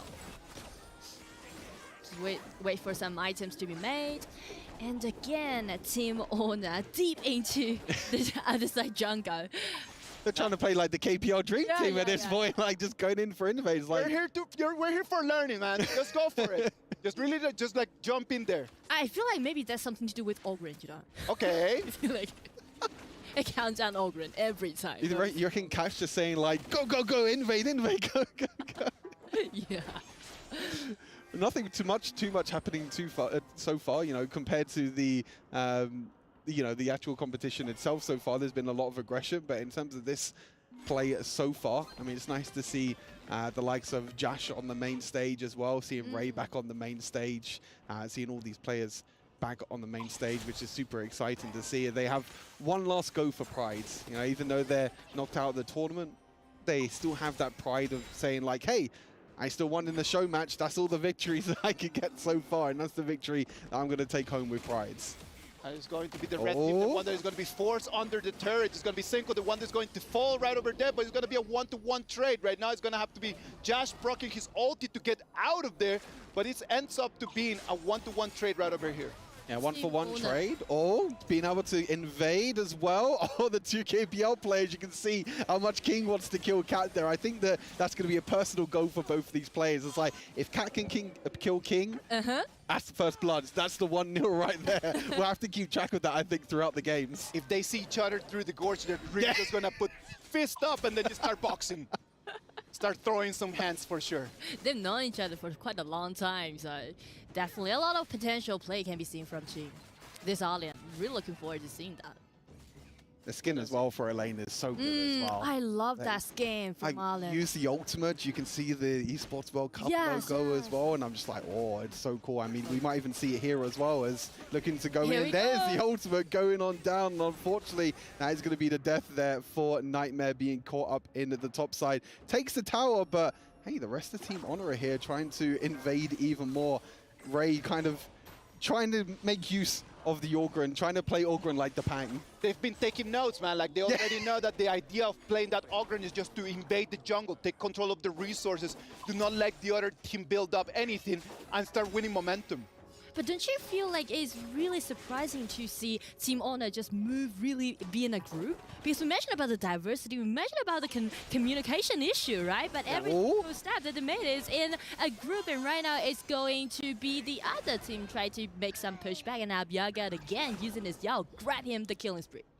ABH on the Yao. I was talking about this hero. I feel like if this hero gets ahead, if he can snowball, then he can do a lot of damage with comboing, doubling the amount of abilities that you can do with this hero, the cool effects that you have. Going to be really, really good. And now they're going to look to try and push this mid lane tower. It's a 4 versus 2 at the moment, so they do need to be a little bit careful.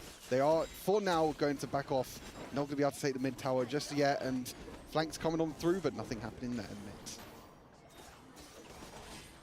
It is a very slow-paced game, we could say, right? Like, everyone is just kind of like trying to understand, like, the synergy. We know that is completely different. Like, there would be a professional team, as for sure. Hey, coming in. Ooh, nice outing. And Cat jumps in, takes the kill, showing us that when you're gonna TP back home, you better just make the way by bus. Do not TP, man. I'll send you home. Just run it, man. You're never safe where Cat is around, but Cat is also going to be one that looks going to be sent home as well. Away? Oh, no. Cat's going to be one that has to go to home to base now, unfortunately. ABH trying to use the mobility of Yao to escape. Where's he going to dash? Where's he going to go? There he is, in and out in a flash. Do you guys see like how flexible and deft this hero can be? Right? Yeah. And that's the thing, right? Like, when you're actually chasing after him, it might take you a little bit too much time for you to actually get him down. So that gives time for the other teammates to come in and try to find you from the back.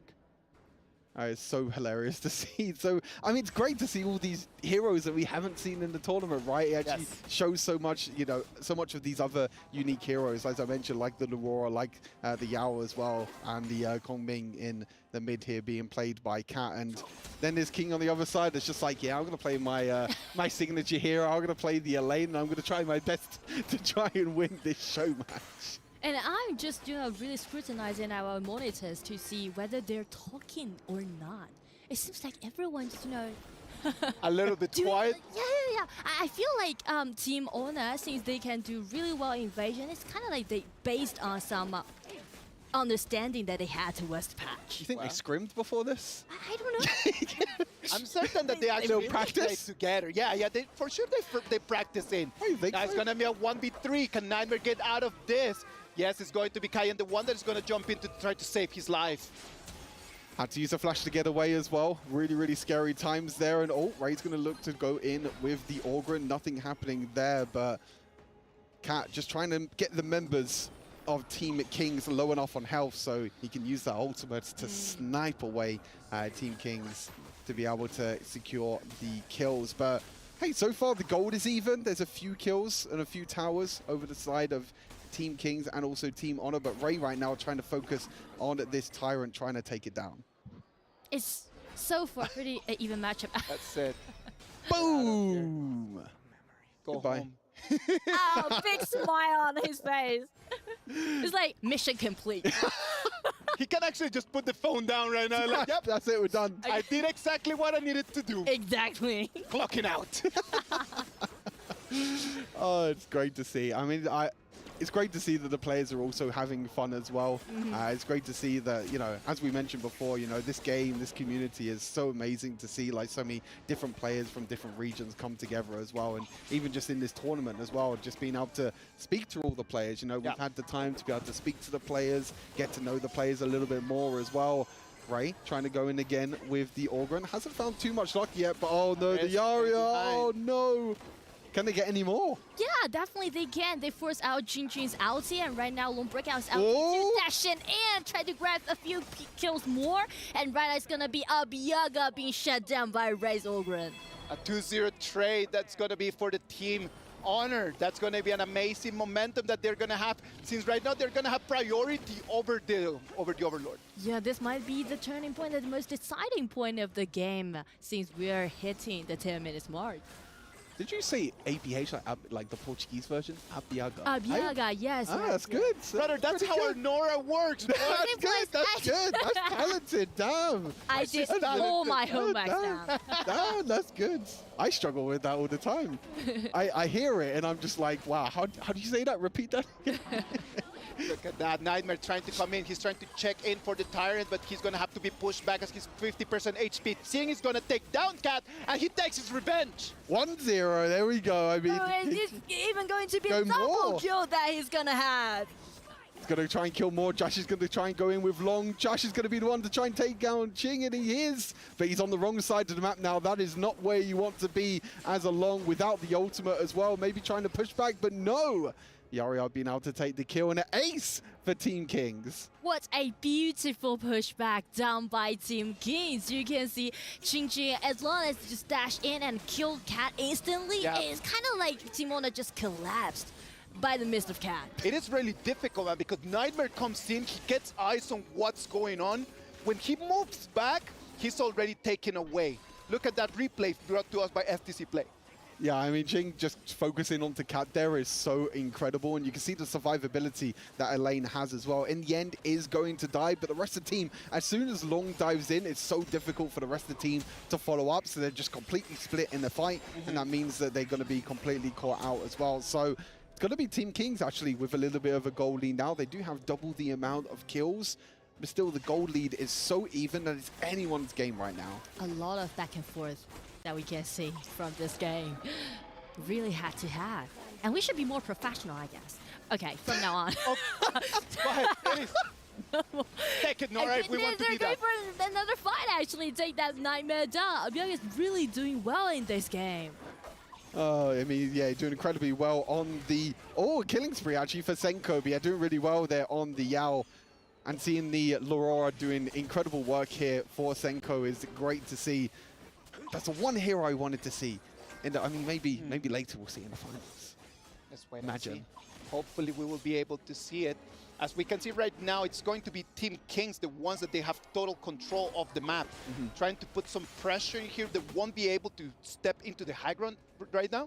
But the rotation, they have total control over their jungle and the resources. And the reason why Team Kings can make this this pushback is because they have multiple assassins if we scrutinize their composition. So it's easy for them to complete the burst out damage upon this Cat or upon Loom, easily. Yeah, I mean, trying to focus down onto Lung is going to be so key here for Team Kings. Obviously, with the ultimate, has to be timed so perfectly here for Jash as well to make sure that you dodge all the abilities, you dodge all the assassins, which is going to be really, really important. I mean, in terms of all-round team composition, I feel like Team Honor in general, they have a few frontline tanks. They have the Cayenne to be able to heal. You know, we kind of see that combo in the competition with Cayenne and also Orgren. So much healing, so much mobility and help there for the Orgren. But the problem with that is that as the items just start building up, that Cayenne starts weakening by the minute. And that's something that right now the blue team cannot let happen. It's going to be extremely difficult. We're seeing the gold at the moment. I think the jungle at the moment, Abiaga is... There you go, did that. Abiaga is about 2,000 gold ahead right now on this Yao, doing incredible work, nearly a maximum level now. So it's really difficult, I feel like, for Team Honor to try and even just go into their own jungle. They're going to try and face check, and oh no, the face check might not work out. Actually, Nightmare going to be able to escape, but it is going to be this Overlord trying to be taken down. Trying to be taken down. None of the two teams have a clear advantage over that. So this could become a very big fight, and they do not want to do this. Like 10 members right over here just checking on the Overlord. You do not want to engage right now. Go and clean the wave, please. Yes, and one thing I want to mention about is the positioning that Team Kings is having right now. I love how you say please. Just please, man, just don't do it. Please don't. Just please run away from the Overlord, please. That's brilliant. I mean, you're seeing at the moment, I think I just saw on the minimap, look at the flank that's happening from Elaine, from Ching. Look at this. He's in a prime position right now. He's waiting on the flank, but I feel like Ray has just spotted him, and that is going to mean that Ching has to jump away to safety. But you're seeing this split at the moment. It's kind of like a back and forth. It's like, who's going to get the vision? Who's going to get the priority over this Overlord? One team starts it, another team stops. One team runs forward, another team runs back. It's so back and forth at the moment. It's anyone's game right now. It is right now a very difficult position for the blue teams. Oh, there they go. Just in a very, very bad place. And right now he's trying to flash out to the safety, but since we can see Team Honor is still chasing, they want to take this Ching down. But at the mid lane, you can see actually only got a 0-1 trade in that case. So far so good for Team Honor. Arise just jumped in there thinking that he could actually go for the kill, right? A little bit overestimating just his damage, and it did not actually work. Right now they're going to trade objectives, which actually is going to keep everything very balanced. I feel like that's pretty good for Team Kings in the end, actually. You know, being able to trade objectives, even though it was a 4 versus 5, realizing the Team Honor was the one that was going down to the Tyrant. So, I mean, that Shadow Vanguard is going to help them protect their base if needed.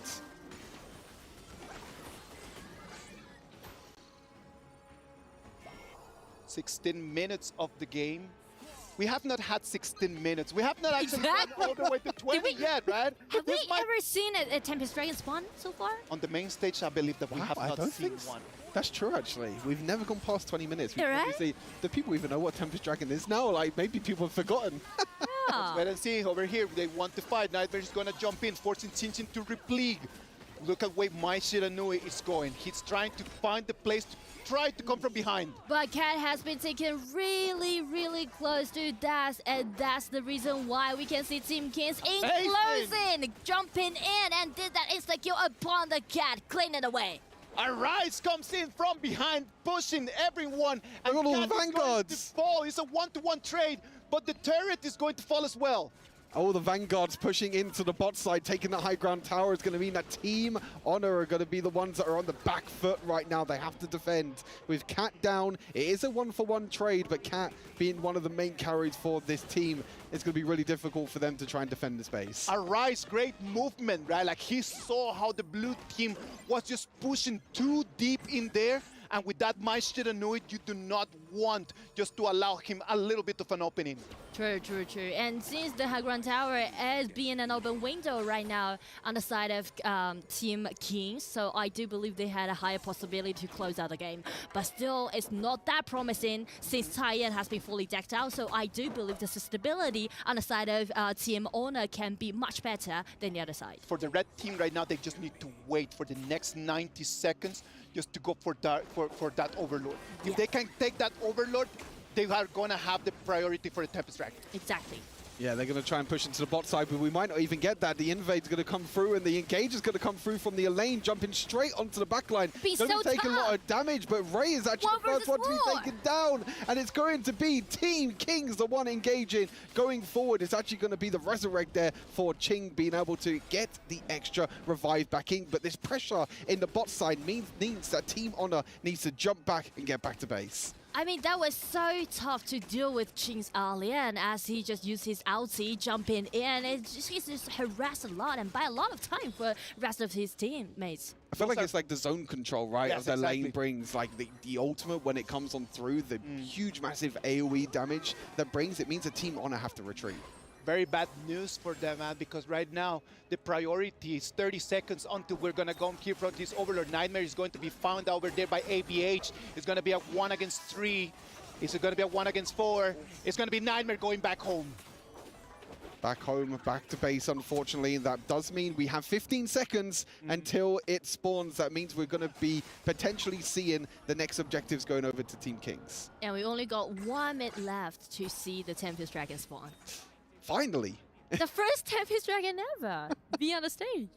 The Tempest Dragon had already just done just the luggage and just prepared the suitcase and prepared to just head back home. I mean, like, to and they actually honest, forced him to come out and do some extra work. Like, hold up, let's cancel your flight. You're coming back with us. Dragging them back to the gorge. Cancel the flight, we're going back. Yeah, like, to be honest, we thought that we may see like some new heroes, some unique heroes, but we never thought about seeing the Tempest Dragon spawn in this show match. You know what we need right now? You don't be perfect. Just to zoom in on the Tempest Dragon and just like an actual Good effect idea. of like the Tempest Dragon spawn in as like, hey guys, I'm back.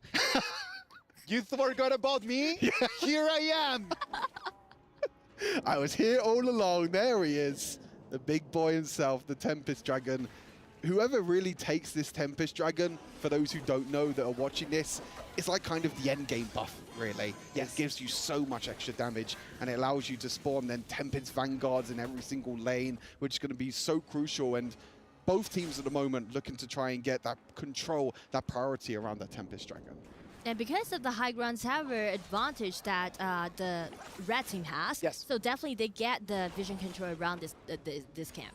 Just bad news for them is that the Tempest Dragon actually spawned over here very close to the front lane. Yes. If it would have spawned on the other side of the map, that would have given them completely free Dragon for sure. I totally agree with you. I mean, it is like a 50-50 of where the Tempest Dragon will spawn, but as you mentioned, if it's in the top side, that means that you have that pressure in the bot side. Someone has to go and defend, but it's actually quite okay now for Team Honor to be able to defend the bot side and also keep track of that Tempest Dragon.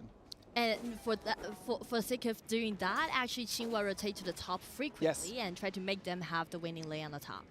Let's wait and see. They want to start this. They're just going to put it out, luring the dragon a little bit out there. Ray got eyes on what's going on, just transmitted that information, 50%. Ray's gonna try to jump in. They're Can ready he for take it? that? It's not gonna happen because Josh is going to take first a rise down. ABH is take control of the Tempest Dragon. He already got the killing spree, and the rest of the teammates just follow up with him. But Zion Breakhouse ulti and try to bring his enemies back. But right now, we can see Alian chasing them down. 1 versus 2 again. It's gonna be Jin being super unstoppable. He's making his name in game. Cat is the last hope that they have just to keep this game alive, but the super minions are already with you. The Winions are going to end the game. They don't even need the Winions in the end. They're hitting each other. Everyone on Team Honor is down, and Team Kings win. Win with the Honor and win against the Team Honor. Lovely performance. Congratulations to Team Kings taking the first victory in this best of 2. It was such an interesting match. Thank you everyone for bringing us the first Tempest Dragon that we have seen in this whole tournament. So great to see. So many unique heroes that we haven't seen before. So many amazing plays as well. Again, we thought, we didn't really know what to expect from this, but it was such a fun game to watch. And like you said, still got 1 to go. I like it. I do like it because we see so many things in one single match. So I'm really just looking forward to seeing the next one. Yeah, the next one's going to be super exciting. What heroes are we going to get? Are we going to get another Tempest Dragon? Back-to-back Tempest Dragon? Maybe. Is it possible? Back-to-back? That would be really nice, man. I'd love that. Yeah, why not, man? Let's just keep bringing all the Tempest Dragons here, man. Like, what about if we do this, man? Like, what about if we just really calm down a little bit and then just try to analyze this game? But first, before we start analyzing, let us get an interview over there on the stage. Let's check on the stage right now and see who do we have over there.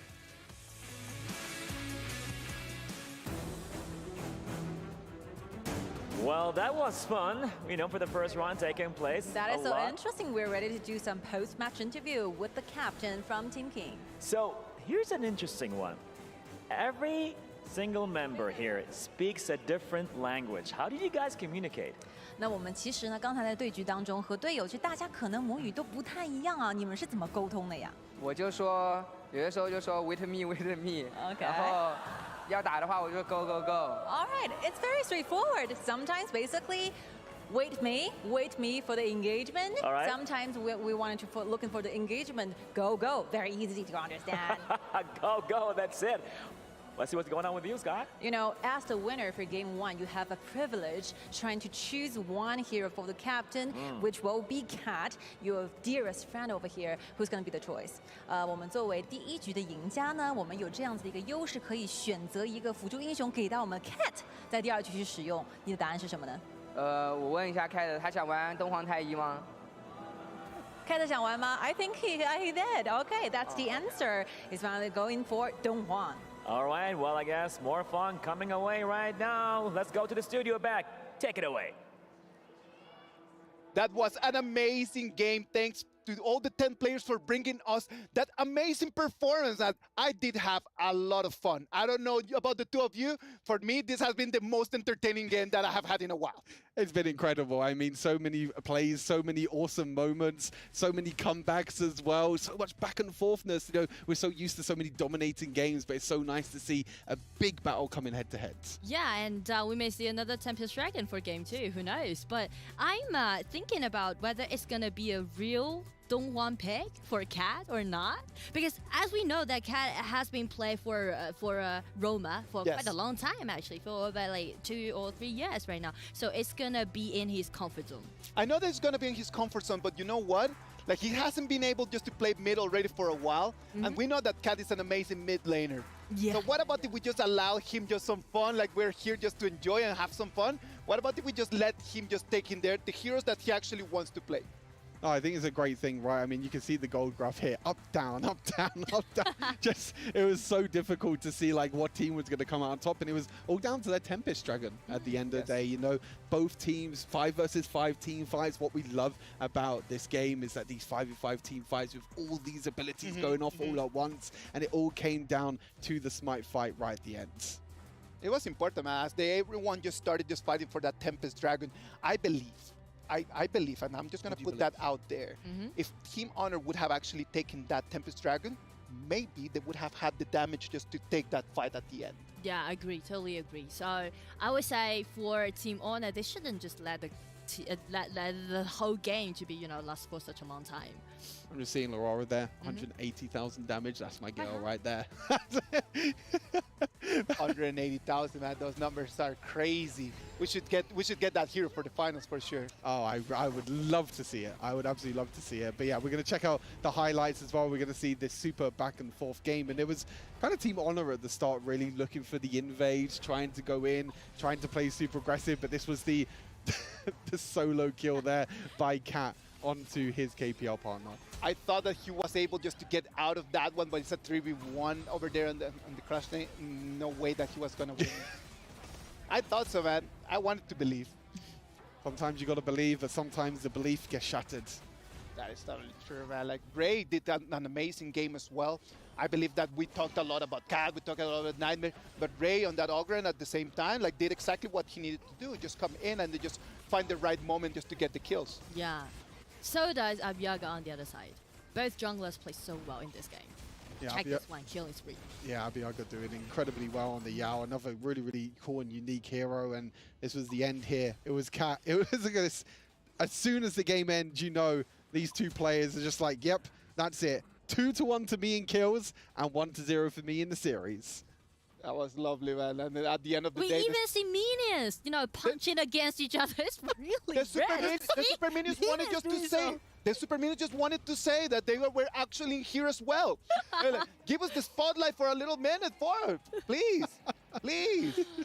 I mean, you have the crystal right there, right? The crystal's right there, but the super minions are like, no, I want to take down this guy first before I take down the crystal. Not done yet. The crystal is like, yeah, that's the end game. That's what I'll attack at the end.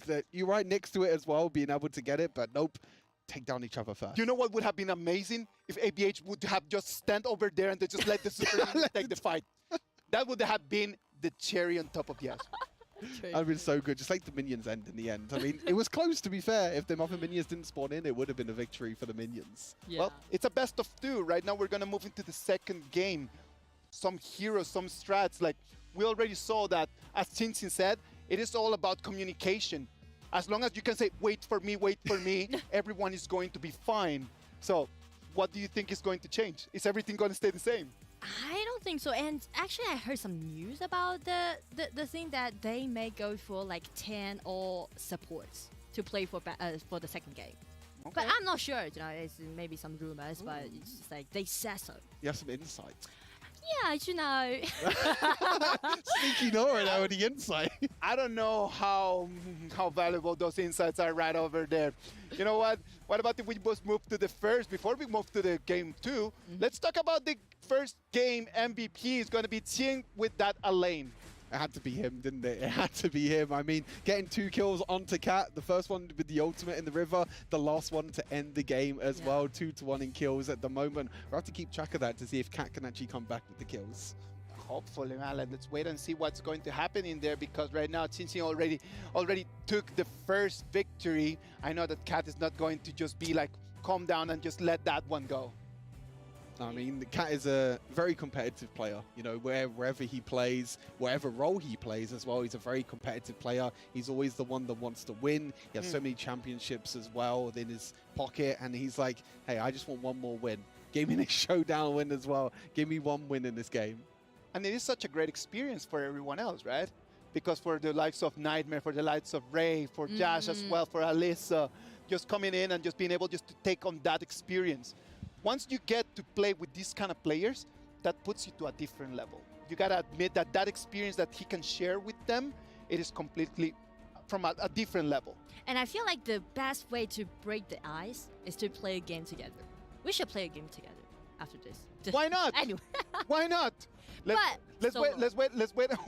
Oh. Ouch. Oh, ouch. Is there a 1v1 happening here? Well, let's go over here. We're gonna have let's go! Guys, like, does not want that 1v1. Team Honor is gonna be on the red.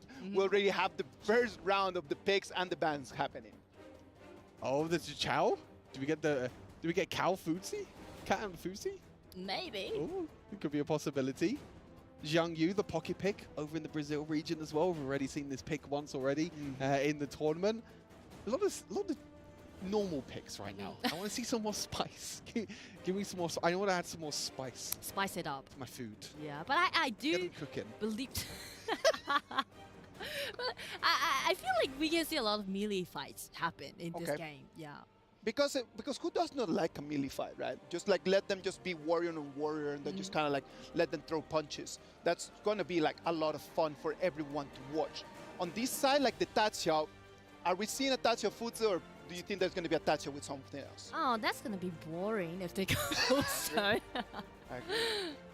But what if they just, Donghuang. That's true. He took the bait. That's true. He took the bait. Since just asked him, like, are you going to play Donghuang? And he's one like, why not? Say less. Say less. Wait, there is quite a few supports, actually. Wait, I mean, your theory might be right. I mean, it is right. All of these heroes can be support. Yes, Yang Yu can play support. We obviously know Dune can kind of play support, not really. We haven't seen it before, but we've seen in previous metas. Previous meta, not in this meta entirely, more of a jungle. But we have seen the support. But yeah, it's a Roma battle. Yeah. Who's gonna be the jungle then? Who's the one that takes smite? Well, I don't know.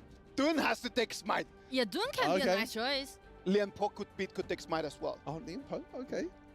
We'll have to wait and find out. Dude on one side, who's the smite? There's no smite on Team Honor. Wait, where's the smite? Someone, hello? I feel like they're not looking for the jungle. They're just looking for the kills. Where's the They're smite? just looking for the kills. Going for the fight. 4 flashes, come on. 4 flashes can do a lot in game. Let's wait and see. Right now, this is going to be our second game of this amazing showdown. Game 2 of Team Kings against Team Honor. Great, already did his first hook, and I always love to see someone play the Gui because everyone just waiting for him and just throwing away his hook and trying to hook someone back. It is a very fun hero. We do not get to see him a lot in the professional stage because you need to be extremely accurate. Yes. And if you miss the hook, then you've got nothing else over there for you to actually be part of the game. This is kind of the difference, right? Because we see a lot of Mozi, and Mozi is kind of the same where you have to hit skill shots, but because the skill shot is so much wider and it's so much easier to hit, that's why Mozi is picked a lot more. But I hate playing against the hooks. I can never dodge the hooks. I play against it, I'm walking around in the farm lane, and then suddenly I get hooked, and I'm done. Then we can maybe do a solo after, then I'll play I need to learn how to Check dodge it out. hooks. Then if you two have tips on how to dodge hooks. Just, he actually had a pre-action when he's trying to hook. Yes. Oh. He's just, Starts swinging the hook. Yeah, swinging his hook. Just checking this out. As long as you haven't seen him just swing and hit the hook, then you know that the Q is not on. Yeah. Like for example, you can see right now over here, Cinco and Josh are going to be trading. Like you will see that when the hook is gonna go up, like he first starts swinging and then he activates. Exactly. Here we go. First blood goes to this Gui pick. Maybe Josh is going to hate hooks after this as well. With that first blood going down, Josh is going to be like, yeah, I mean, I'm going to ban this hero every single game now in my ranked games. I've had enough. No, we don't want any of that. Not anymore. Already level 4 is activated. We're going to have some ultis that are going to be online 2 minutes of the game. Right now, we have a little bit of an advantage for the blue side because they've been able just to take not only that first blood, but their jungle, they have been able to manage it better. That's because of the smite, though. They do have the smite, that's true. I mean, we do see the Ching and there's an invade in the bot side. The suppression coming on through. Team Honor going to be able to take a kill back there. Oh, Josh nearly died underneath the tower. Luckily, the Chow teleport actually saved him. Accurate timing over there in the TP, and the moment that everyone thought it was going to be the kill, it was not. Just he went back for the fountain. 3 against 1 over here against Ray. Ray tries to be able to run away. He's going to be stunned, but he's going to be Taiyan, the one that comes in to save him and take him back to safety. Very messy right now in the mid lane. And I do like the way how the red side team are just using their own composition since they do not have smite, so just go for the fight. They actually want to fight. They know that Nightmare does not have an ulti. It is stunned, launched on air. Senku is going to claim one more kill. Cat is extremely low. He wants to go back. He's not going to be successful in that. It's already 2. Make it 3. It's a 3-0 trade for the blue side. And Jin again get his hand on Cat. Again, getting another kill onto Cat, making sure that you can get it. 3-1 now, that is. He's going to have nightmares with Why are you not playing this Dongguang? I choose it for you. Yeah. But you're not playing with it. And now I'm really, really furious about it. You're going to talk to him afterwards and be like, why did you not pick it? Come on. Yeah, exactly. We were like, calling for it. give the people what the people want. Yeah. I mean, seeing him on the Chow is also extremely fun because it's going to be interesting to see. I mean, already you mentioned about the timings of what he's able to do with the teleports back, saving Dash in the end. Yeah, it's being able to time it. I think that's a big thing about the Chow is like a lot of people think that she's quite like easy with her abilities because she has just her double abilities. But you have to, the timing is so important. When to use the ultimate, when to know when to bring all your team together, when to teleport someone back to base. It is one of those heroes that you do not want to play when you're just doing like solo rank, right? Oh, look at that. ABH just coming in. As we were talking about Tatsia coming in and taking one more kill. Right now it's going to be the blue team, the one that they're going to force them under the turret to defend. And because of the double tanks that blue team has, so they're just gonna be so formidable to play right now in the current stage because the tanking is allowing them to do a lot of things, make a lot of things happen. And right now just a flash with Yash Mozi, but cannot let them to have more kills. Lian Po, while doing so, have this double kill, just having his great time. This does not look good for Team Honor, does it? This does not look good. The whole of the jungle is getting taken away time and time again. The Smite not coming on through. I mean, I guess they don't really have a jungler, do they, really? But, I mean, yes, exactly. In terms of the draft, Team Kings has done a pretty good job. They have the supports, but they have the Dune that can play jungle. They have the Lianplo that can play in the Clash lane. They have a really, really good all-round composition with roamers. Yeah, and they even got the Dolia, right? Double ulti all the time. Yeah. I believe that right now that Smite might just be a little bit of the difference that the blue side just needed just to take the victory, man. Because it's going to take such a long time for the red team just to take on those resources. Yeah, we see the replay here as well. You can see the Josh trying to flash in with the Motor, trying to use the ultimate to lock down the rest of the members. But unfortunately, there's just too much tankiness as well on the side of Team Kings. You can see the players having a lot of fun there on the stage. Yeah, definitely. He's playing the Quay, you know, the most fun hero to play. Exactly. Oh, look again! Nice shot. Love that. Just come in, come here. Get in here. Now it's going to be a 1v1. We have ABH and Ray throwing punches. Ray's trying to run for his life, but it's not going to be chased after. And it's going to be Chin play with this Duen, ulti in. Nice lock and nice knockup come up with this Lianpo Yash along being in such a chaotic engagement. There's no way for him to get out. No way for them to do. Senku, as you could see, just waiting for Cat to get into the TP tunnel. He's not going to allow that, and the turret is going to fall. Tier 1 tower in the mid lane's going to fall. I feel like when Senku goes back to his teammates over on Kagendra, he's going to be like, hey guys, I got a new strategy. I got a new strat. Quay mid. Boys, hear me out. I'm enlightened by this show match. Hear me out for sure. Look at that one more time. Ray's been taking extremely low. Kayet comes in, trying to get him back. He's going to be able to run, but it's not going to be Josh, the one that's going to be yoinked back. He flashes his way out of there, but it's going to be ABH, the one that comes and claims the kill. I like the way how they just complete the combo, the double knockup, and another hook. Again, hooking back. It's going to be Nightmare suffered from this hooker. Senku's just piling points to take the MVP of this game. He wants the MVP, doesn't he? At least one MVP for this game. Doing an incredible job. Might not be getting the kills, but it's setting up so much plays. Look at Jing right now as well. Every single time Arise is giving the ultimate back to Jing, another hook hits. Does this guy miss? Wow! This guy completely understood the assignment. Yeah! The assignment was come and entertain us, and we are very entertained. He was just like, it's really in his confidence. Yes, I feel like he's not good at playing this Quay, but kind of, it might be his future signature hero anyway. Look at that. The accuracy that he's got.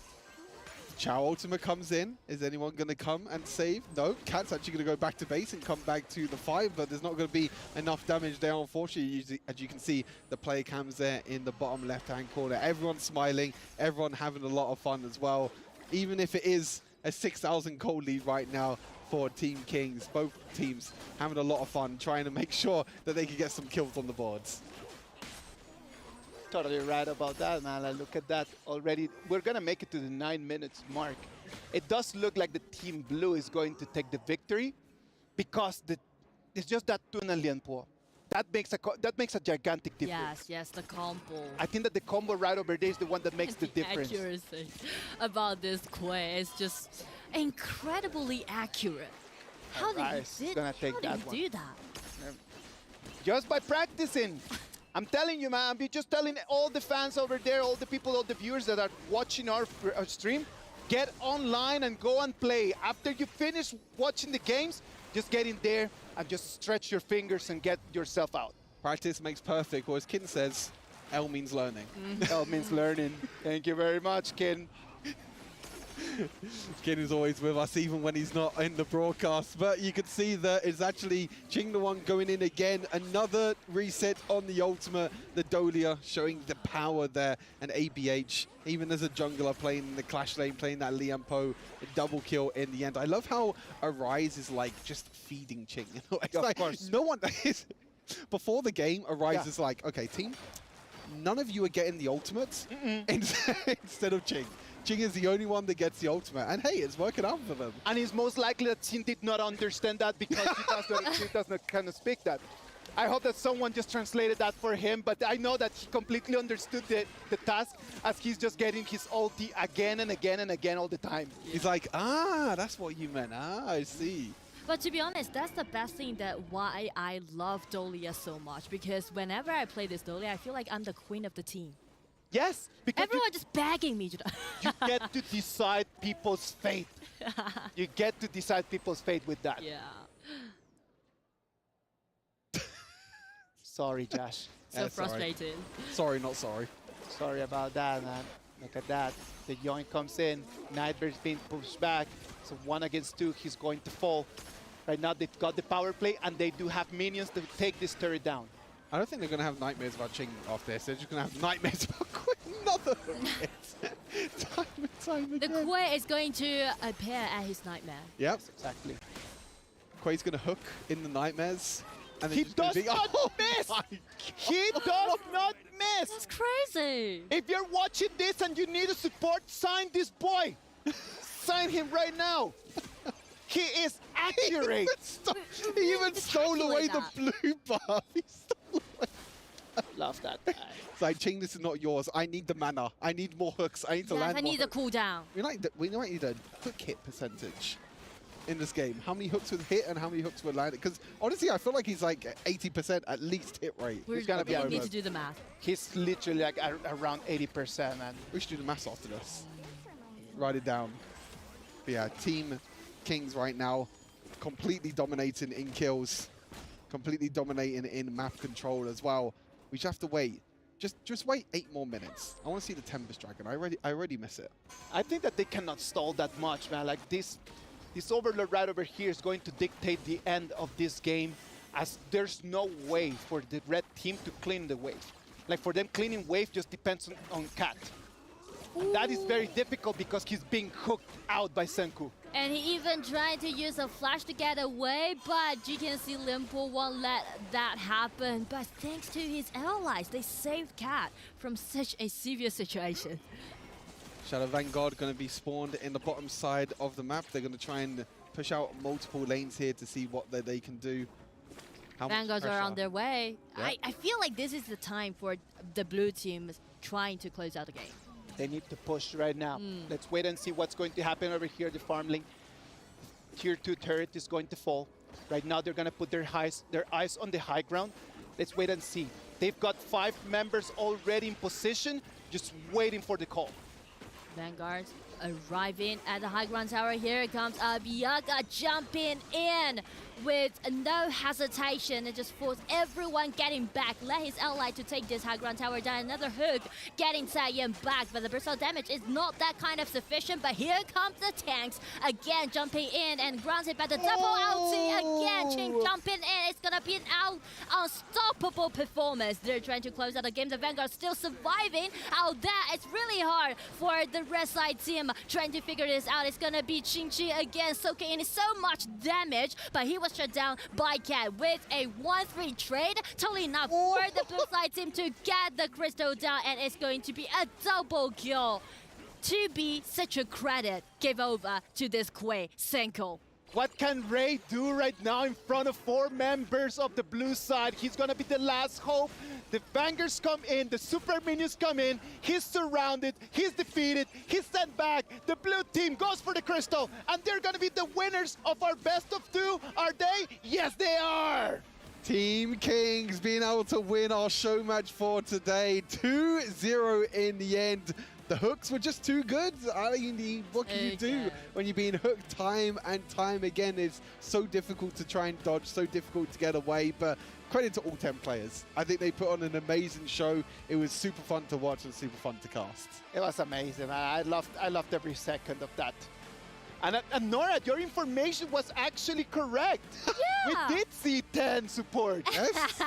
When you just mentioned it on air at the first time, I was like, what is this kid talking about?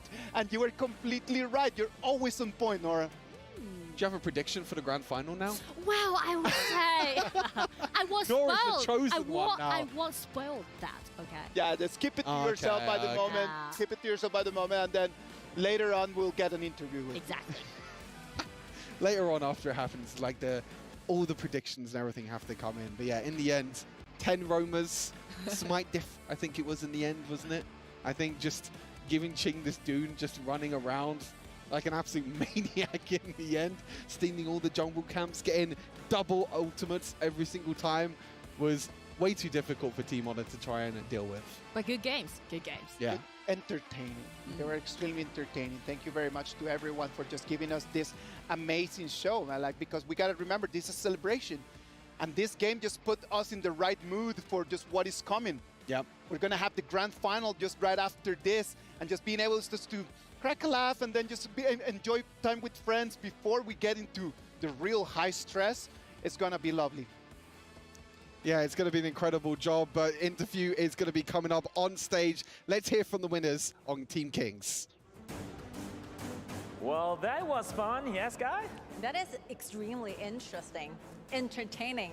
Okay, so I have a question for Kat, because you promised us you are letting him go down, right? What happens? What went wrong actually in the game? 我们赛前放狠话的时候呢，很有自信。然后呢，在对局当中也都没有拿下来，出现了什么问题呢 ？Bad pick， 选得不好。Oh, bad counter pick. How do you guys communicate using different languages? 这个问题跟刚才青青一样啊，因为我们其实讲的语言都不太一样。你们在对局当中2局下来是怎么沟通的呀？其实我偶尔能参与到他们当中一点沟通，就是大多数的时候就是在沉默。然后这一次我学会了一个就是。暴君可以叫做 yellow， 因为它是一个黄色的，我才他们在游戏里 yellow， 我后面才懂在说暴君。Okay, so for most of the cases, I kept silent, and sometimes I engaged you a little dialogue with them because we can use a very simple word trying to communicate. And one thing I learned from the experiences on the stage is that because the tyrant has a color of yellow, so I yelled yellow, means that yeah, let's get around the tyrant. And that's all you need, right? I guess. Yes, of course. Now. With the Ching Ching? winner, he said you're gonna go down, but actually you went up. You won. So what was your advantage? 来，青青呢，这2场的这个表演赛打得非常漂亮，都获胜了。你觉得你们获胜的关键是什么呢？就是我觉得我们感觉打得很团结吧，我看他们打的。We work as a team. We work with perfect unity together. Perfect unity. Well, congratulations for the fun show match. And now, ladies and gentlemen, we're going to head it over to the studio. Let's go. Welcome back. Thank you very much to them. It was an amazing performance, best of 2. It was really, really, really nice. I had a good time. Same. Yeah, it was extremely fun. I mean, we got to see some heroes that we haven't seen in the main tournament so far. Hooks being hit left, right, and center. It was absolutely incredible match to watch. It was really nice, and right now we're going to start moving into the grand final. The grand final is going to have LGD Gaming against KPL Dream Team. But before we move into the final, what about if we just have a quick break, and right after that, we're going to bring you the grand final of our tournament. Yalla.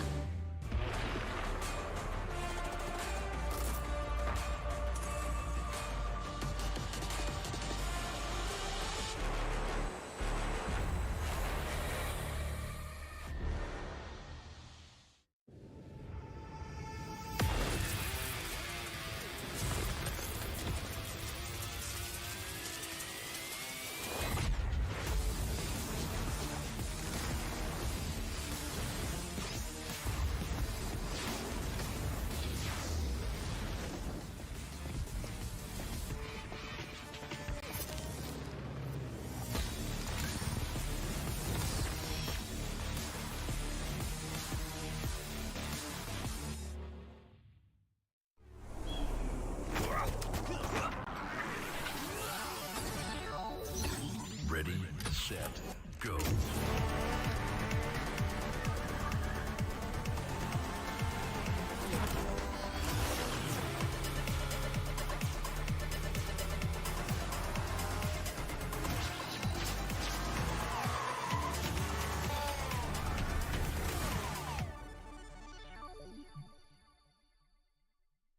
لحظات البداية عاشت معنا. كنا نحسبها وقت للتسلية بس. نحسبها بس ذكريات. عبود أعطي أختك اليد يا ولد. ابتكرنا فيها ابتكارات، وإذا بغينا قلبناها خرافات. كنا نحسبها بس لمة وصحبة وسهرات. انتبه نوب ترى نوب. لكن كنا نشوف عالم ما حد يشوفه. ليت يشغل وقته بشيء يفيده. الله عليك على اليد سود. عالم كبر وعاش فينا. عالم الحماس فيه يوصلك كل مرة لحلم أصعب، بس ما يصعب عليك. بارد معك وين ما تروح.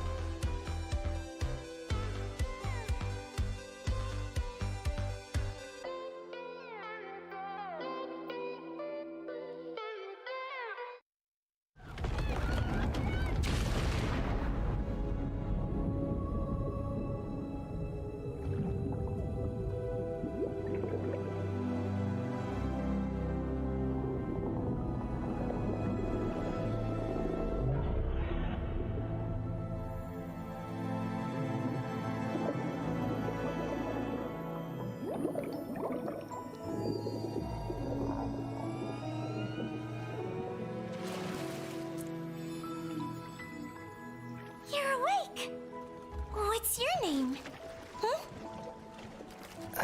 Hey, no. My name is Dolia. Call me Dolly. Why do I always get chased by cats when I come ashore? Hey, no!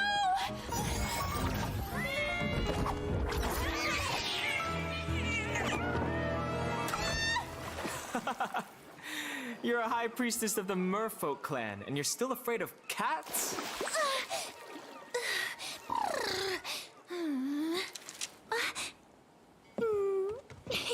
So, are you here to find the Song of the Merfolk, or just scavenging for scraps? What scraps? These are clues.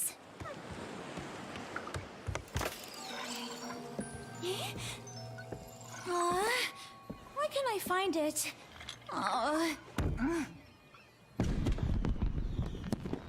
Who set off the fireworks? Be careful! Tonight has to be perfect!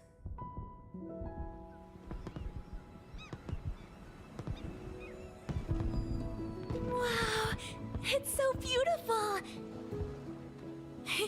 Let's go watch the fireworks tonight. Well? As long as you don't wander off. I connected your conch to my threads of fate, so I can find you even if you get lost.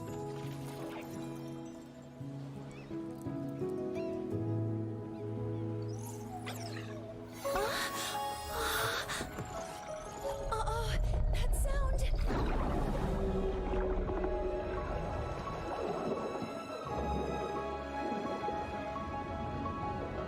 The Abyssal Beast? Yes, the pollution has caused its awakening.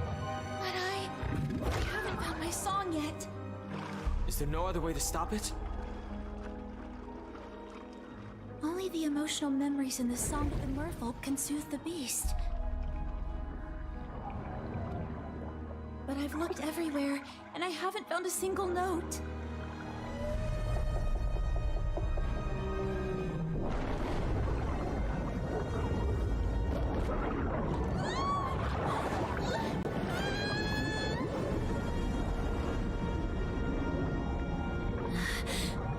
What should we do?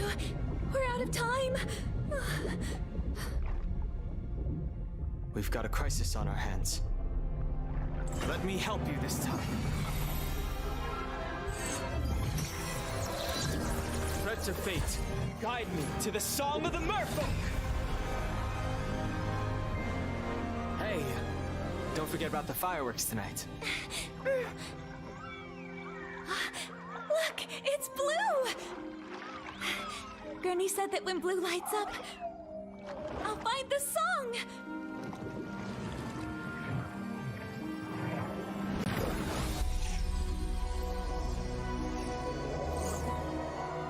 Hey, no, where are we? The threads of fate have taken us to another dimension of time and space.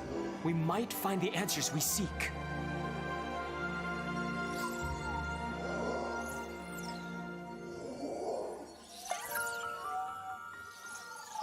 Hey, a note!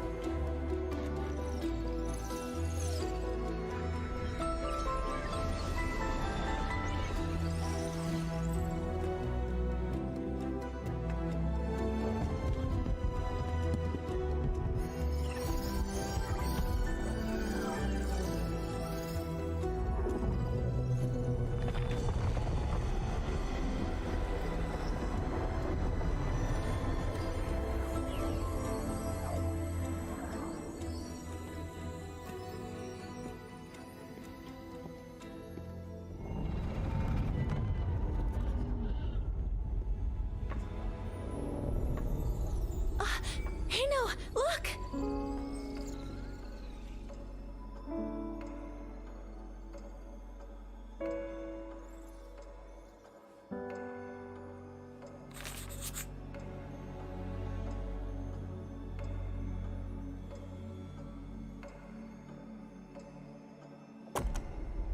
Did he spend his whole life writing this song?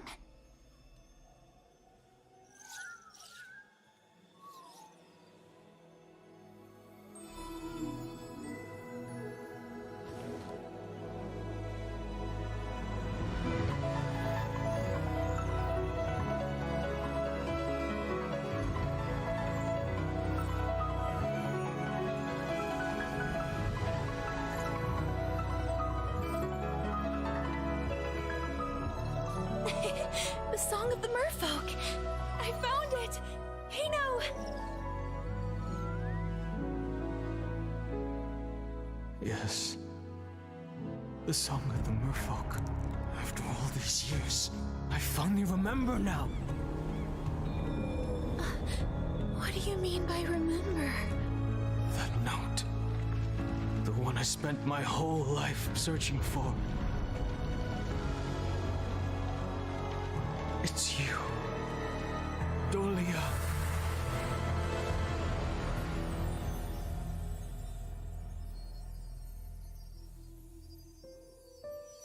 Leave him alone! Help me! Don't be afraid. I'll teach you how to swim. This is for you. When it lights up, I'll be there for you. Help! You can't stop chasing me! Hey! Get away from her! La la la la. La la la la. For our people, it symbolizes being together forever. Let's go watch the fireworks tonight. I never thought that. The price of calming the beast would be giving up our most precious memories. Hino, that man. Was that you? If I sing the Song of the Merfolk, Then our memories of each other will be lost. then I won't sing it. Hino, I don't want to forget you.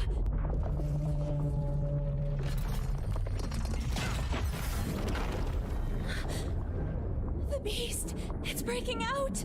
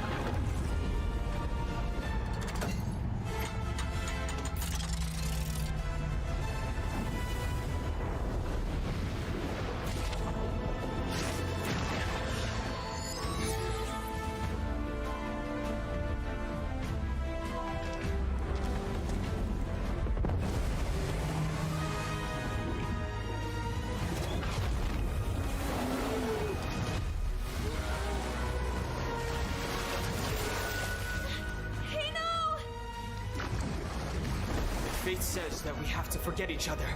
Then I won't do it!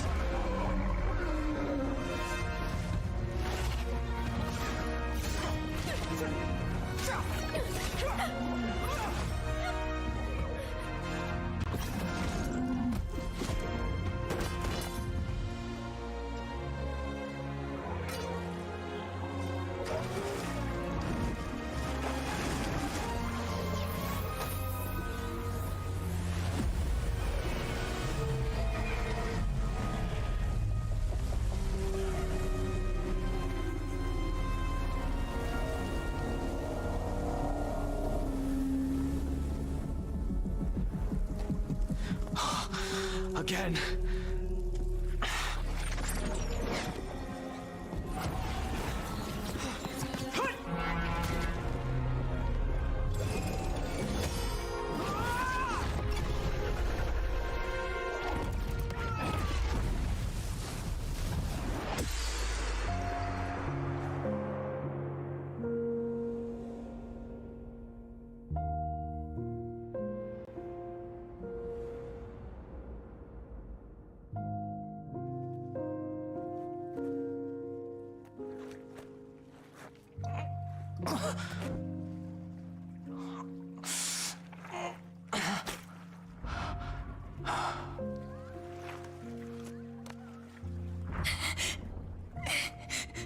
Is there no other way?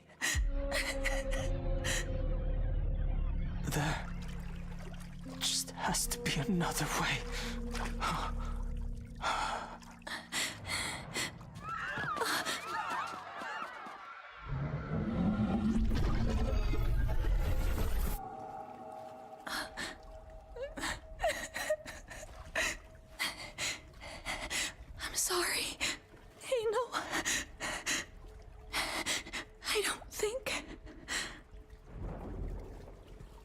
just can't make it tonight.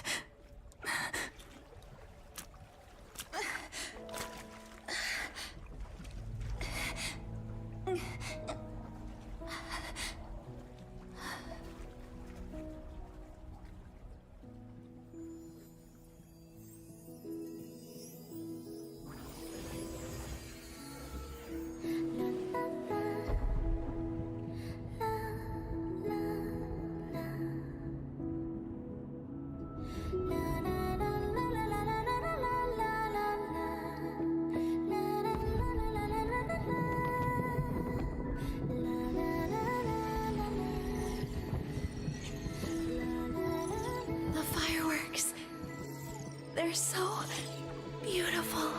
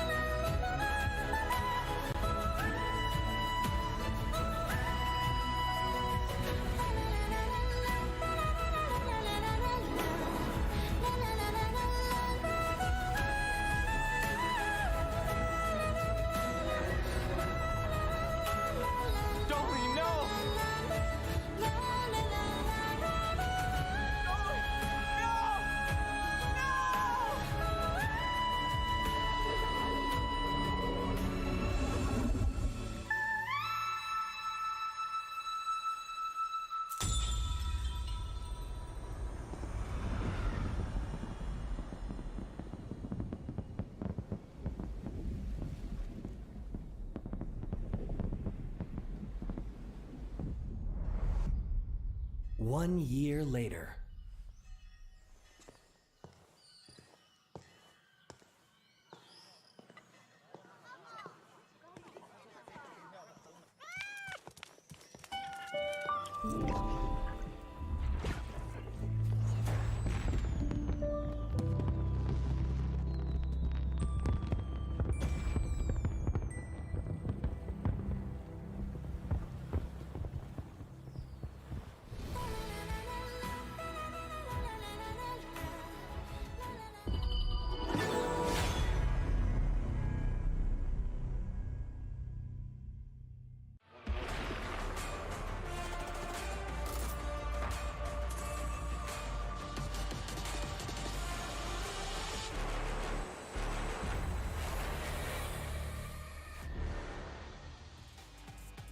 The championship in-game mode kicked off yesterday. Join us to unlock the brand new Wuyan skin for free. Immerse yourself in the battle for your region and claim the glory of a champion.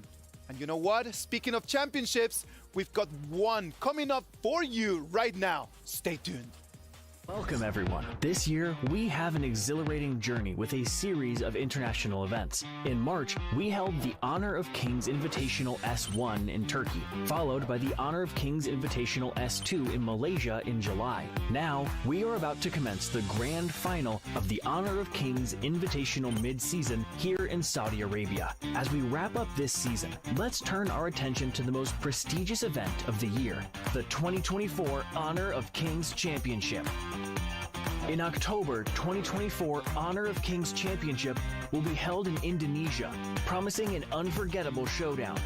Witness 16 top teams from around the globe, including Indonesia, the Philippines, Malaysia, Myanmar, Turkey, Brazil, the Middle East, North Africa, America, Europe, the Pacific, and beyond. Competitors will battle it out for a $1 million USD prize pool. Expect intense matches, jaw-dropping surprises, and special mystery guest event on the final day.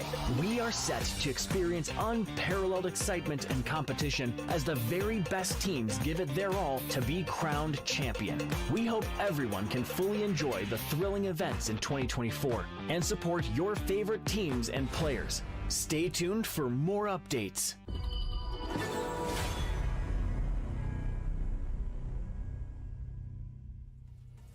And we are back. The grand final is knocking at our door, and it's going to be the moment for us to really get talking about these last two teams. Get Blam, You guys are going to be our analysts for this final. How are you guys feeling about this, our last game? It's your favorite kind of lamb, it's Blam. Didn't quite hit the same as Kindo Foos there, but joining me is Get. How are we feeling going into this grand final? Super excited to be here. Also, it's going to be the finals. This is the match I've been waiting for. And 5-0, respectively, both in their Team A and Team B. So this match is going to be crazy. It's going to be amazing. Let's look at the bracket right over there, and let's just talk a little bit about the road that they have had to take in order to make it to this grand final. LGD Gaming on one side, 5-0, perfect run. Then they took Loops, then they took VKS, and right now they made it to the grand final. On the other side, the KPL Dream Team has set the standard of how this game needs to be played. 5-0 in the group stage, then they came in, took Impunity, took AG Global, and right now they're waiting to see if they can go with the amazing perfect road all the way to grab that trophy. Absolutely. I mean, LGD Gaming in the Season 2 Invitational managed to beat Loops, beat them again in the Mid-Season Invitational, and even took the first seed of the Brazilian region as well in this tournament, and it's been flawless. That's right. On the other side, on the KPL Dream Team, they've been doing so well, having a perfect run as well. So going up against LGD Gaming, that's going to be a heavy contender. Also, they're pretty much ready for this. Yes. Yeah. We flew all the way here to Riyadh.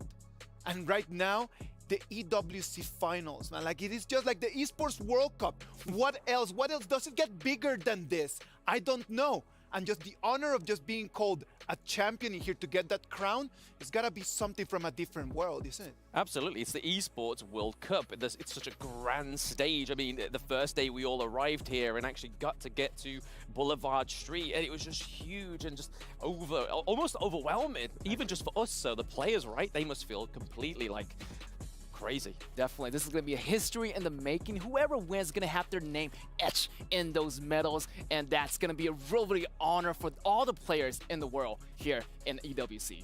You know what? Like, they have been doing a lot of preparations for this grand final, and we know that they had some scrimmages before, and they had some offline scrimmages, and I'm gonna tell you, the result is not what everyone is expecting. It was actually a 2-2. Oh. It was not that stomp that we have seen from the KPL Dream Team just having on all the other teams, but it was actually a draw.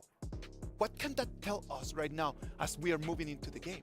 I mean, it's got a lot to say, really. I mean, both of them having flawless runs up until the mid-season invitational grand finals. So I honestly expect nothing less than a very even matchup. But scrims, is the result of that really going to be something important for us to actually check on? Definitely, it's going to be super important. I feel like LGD Gaming be the team they are. They're really, really high contender. Also, I heard they did not go into Game 5. Maybe just not to break either team spirit, but I feel like KPL Dream Team, they have different players that can switch in. So the strategy might be changing here on the KPL Dream Team side since they got more players. Scrims are different just to complete real official games, right?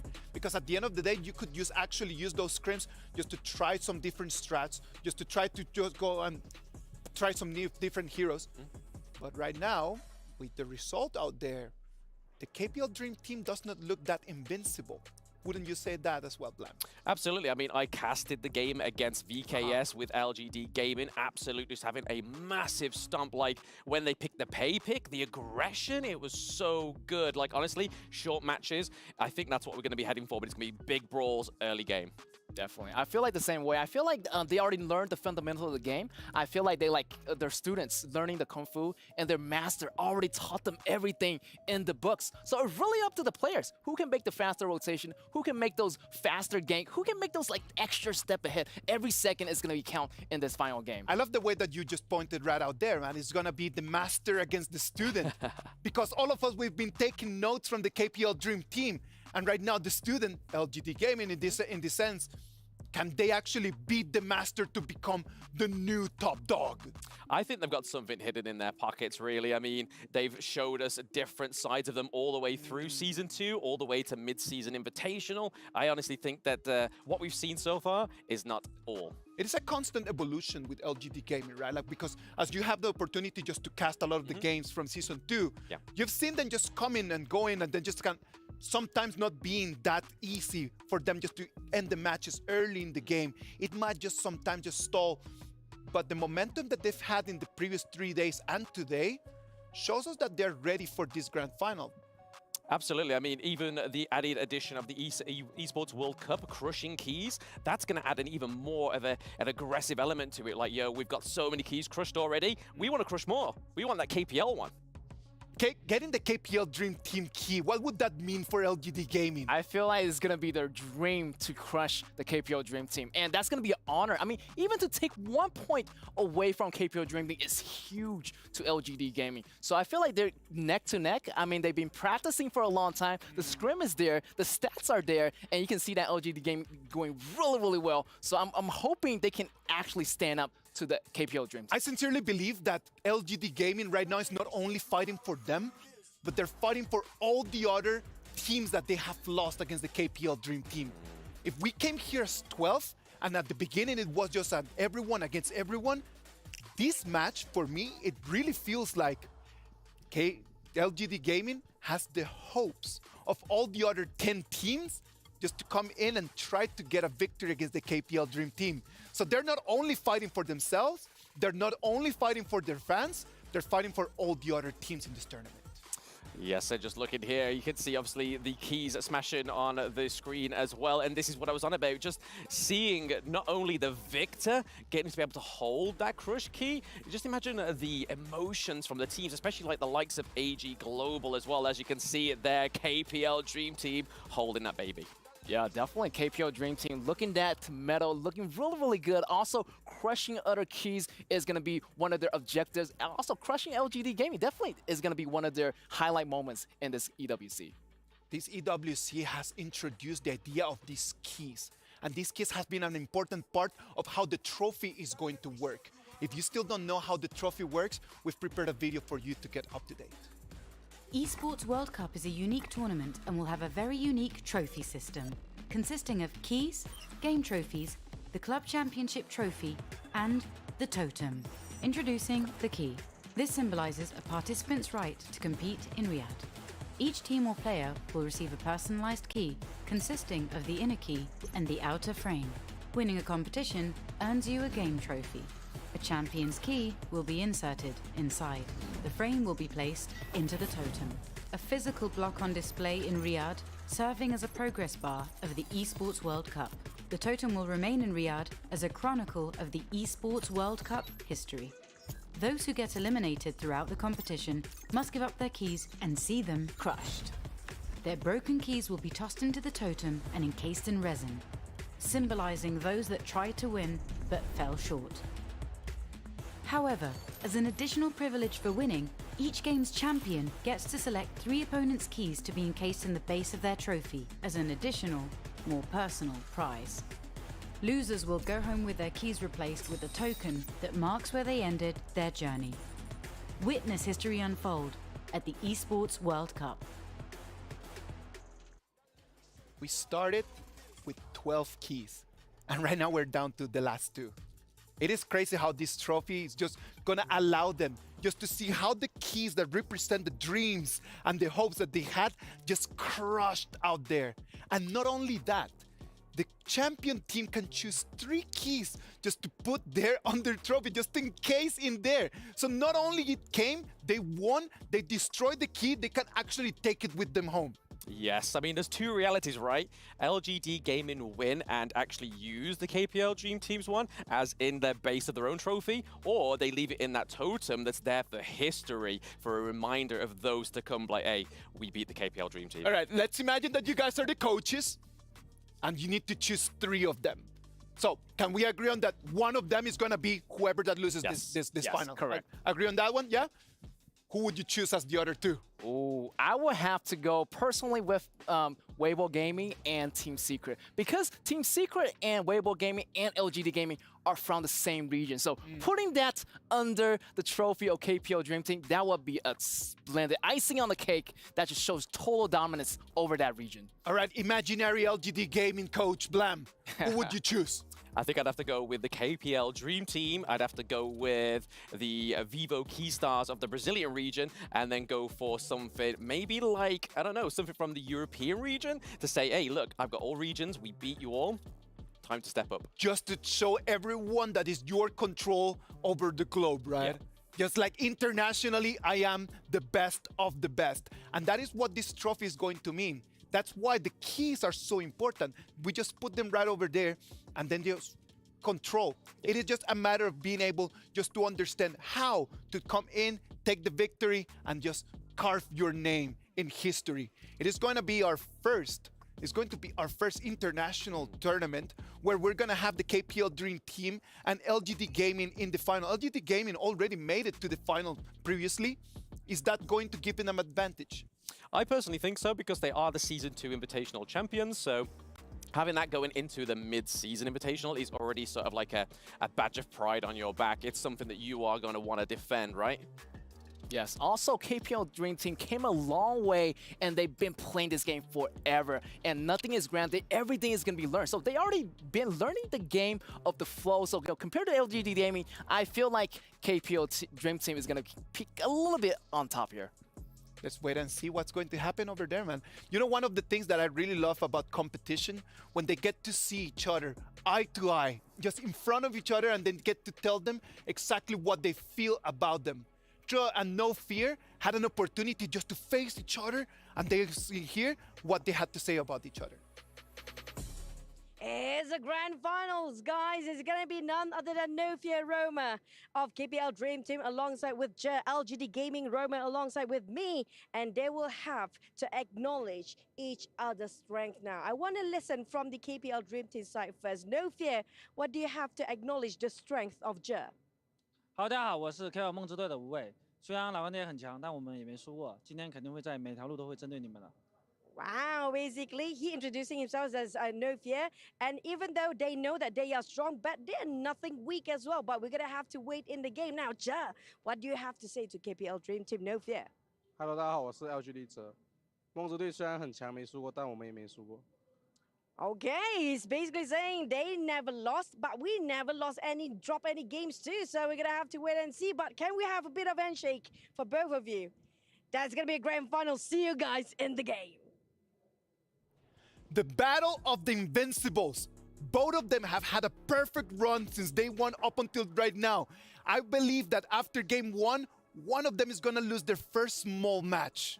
Absolutely. I mean, that handshake there was iconic. It was kind of like a boxing match where they both was just standing each other like this. It was like, it's about to go down, right? Yeah, this is going to be the battles of titans. You can see like both of them super confident, and that's going to be a reaction to them. Both of them not even losing a single match is going to be a banger. This match is going to be great. It's a matter of respect, right? Like, I don't believe that they do not have any fear in between them.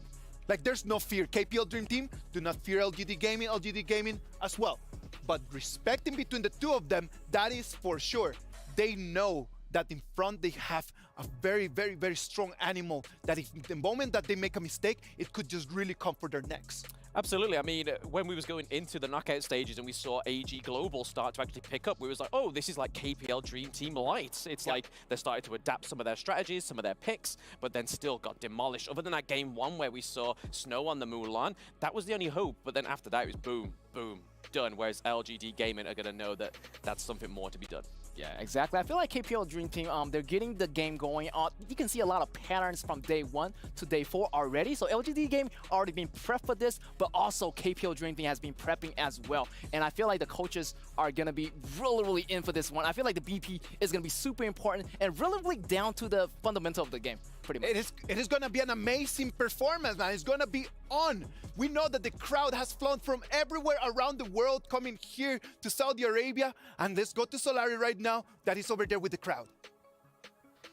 Hello and welcome to the Amazon Arena. I am Solari and I'm reporting live from the center of all the action because right here, right now, we are having the grand final of the Honor of Kings Invitational mid-season. We have two teams who had to fight through so much action throughout these couple of days. They had to play through the semifinals today, crushing their opponents, quite literally crushing their keys. You might have seen that one, but right now they're going to be playing against each other. They are playing against each other already. That is, of course, LGD Gaming and KPL Dream Team. Both of the teams are having so many fans in the audience right now, and I'm pretty sure that the players can feel the energy from their fans flowing all the way to this stage.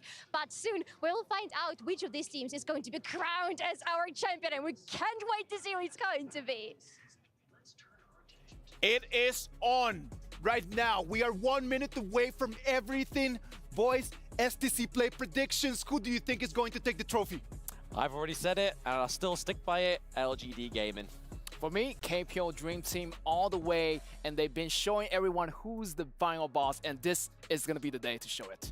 We've been writing an amazing story since we started here on day one with the best of ones to the best of threes to the best of fives. It has been a really, really big story, man. The two of them are going to have the end and final chapter written over there on the stage. Feelings? Absolutely. I mean, I haven't been able to actually sit on the stands when LGD Gaming have actually played, but earlier I was sat there when KPL Dream Team played against AG Global, and their fans are something else. Yeah, definitely. I had a really, really lucky day where I met the fans of the KPL. Everybody just standing up, waiting for them to show up. Same thing for LGD Gaming. They have a lot of fans as well inside the stadium, and you can hear the roars and chant are coming in from the Amazon Arena right now. You know what? What about if we just move on? It is time. Ladies and gentlemen, the Honor of Kings Invitational Mid-Season Grand Final is here. Two of them, the best of them, LGD Gaming, KPL Dream Team, fighting for the glory. What about if we send it to the Grand Finals? Let it going on. Ladies and gentlemen, kings and queens, welcome to Honor of Kings. Welcome to the Honor of Kings Invitational's mid-season at the Esports World Cup Grand Finals. 12 teams faced off in the ultimate showdown, but now only 2 remain. Both teams have battled their way through countless challenges, showing unmatched skill and determination. In the end, there can only be one champion. One team will claim the trophy. Who will it be? We are ready. Are you? LGD Gaming. We will leave the trophy. Get ready for an epic battle as the quest of glory begins now.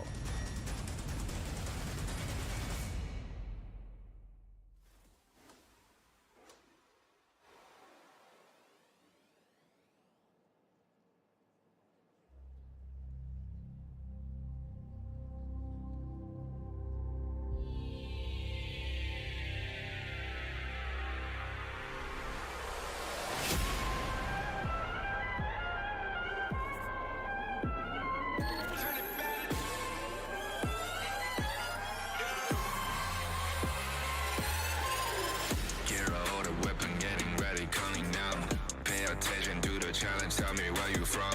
Gotta be tough, gotta be strong, gotta be savage like animal. Every time you tryna push me down. Look at me, I'm invincible. Just let him know I can show you all the glory I own. Through the jungle, find a way to the petty time we did. Girl, live a market we go. It ain't no way for turning back. Storm is coming, tied up your cold. It's my kingdom, fire, going up. We the kings, it's an honor showtime.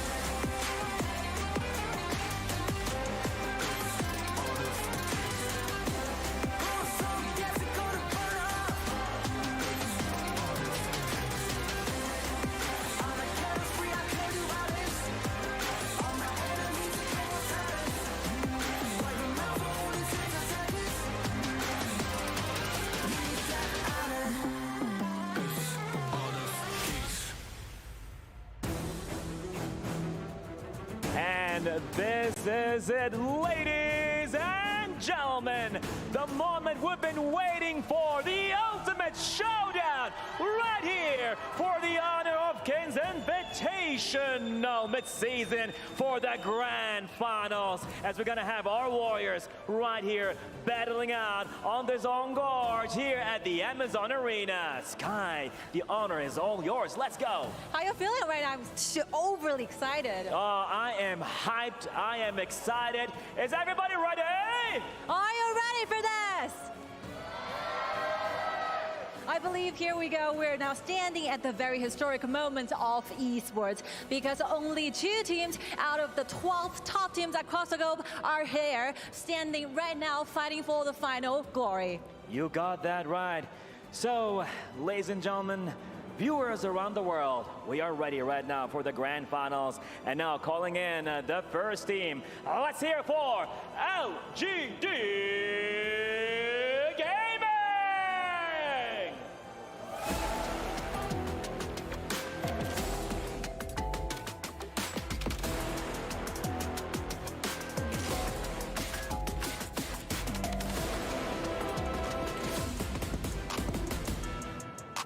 They clawed their way to the summit, leaving a trail of legends in their wake.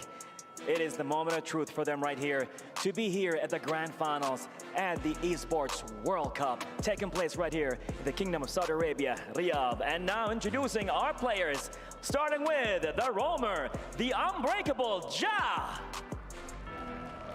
Farm lane, the relentless JR. Mid lane, the arcane Jahong.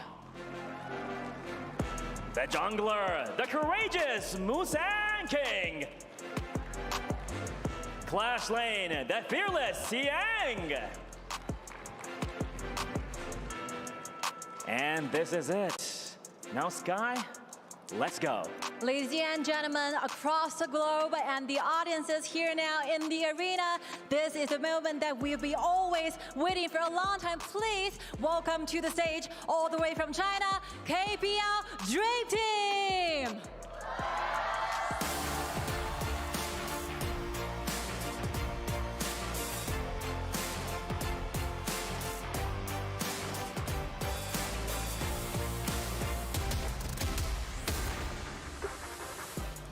It's so clear that the KPL Dream Team is not going back without the trophy taken back to China, and I believe they are more than ready to do things in the battlefield right now. Create new stories, destroy the opponent. Let's welcome our roamer, No Fear. Farm lane, Yido. Mid lane, Rome. Jungle, Pain. Clash lane, Fly.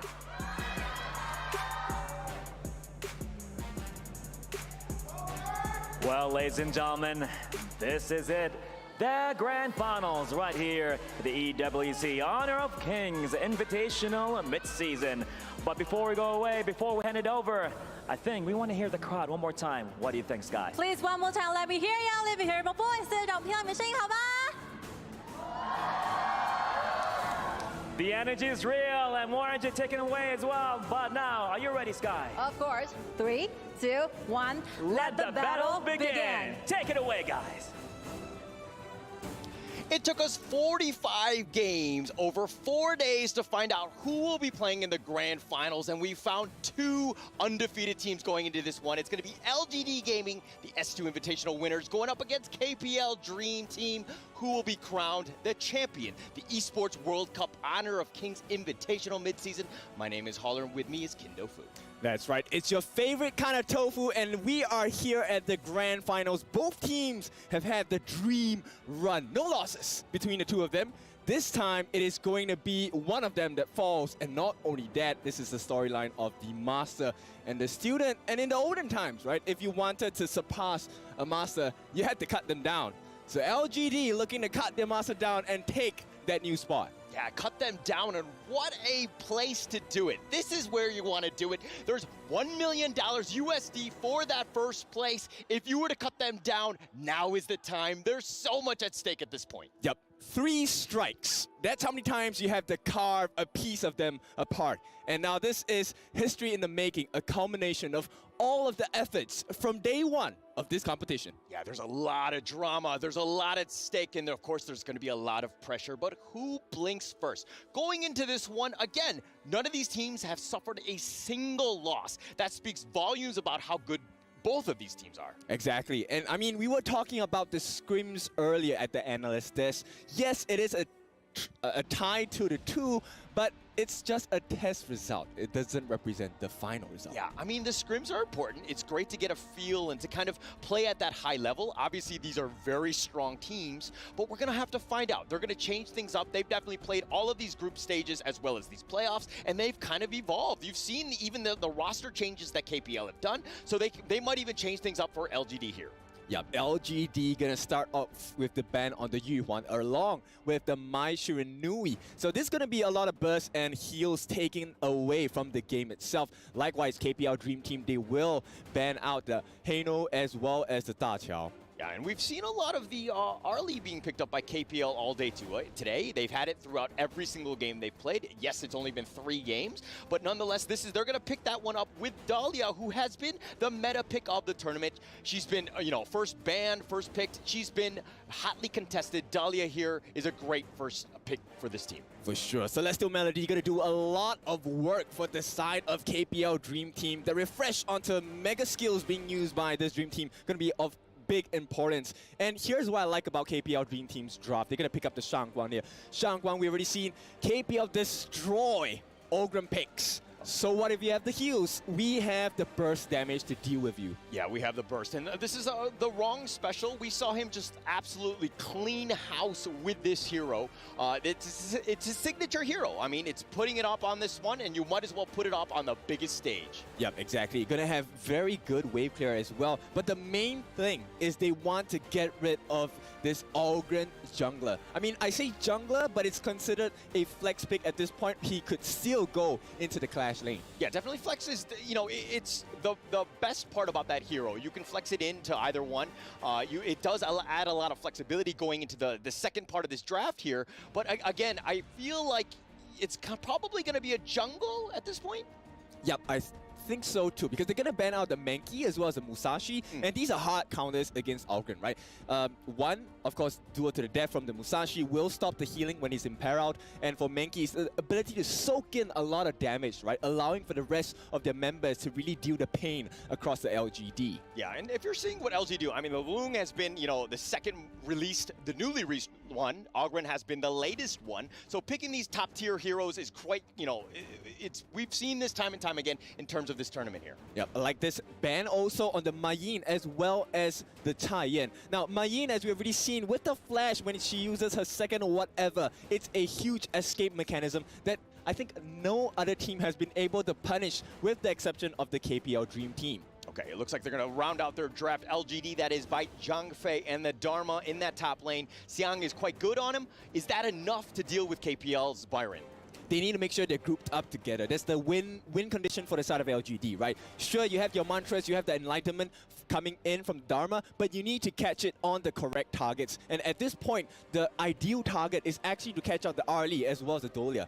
Zhang Fei, very good pick, right? It is also the saving grace. With the saving Leaping Savior, he will be able to provide a shield for the rest of the members, and hopefully in the early game aggression coming out from KPL, that would make the world's difference in that team fight. Yeah, and Jay was an absolute menace on that Zhang Fei earlier today against Vivo Keyd Stars. He actually had the most damage as the roamer just in that one game. He was just completely owning on that one and giving it to him, and definitely his main.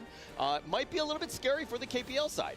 Yeah, but they do have the Prince of Lanling, and with the invisibility cloak. He's going to be a menace. He's going to keep sneaking behind their backs. And that's what keeps teams guessing, right? When you can't figure out what's the MO of the opponent team, it's going to be really difficult to fight against them. But here we go. Game number 1. This sets the tone, sets the stage as the coaches will have that handshake. What is the result of game 1? Oh, this is going to be crazy. You have a Princess Frost, and then you have the Prince of Lanling on the other side, and it could not have been a better story in terms of these two heavyweights going at it. It's going to be game 1. So much at stake because it dictates the pace of how this best of 5 is going to go. Exactly, and this is actually the first time I'm looking at the KPL Dream Team boys, and they're actually very stoic, very serious about it. No smiles, no laughter, it's all business. Look, if you were in their shoes, would you be laughing? Would you be smiling?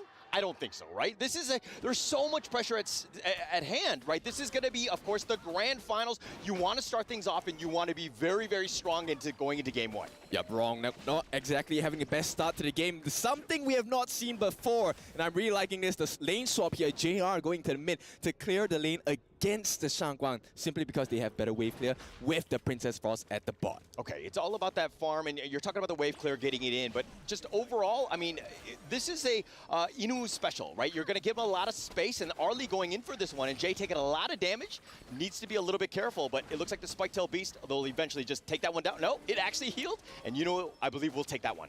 Yep, so KPL Dream Team being hyper-aggressive, but this time on the heroes themselves, not into the jungle, actually. Okay, Zihong did expend the flash. It's a little bit early, kept himself alive. Definitely don't want to give up first blood. Now, if we're going to talk a little bit about this top lane, Fly versus Xiang. Oh, okay, in a little bit of action in the bottom lane. No fear, we'll get back into safety. Yep, this is exactly what they need to do, right? So instead of being the person having pressure applied to them, LGD Gaming needs to make the first move. And so far, it's working out. No deaths yet, but they're trailing in the gold department by a slight bit. Okay, and Xiang, it seems to be, Musang King needs to be a little careful. He's going to actually look to turn this around. He does get the smash, the launch up, but wrong actually backs off. Musang King did have the heals. He's going to be fine. Yep, that Conductor of Souls saved his skin at that point. So once again, we're on the knife's edge, right, for both teams. KPL Dream Team, they're kind of feeling out the competition at this point, and LGD not giving an inch of space in their jungle as well. A KPL Dream Team, this is a little bit different from what we've seen in the other games, where they were very aggressive and they were kind of forcing it in. And She-Hulk does go down, and he's going to be walking away scot-free with that finishing stroke. Yep, and this is going to be the wrong special, right? The finishing stroke going to give them the first blood, and you know for a fact, KPL Dream Team, if you give them an advantage, they will pull even further. Yeah, they're going to be pushing it out. Again, that map control, JR gets the Flaming Palm, does steal that one. He's going to be backing off. No fear, we'll just kind of scurry him away. But JR, again, you got to get him as much space as possible because he wants to farm. Yep, mid lane, Musang King gonna provide some relief for Zhihong in the mid lane as well. But the real story is about the growth of Eno, right? No other team in the league and in he's this going in. competition. Jump right on burst. It does connect. Eno it takes a lot of damage, but the Ferali form, they're not going to take more advantage of it, and they're going to let him disengage. Yeah, they need to continue doing this, right? They need to stop Eno's farm. Nobody has been able to stifle his growth, and it looks like LGD Gaming has been successfully doing so thus far.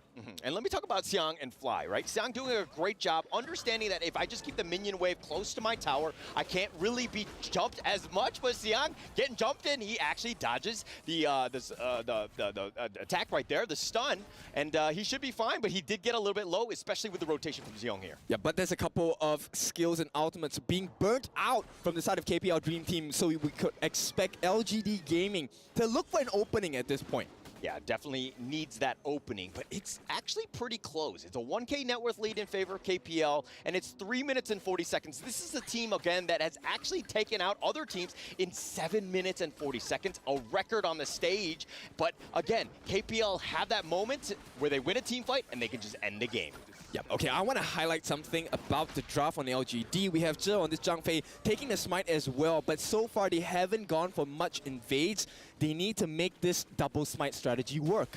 Yeah, they need to definitely make that work, but it's going to be a little risky here. The Tyrant is going to be started on here, at least by No Fear. He's going to kite that one out. Jay does not have the smite, something to take note of. Musang King does, but with the Tyrant at about half life, everything on a knife's edge. Yeah, but KPL Dream Team, this is a better strat for them. They're going to give away the Tyrant, no problem. You know why? Because Pang has actually taken away the blue buff, the Zero Golem, away from the jungle of LGD Gaming. This could hurt this Ogrim pretty badly. Hurts, definitely. Musan King takes that one. He's going to then back into his own jungle. KPL, again, pushing it in the bottom lane. Fly even creating a little bit of space. You've got a 4-man rotation by KPL, and No Fear, again, will just scout this one out. Maybe go for the steal. No, he's going to let that buff go. Yep, he's perfectly happy, right? No Fear is happy what's going on because KPL Dream Team playing the map pretty well. Oh, they're going to go for this one. No Fear taking a lot of damage. Musan King forcing it out, and No Fear does get back to safety. He did expend the flash. Yeah, but this forces Sir to go back, right? And this is a risk because JR now cannot play too aggressively because Dolly is still around, you know, and this is the perfect timing for them, right? The Wave Breaker providing the heals, not just for health, but for his mana as well. 1K net worth lead in favor of KPL. Still finding ways, still being aggressive, and Pong with that stealth, he's going to be scouted out. They know somebody nearby. JR getting forced in on. He's going to use the infinite fastness. He's going to get back to safety. But now, again, he's out of the lane. Yep, and just one simple play like this, you can see KPL Dream Team have gotten the neutral, the objective on the bot, which is going to be the T1. Now they're going to wrap around. Musan King maybe in danger. Oh, wrong going in for this one. Gets the knock up and the launch, and Musan King, he's going to be focused and no real way to get out. He's going to go down and wrong with another good rotation. He finishing strokes to kind of push forward, and they're going to actually look to take this top T1. Yeah, they draw their blades here. KPL Dream Team making it work in this first game. Yeah, Unbridled Outburst, just used defensively more than anything else. They want to protect this blue buff, give Musan King, or he's down for the count. So it looks like they're just going to give this up to KPL. Yep, they're going to be forced to turtle up. LGD Gaming now, this is what KPL Dream Team like to do and what they like to see. And so far, no team has recovered from this kind of gameplay from the side of KPL Dream Team yet. Yeah, they force the issue, and they actually make you play very defensively. And if you see what LGD are doing, they're scared. So they're actually starting to group up. And we've seen this time and time again. The pattern does not work.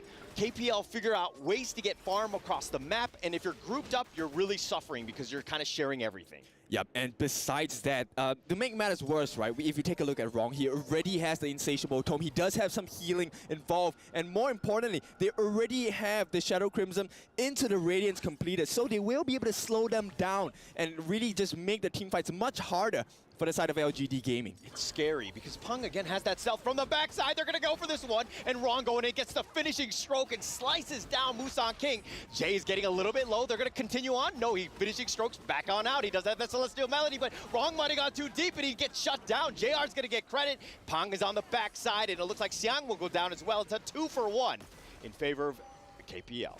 Yeah, KPL Dream Team carving bit by bit across the entirety of maps for the side of LGD Gaming. Thus far, they've taken one Tier 1, one Tier 2 across the bot, and all Tier 1s are actually down. Yeah, one thing I like about KPL is that team fight was happening, but Yinoo was actually pushing in the bottom lane. They've taken the bottom T2, and they've given him so much space to continue farm. He will take them over the edge into the just finishing out this game. Yep, this is a very suffocating kind of gameplay, right, from KPL Dream Team. How do you fight against this? Because at this point, LGD not only are they down by 4,000 gold, they're also lacking in the EXP department as well. Yeah, and look, watch what No Fear is doing here. He scouts it out. There's no way he actually goes for this steal, but he's showing across like the rest of his team that actually there's 4 members looking to take this Crimson Golem, and so you have all the space elsewhere. Yep, they have the information. They also have the gold lead. Eno now at 6,400 gold, close to 2,000 gold ahead his counterpart JR. Oh my gosh, that's crazy. Just the amount of space he's done, like he has. And again, LGD just grouping up, trying to do what they can, and KPL are making moves across the map. They're gonna take up a free Tyrant here, and again, just exerting dominance. Yep, and you know, every single time they take the Tyrant, LGD Gaming needs to be very careful because with the Tyrant's buff, that is the perfect team fight opportunity, right? They don't mind having leaving the Overlord alone, and here we might see the first engagement. Oh, it's one of the bigger ones, but it's just a bit of a skirmish to kind of scout things out. They've seen what they can do. You know, we'll be looking to push this one, and Jay's on the wrong side of this one. He Leaping Savior's away. He does get back, but you know, with that Wave Breaker, they have it, and Wrong all the way up in the front, the finishing stroke, not actually connecting on any of the heroes, though. you know, has to back off. They're going to look to just kind of disengage, at least for now, because they don't have any minions. Yep, that was just a poke play, right? They want to burn the skills, and more importantly, Zhihong now does not have Splendor. So in the next 60 to 90 seconds, this is a really scary time for LGD Gaming. And what they have to do now is to make sure that they watch the map, get some information without revealing their positions too much. Yeah, not revealing it, but they're going to just show you across the, like they're going to take over the map. They're looking to take the blue buff here. Musang King just like, I just want that one. Not able to get it, he's going to have to back off. And again, Musang King is really suffering right now. Yep, it doesn't matter who they give the buff to, as long as it is not in the hands of Musang King. And this is exactly the game plan of KPL Dream Team, right? Let's just suffocate them, make life extremely difficult. And so far, it's getting hard to breathe for LGD Gaming. Pong, level 13. They're going to go for this one, and Xiang gets caught out. Jay tried to save him with a Leaping Savior. It looks like he's going to go down on Bridal Outburst just to try to delay things, but he's down as well. And again, Musang King, level 12. Pong, level 13. So tough. Yep, and the map is fully open for the side of KPL Dream Team as we hit the 10-minute mark. The Masters are at work. The shadow versions of all the neutral objectives are up. Yeah, and with the students are trying to surpass the master, these are moments. The early game needs to be much cleaner. Fly right now getting gone on. He does need to be a little bit careful, but it looks like with No Fear joining the fray, everybody's gonna disengage. Yeah, right now there's a lot of time being bought for the side of KPL Dream Team. They have to clear the waves on the side of LGD Gaming, and KPL Dream Team gonna start working on this Tyrant in quick succession. Now this is going to be the Tyrant's buff, a Shadow Tyrant's buff of all buffs. 10 minutes and 50 seconds in, we might see the start of the end. Well timed, and of course, taking all of the objectives, KPL using that map, squeezing out all the resources wherever you can find, making LGD just bunker in on their base. Tough situation with this minion wave crashing in both middle and bottom. Looks like they're going to go for this one. Fly going in, gets a nice two-man stun. He's all the way up in the front. They've gotten the bottom T3. Fly continuing to go forward. He does go down. Musang King is going to get credit for this one. But with that bottom T3 down, it's again just more space. Yep, they survive, but they barely just survive. At this point, Eno at 11.5 minutes, he has majority of his items completed already. Eternity Blade, as well as the Crimson Reaper. He's looking so scary. And most importantly, he has the Sun Chaser. His reach is extremely long, and I don't think LGD Gaming will be able to sustain against this lineup thus far. Okay, is this a like GG go next kind of thing? Like, what does LGD Gaming need to do here? Like, how can they find some sort of farm here? Or break down this replay first? Yep, first and foremost, it's about the wrong Shangguan, right? So pressurizing. Every time he jumps in, that finishing stroke provides enough damage for the rest of KPL Dream Team to finish it up. And I like the fact that you pointed it out. Fly, his flash, whenever he has flash up, he always gets a multi-man stun as well. Yeah, always on point. And this is why they're the dream team. Everybody's so good. Again, 31 championships spread across all of them. Can they get 32 together? I'm pretty sure they can. Right now, Shadow Tyrant going to be, Shadow Overlord going to be taken away from the side of KPL Dream Team. It's going to start flying down the top lane, and right now it's just about buying time. Yeah, Eno has been capped out level 15 already. Pong is as well, and both of them are going in for this one. Wrong with that finishing stroke, just gets out, but he's going to be careful. He does go down. Xiang will take credit for this one, and that's a bit of a win, but Musang King taking a lot of damage. He gets whittled. Eno on the backside, just so much damage. The infinite fastness just trying to get him back to safety. He's going to try to run. He is fine. They do have 4 members, but again, that middle T3 is down. No Fear needs to be careful, and it looks like they're going to disengage at this point. Yep, KPL Dream Team, they might have pushed a little too far. They have lost Wrong, which is going to be a huge dwindle in the amount of damage they're able to output, right? Granted, they have Eno as well, but with JR hitting level 14, going to be level 15, this is going to be a scary time for KPL Dream Team. They need to close this game, and they need to close it fast. Yeah, and I mean, Wrong just playing a little bit too close to the vest, so to speak, a little dangerously. He did get caught out. Let's check out this replay here. Yep, this was a huge mistake for the side of Wrong, right? Being caught out by the stuns as well. But KPL Dream Team recovered really well, forcing out the infinite vastness from JR. And you can see, Zhe understanding that, hey, it all is not lost. We still have a couple more fights in us. Would you say that he was wrong?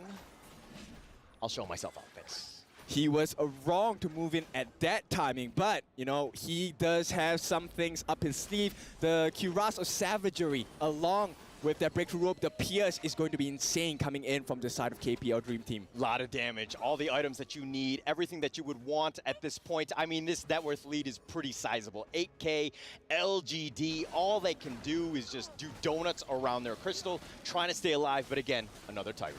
Yep. No Fear is the person that I'm going to have my eyes on because the Celestial Melody is going to be the win condition. One of the actually the most important win condition for the side of KPL Dream Team. All he needs to do is make sure Rong gets the double finishing stroke. They should be able to end the game at that particular juncture. So do you just, are you just going to wait for the minion wave and just push is what KPL seems to be doing at this point?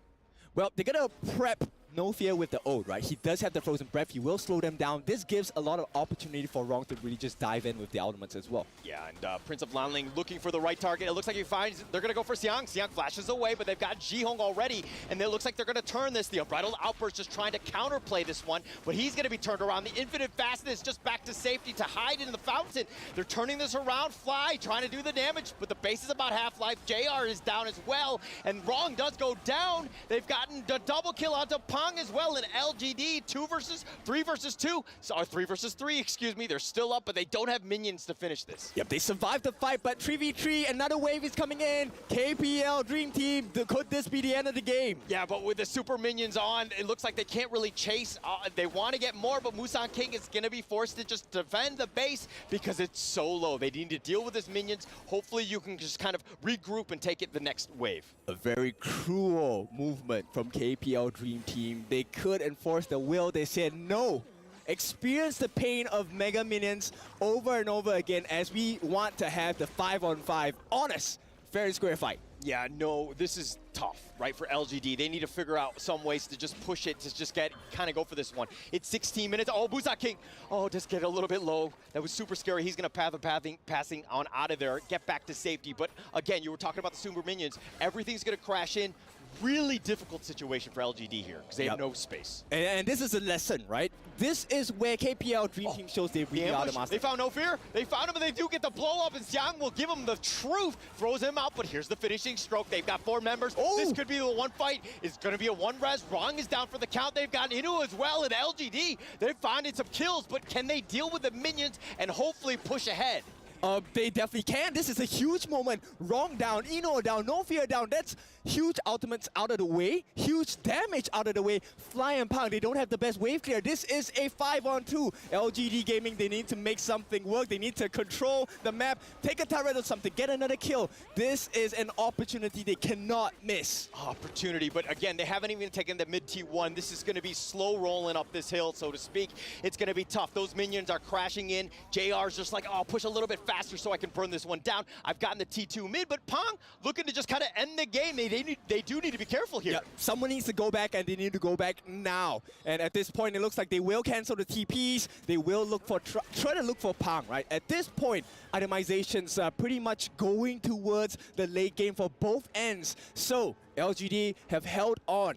Now can they change the fate of the game? They need another one of those. And I think this kind of starts with the fact that No Fear was face checking that bush. He ran into 3 members. Doesn't need to be careful. Fly, on the other hand, Musang King looking to go for this one. They got the Flaming Paw on the Fly, who's about half-life. But JR, he's been killed. Inu will take credit for this one. 40 seconds. This is an eternity. They have no damage right now. LGD in a world of hurt. Yep, this is the longest 35 seconds LGD Gaming will ever experience at this point. But it is game 1. KPL Dream Team, they know they need to be very calculative about this next move. It's just about the minions. Just go in, push together. You have a numbers advantage, and it looks like they're going to go for this one. Musang King taking a lot. He's going to have to out-heal this. He's trying to, but the finishing stroke, No Fear is already down. Unbridled Outburst is going to be used as well on the backside, and they've got a double kill, and Musang King, he's going to go down. He's going to revive. Jihong is down for the count, but the base Pang doesn't need to be careful. He's being focused in, but Xiang gets killed, and it looks like Jay, the one last hope. He's going to try to res, but they're going to take the base. They're going to focus this one in, and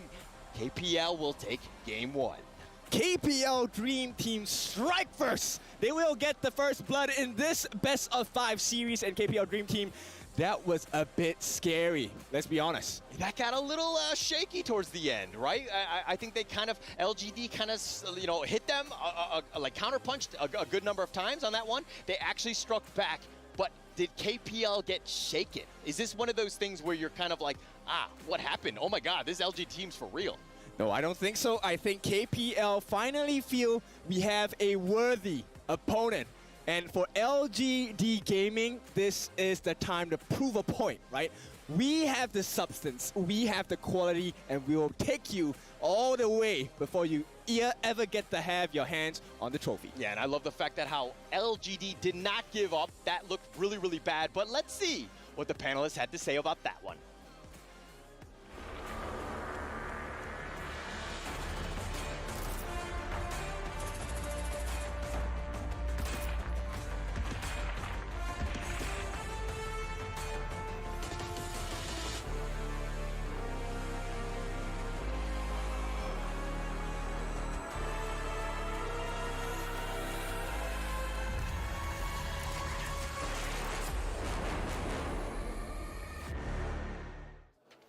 This is pure entertainment, pure gold on that first match. KPL Dream Team take the victory, but boys, let's be realistic. LGD Gaming, they are the reason why KPL Dream Team started sweating. Yeah, I mean, KPL Dream Team in that whole game went out swinging, and the LGD Gaming was backs against the ropes, but at that crystal, that's when they acted, and we went all the way to the T2, so if we had more of a bit more macro in that game, it could have been huge for LGD Gaming. Definitely, LGD Gaming was so close, and the student almost became the master. And that's when I tell you, this game, it couldn't get any better than this. LGD Gaming almost coming back at a slight moment, but it wasn't enough. The slow push was going on. But, you know, I really respect LGD Gaming not to give up until the very last second. If you pay attention to that last fight, if Lung wouldn't have fallen so quickly, most likely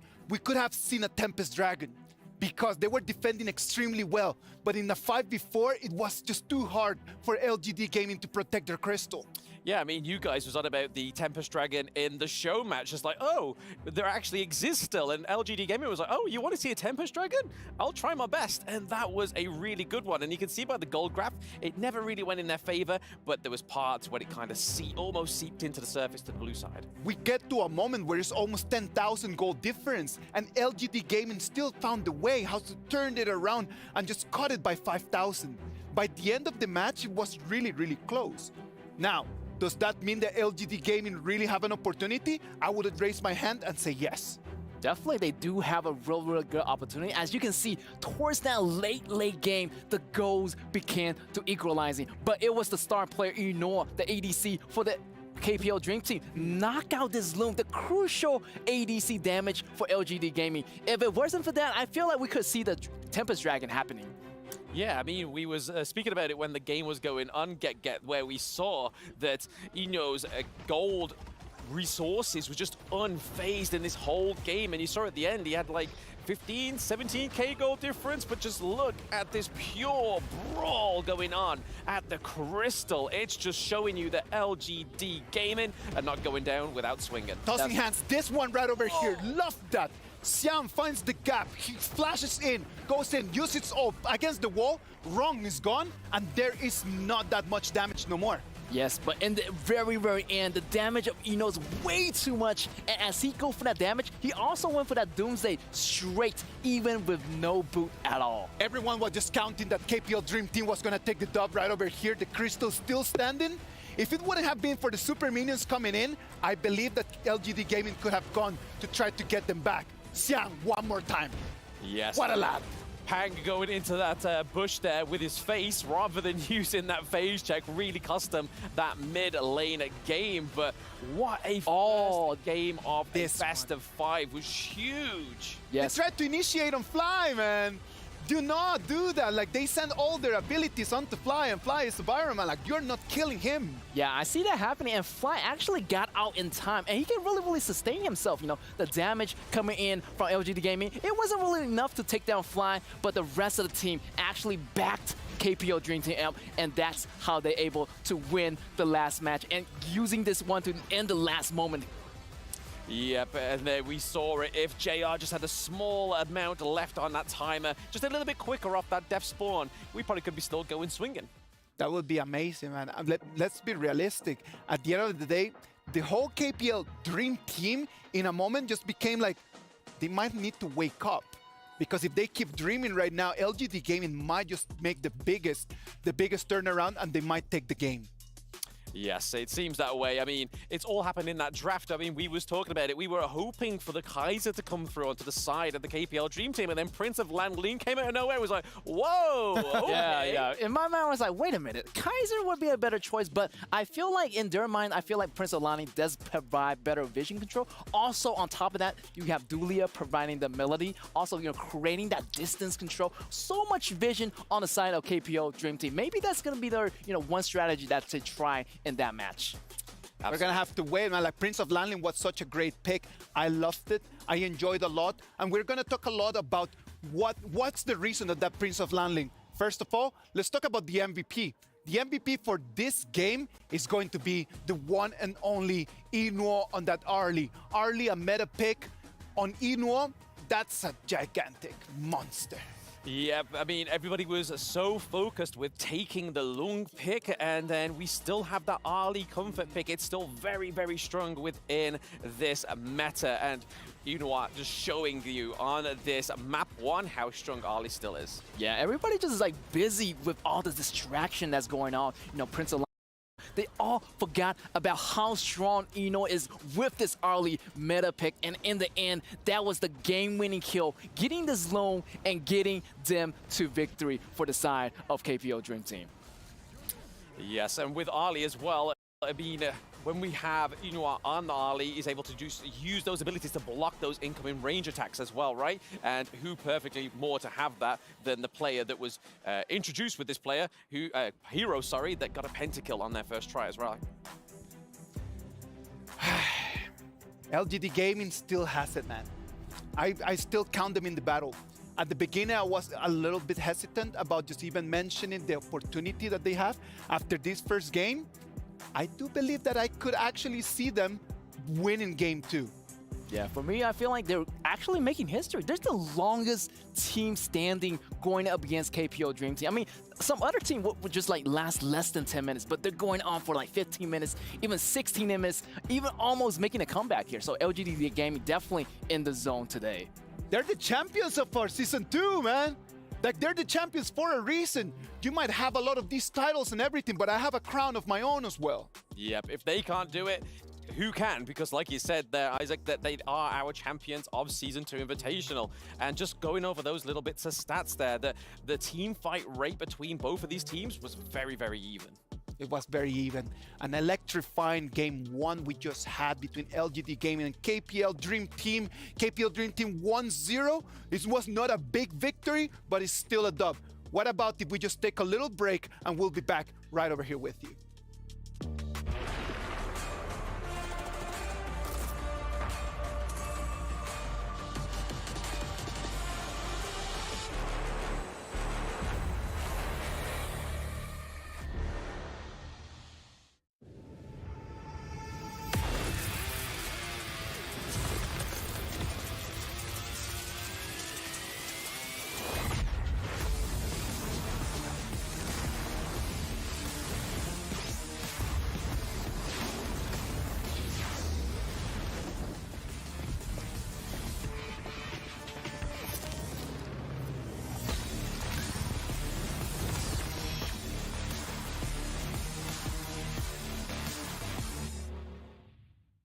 Honor 200 series, the best portrait phone AI empowered.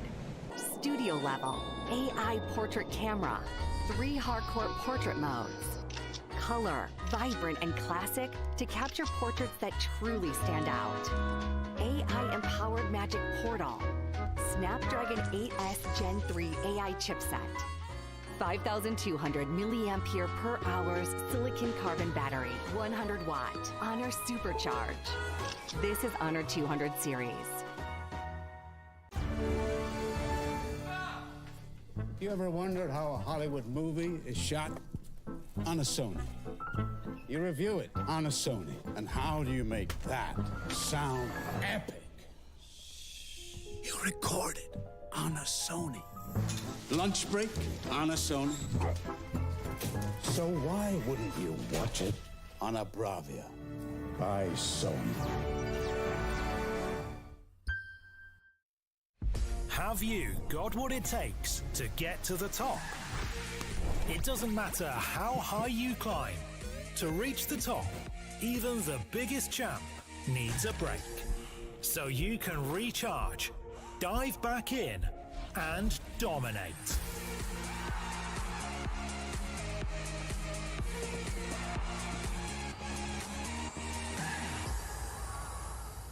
Have a break. Have a Kit Kat.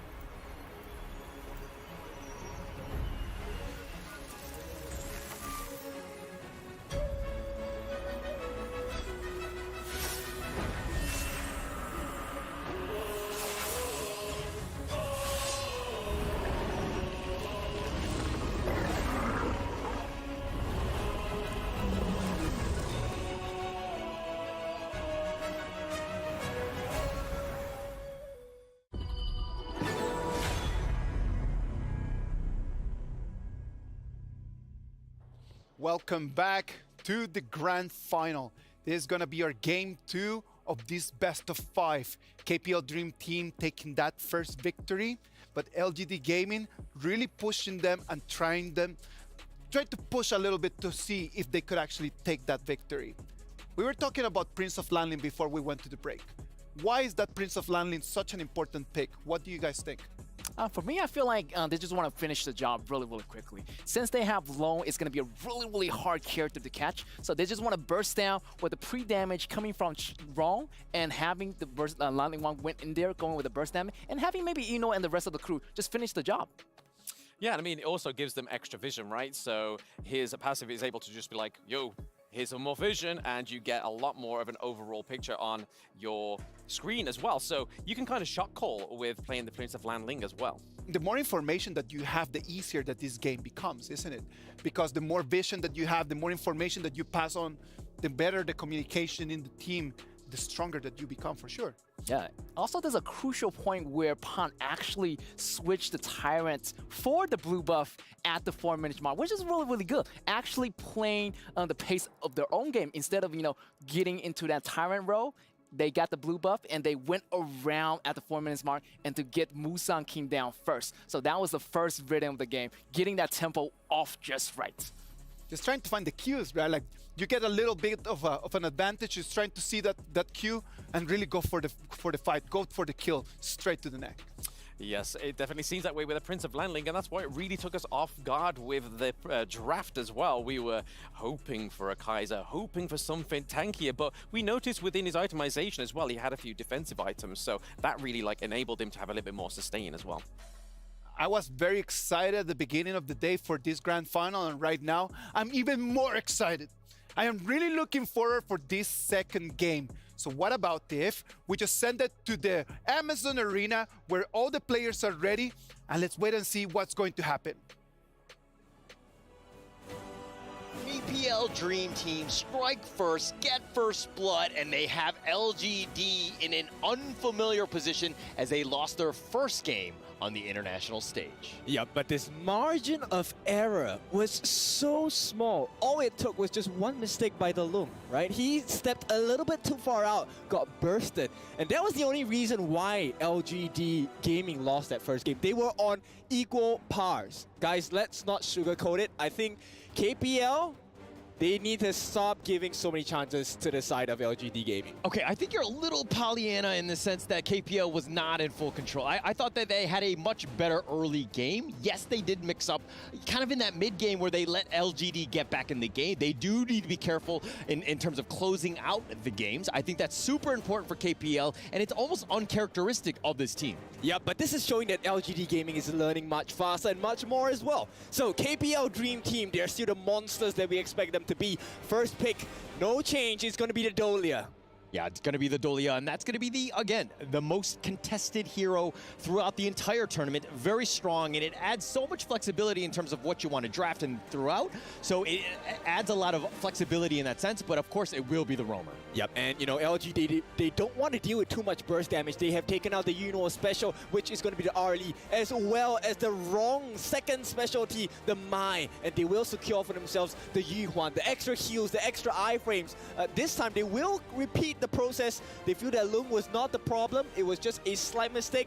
The hero is still top pick. Yeah, it's good. And JR definitely pilots a great Loom, but I think it's also the fact that they're trying to take it away from KPL. We know that, you know, they're very good with it. I think it's going to be super careful, especially since Chance might be able to just dominate it, but instead they're going to go with the Ogren and the Lady Soon in terms of a counter pick. Yep, it is important. Because at this point, Lady Sun is going to be having a very huge burst against the likes of Loom. And if they catch them out by surprise, which is a specialty of KPL Dream Team, they like to go for the ganks, the surprises against LGD. And so far, LGD have fallen prey to that. Yeah, and LGD Gaming, I mean, this is one of those things where you know roughly what KPL have done. You've seen the fact that they've kind of had these tendencies in terms of picks. What they've picked thus far, we've seen time and time again in the tournament, but they've been dominating with them. Does LGD Gaming have the appropriate strategy to kind of counter what they're going to be up against? Well, at this point, it all starts with the draft, right? They will ban out the Dharma, they will ban out the Elaine. So they don't want to deal with the Death by Sunset. They also don't want to deal with that knockback into the wall, the huge stun. And that's a lot of burst damage coming out from the Dharma. I like the fact that they're trying to protect the backline. With the death on Loom in the previous game, it's something that they do not want a repeat of. Yeah, definitely. And I mean, Seong was great on the Dharma. I think that there was a lot of potential, just the amount of control and that burst that he had in game one. And they tried, it looks like they did ban it themselves. But going into this one, they had the Mayin kind of get themselves kind of the same sort of play style, trying to get to that back line. Not going to be the easiest thing to do, especially since at that point, you do have a lot of sustain from the rest of LGD Gaming. Yep, it's really important though, because they have banned out the Musashi, they have banned out the Taya. This is going to be quite hard to counter the likes of KPL Dream Team. They need a lot of burst coming in to deal with the Ogren, right? At the same time, huge burst works wonders against the Lady Sun. Let's see what this high and fly pick for the team here to complete this second game in the series. Yeah, and the Lady Jean being picked up by LGD Gaming, this is a hot hero in terms of, you know, the Season 2 Invitationals. It's definitely carried over here as well. It is actually the most picked hero throughout this Invitational mid-season. So again, it has a lot of play. We want to see it in the mid lane. It's going to do quite well. But again, Soonbin kind of rounding out that draft. I like this. This gives them the silence, right? With the time lapse, it will delay the composition and combinations coming out from KPL Dream Team. But once again, they allow the wrong Shangguang. And we've already seen, right? All it takes is one wrong move, and it will end the game, right? What kind of wrong? You decide for yourself. But we will head into the second game as the coaches will shake their hands as well. What is your expectation for this part of the series? Yeah, you know, this is one where we truly see the resolve of LGD Gaming. Are they able to kind of strike back? They got hit in the face hard. It's going to be a heavyweight fight. We know it's going to go the distance. It's going to go potentially 3 rounds minimum. But it's one of those things where Can they strike back? I want to see LGD Gaming play the play style that we know that they can do because, again, you know, they're very good at those coordinated team fights. Yep, I want to see that aggressive flavor coming out from LGD Gaming. But at this point, KPL Dream Team still the first ones to make an aggressive move onto the Crimson Golem here. Yeah, we've seen KPL do this. They make other teams very uncomfortable, and Xiang has actually been pushed away. He's about half-life, fly, dive in the tower because he's got the minions. He knows exactly the right timings, and even the pheasant here is going to be picked off, and Jay and LGD Gaming right now kind of on the defensive. Yep, Xiang actually had to burn out his flash. That's not a very good sign. This is how potent KPL Fly is, right? He's so strong. He makes you use things you don't want to right at the start of the game. Yeah, right at the start. I mean, when those cooldowns are off, I mean, it's tough. But if we're looking in the bottom lane, Rong is playing in the bottom lane. Jiong is countered with the Lady Jeanne as well. So the mid lane has gone to the bottom lane, huh? Yeah, but at this point, you know, blue buff being available for Musang King actually of great importance because this Yuhuan depends heavily on the cooldowns and the mana regen as well. Yeah, Xiang completely being zoned away. Fly just being this menace on the Byron. Tough situation for him. Xiang definitely wants that farm, wants the lane to push a little bit. But, you know, again, Fly doing a great job of just controlling the creep wave here. Yeah, very good control. But this is what we expect out of the KPL Dream Team, right? Mid lane. Hai looking to maybe go in. Musang King eating a lot of that one. He's gonna get on out of there.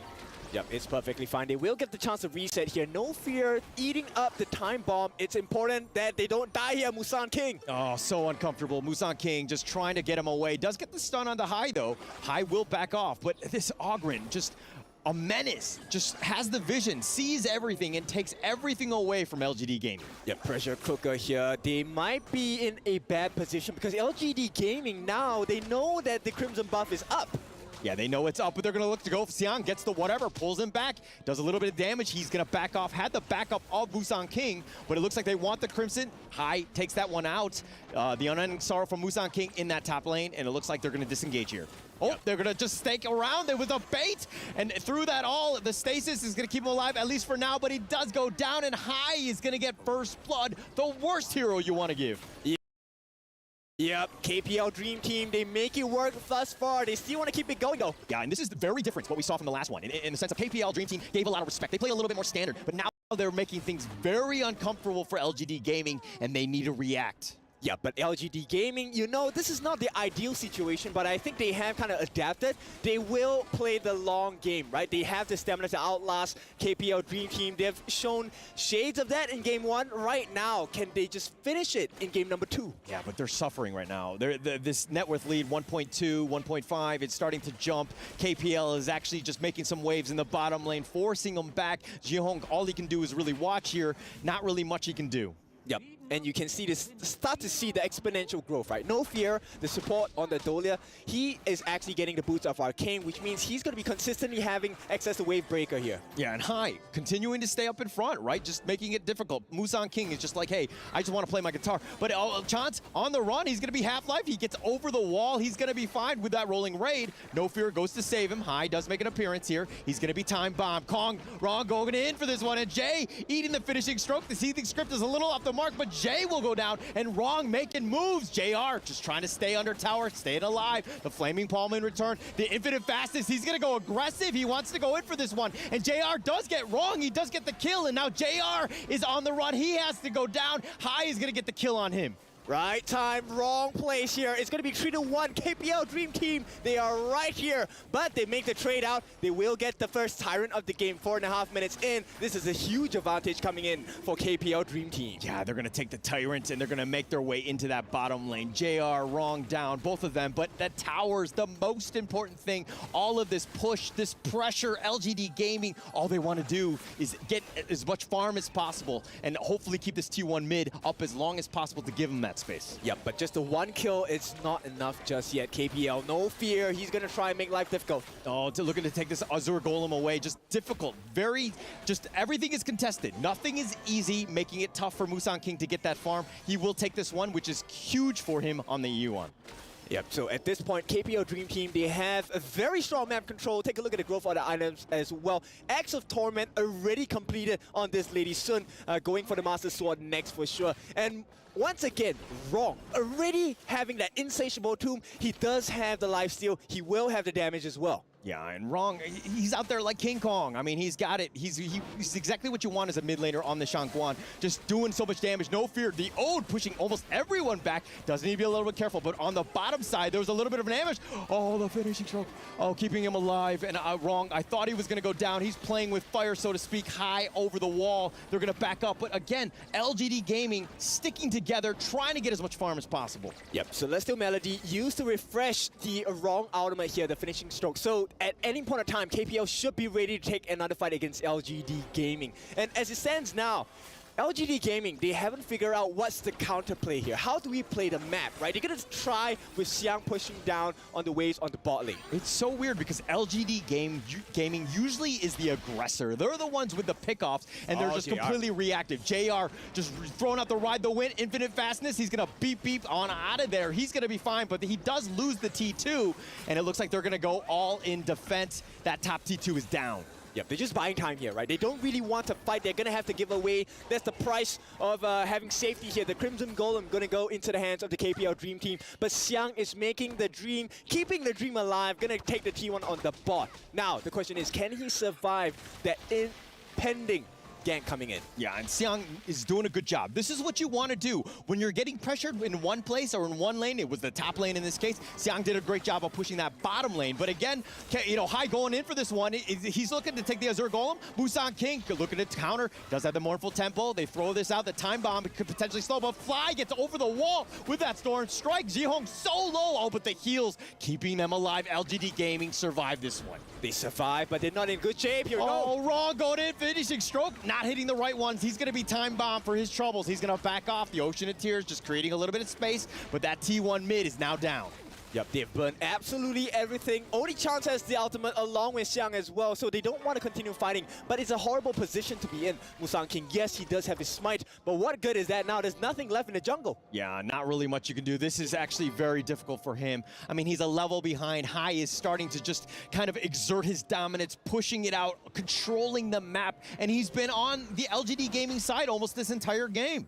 Yep, and you can see the difference, right? Those small little things that they have done have now shown up. They've reaped what they sowed. It's a 4,000 goal lead at the 7 and 8 minute mark. Okay, but LGD Gaming came back in game one. I do believe this is a potential for what they can, you know, they can get back in the game. They just need to get some pickoffs. It started with the last game in terms of getting no fear, but they're looking to go. Jay getting a little bit low. Xiang is all the way up at the front. Doesn't need to be careful. He gets killed. Hai is going to take him down, and Hai continuing to focus it in and unending sorrow, keeping Musang King alive. They're going to back off, but Chance takes that top T3. They're going to continue to fight. They're focusing in on Musang King, who's trying to back off. The Ocean of Tears right up onto him. Fly gets back to safety, and they're going to take this mid T2. Yep, they needed a trade. KPL Dream Team said no. They take everything for free here. Nobody dies on the side of KPL Dream Team. They get themselves a kill. They get themselves a tier 3 at the top. And once again, they are in full control of the game. Taking everything, all of the objectives, all of the enemy jungle. LGD Gaming are starving. They are starving children, so to speak. You know, not that level, but Jay looking to go in. The Time Bomb onto No Fear. You wave breakers back to safety, and again, KPL just disengage. Yep, and this is a very happy position, right, for this side of KPL. Look at that. Double objectives. Not only that, No Fear, as the squishiest member on the team, is able to soak in so much damage. And Hai, of course, compliments to him. He's going to complete his Giant's Grip if he wasn't tanking before. KPL Dream Team going to be very beefy now. 3-level difference. Hai and Musang King. Okay, now it's just 2, but Musang King is in a world of hurt. He is suffering. He needs his XP. Not able to do anything right now because, again, KPL Dream Team just putting so much pressure in, giving no space. Yep, Wrong gets the breakthrough rope. KPL Chance gets the Eternity Blade. The power spike is real here, 4-1. This next blow could be very heavy. Yeah, the next big team fight, they got to be super careful. LGD Gaming just dealing with his Vanguard, trying to slow it down. They need some space. They need some time. With that top T3 down, it's going to be pushing. LGD Gaming right now just need to slowly whittle away, try to get some farm and slow this game down. And it's exactly this kind of gameplay, right? So Path of Passing allows Hai to come in, sneak a peek. At the same time, No Fear just camping at the sides. They give them enough vision. They know that they're safe. They can take this neutral objective. They're not going to be punished for it once again. Yeah, KPL will take both objectives at the same time. They'll coordinate it. Yes, the Overlord was a little bit slower, but they've gotten the Shadow Tyrant. They've gotten everything. They've gotten the Overlord as well. They've taken everything, but they did not take the Crimson Golem. So I guess LGD Gaming, yes, that's a victory. One victory, but at this point, KPL Dream Team, what do you think they want to do right now? I mean, they're going to push, right? They're going to push. They're going to fix out all the lanes. They're going to make things very uncomfortable. KPL are just on all fronts. This is an all-out attack. Every single lane. LGD Gaming right now just gasping for that next breath. Yep, they will be looking to enforce a fight here. We are hoping that maybe JR can turn the fight. He needs to be very careful about his positioning at this point. And KPL, the pressure is building. Yeah, chance level 2 levels up against JR. Not a great situation. They're trying to defend here. Wrong looking to go in for this one, but the stasis keeping Xiong alive, at least for now. Wrong, though, he's going to be focused. He's going to go, looks like he will die. That's another 33 seconds. High, on the other hand, he's up in front. He's going to eat the infinite vastness. JR's all the way up in the front. Doesn't actually get the right target. He's going to go down. He's going to be killed. Musang King now. They're going to have to just back up and heal, but the base is wide open. This is scary. Xiang pushes him back. He does get that kill, so that's going to be a bit of a win. They've gotten 3 kills and only JR down. So LGD Gaming hold at least for now. Yep, they hold on, but once again, it's the same story of this game 1. This time, can they really turn it around? Right, they actually get the kill. Once again, same exact story. Wrong dies first. Chance and Nofi are going to be cleaned up afterwards. High and Fly, the 2-team duo, going to be left alive once again. Yes, I mean, they got those 3 kills. It was a 3-to-1 trade, but LGD Gaming have really gotten nothing out of it. All they've done is just delay the inevitable in the sense of just dealing with those Vanguards, but they haven't taken any objectives. This is a tough spot for LGD Gaming. Yep, they're going to lose their Zero Golem as well. High, he already has a Blood Rage. And how do you deal with that, right? The extra life, the extra shields coming out. Like you want to try. The Time Flux, they found Wrong. The Time Bomb, they're going to get one thing. They do get one pick off. That's great for Musang King. He really needed that. Now High, looking to go 1 versus 4. Here come the reinforcements. The infinite fastness, he should get on out of this one. But Fly is still up in front. Jihong is being focused. He does get knocked up, but he gets killed, and High will take that one. And it looks like they've gotten Xiang as well, so it's going to be a, 3-for-1 in favor of KPL as they look to just land in this mid lane, push it out. All they need are the minions. Yep, they divide and conquer, and High is a menace. They cannot deal with him. KPL Dream Team looking for the second game in the series, one step closer. Can they actually do it? They will, and what a start for them. 2-0, LGD Gaming, you are too far behind. Too far behind. We talked about the master-student thing right now, and it looks like there's a bit of a gap right here. KPL Dream Team understanding how to close out that game, how to make it uncomfortable, even from the early game. Tough situation for LGD Gaming. They have not been able to find any answers of how they can get back in this game. Yep, it's tough, right? Because the early game is really important for the side of LGD as well as KPL. But you know what? I want to hear the thoughts of our analysts. Let's throw it over to them. Boys, do us a favor.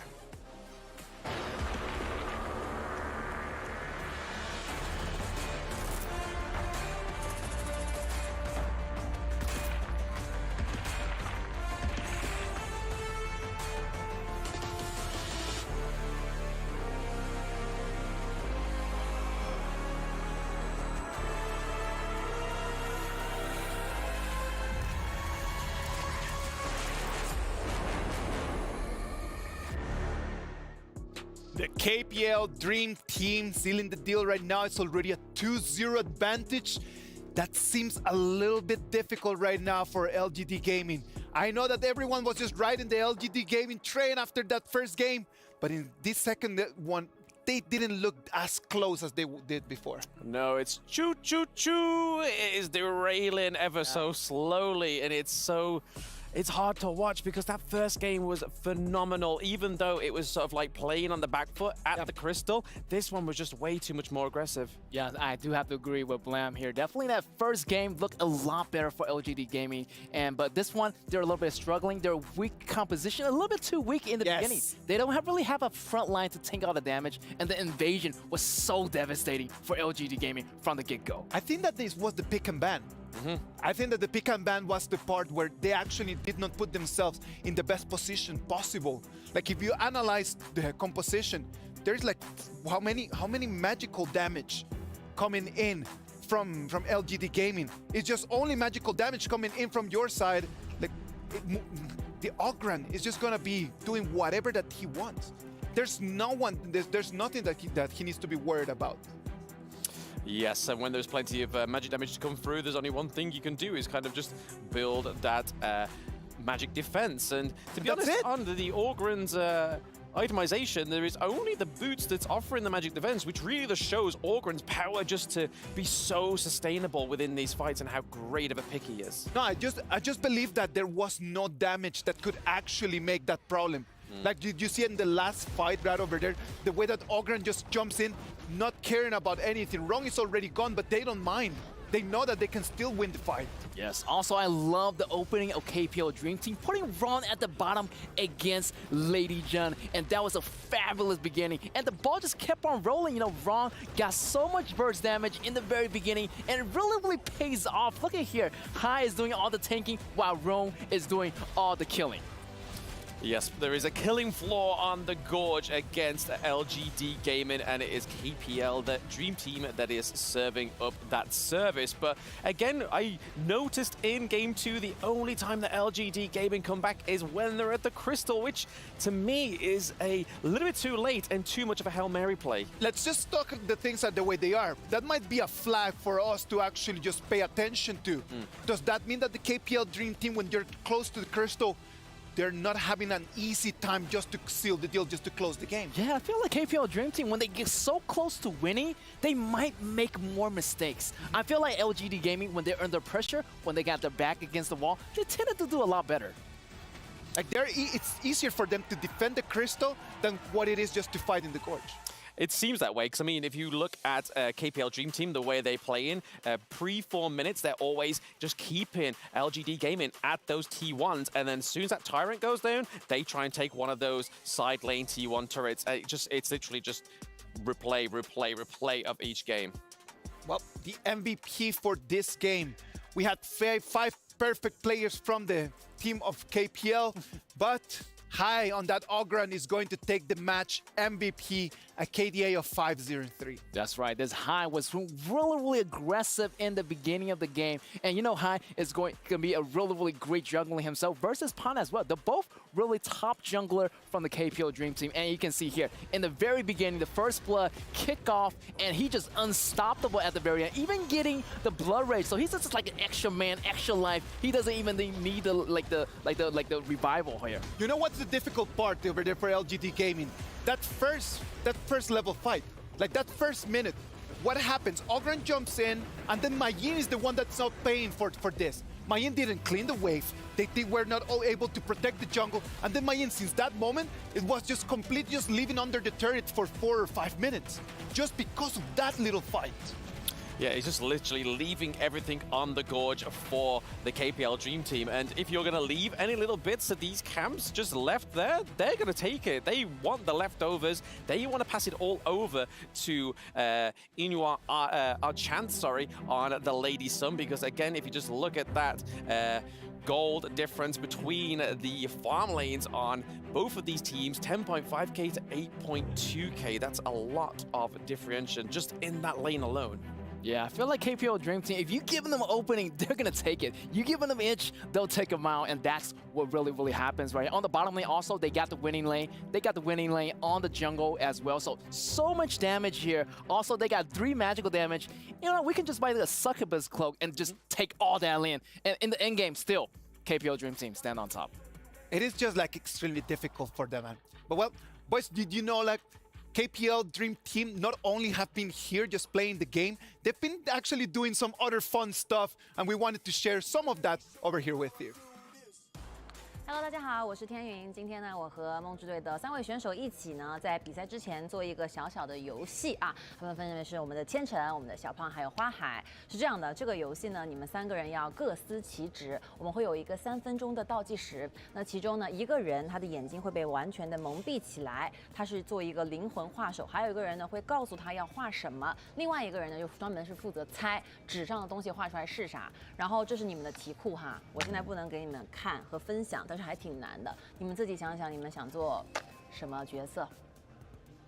我来画吧，我蒙着眼睛画。那我就来当告诉花海画的那个。你就当花海的大脑。那我这没得选了哟。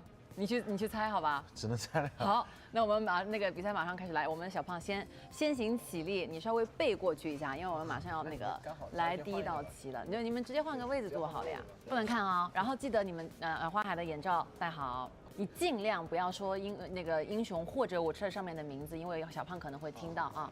好，然后那个待会儿帮他一下拿一下笔哈，来测试一下，看得见吗？看不见吗？日杰，看不见。这是一呀，看不见。日杰，看不见，全是一点都看不见。准备开始啊 ，3、2、1，来第一奖。哦 ，OK。先把笔啊。这个是对，这个是笔头朝下的啊，然后这是一张纸，对，然后是那个。那我直接跟他说嘛。你可以很小声的跟他说。然后你要教他怎么画呀？这太简单了吧？这怎么教？我也会画。这太简单了，我直接画了啊。啊，开始。来，你现在在纸的中间，偏下一点点。这是不是内部？不是我。对。现在画人是吧？对。就这样吧。可以，小胖来。猜不出来小胖来，第一题。我可以把眼睛摘开。你不行，你还有第二题呢。哦，你可以欣赏一下你自己画的是什么。我画的应该还行吧，我觉得。猜。这个真有手就行了。你说。有嘴就行那个。快点，画的这个画的太形象了，说实话。FVP 这个那个阿里的。阿里是吧？啊，答对，来，画的太好了。快，下一题继续，你就遮住眼睛好了，你不要走。要不要千成你画一套？你画一题试试，你跟花海换一下。算了，我画的真太抽象了。第二题。这个确实有点难啊，这个哇，这个也是跟刚才那个步骤一样，你就跟刚才那个步骤一样，先搞个那个标志性的东西，这样可能有点歪。有点歪吗？可能有点不大看。你得移一下，往左边移一点。是这样的吗？完了，我已经不记得他长什么样了。什么？吕布？不是。杨戬？不是。后羿？不是。你这动作。我想想，这是把武器。你仔细看千成动作，小胖。这是把武器。马上就要猜到了。钟馗？不是。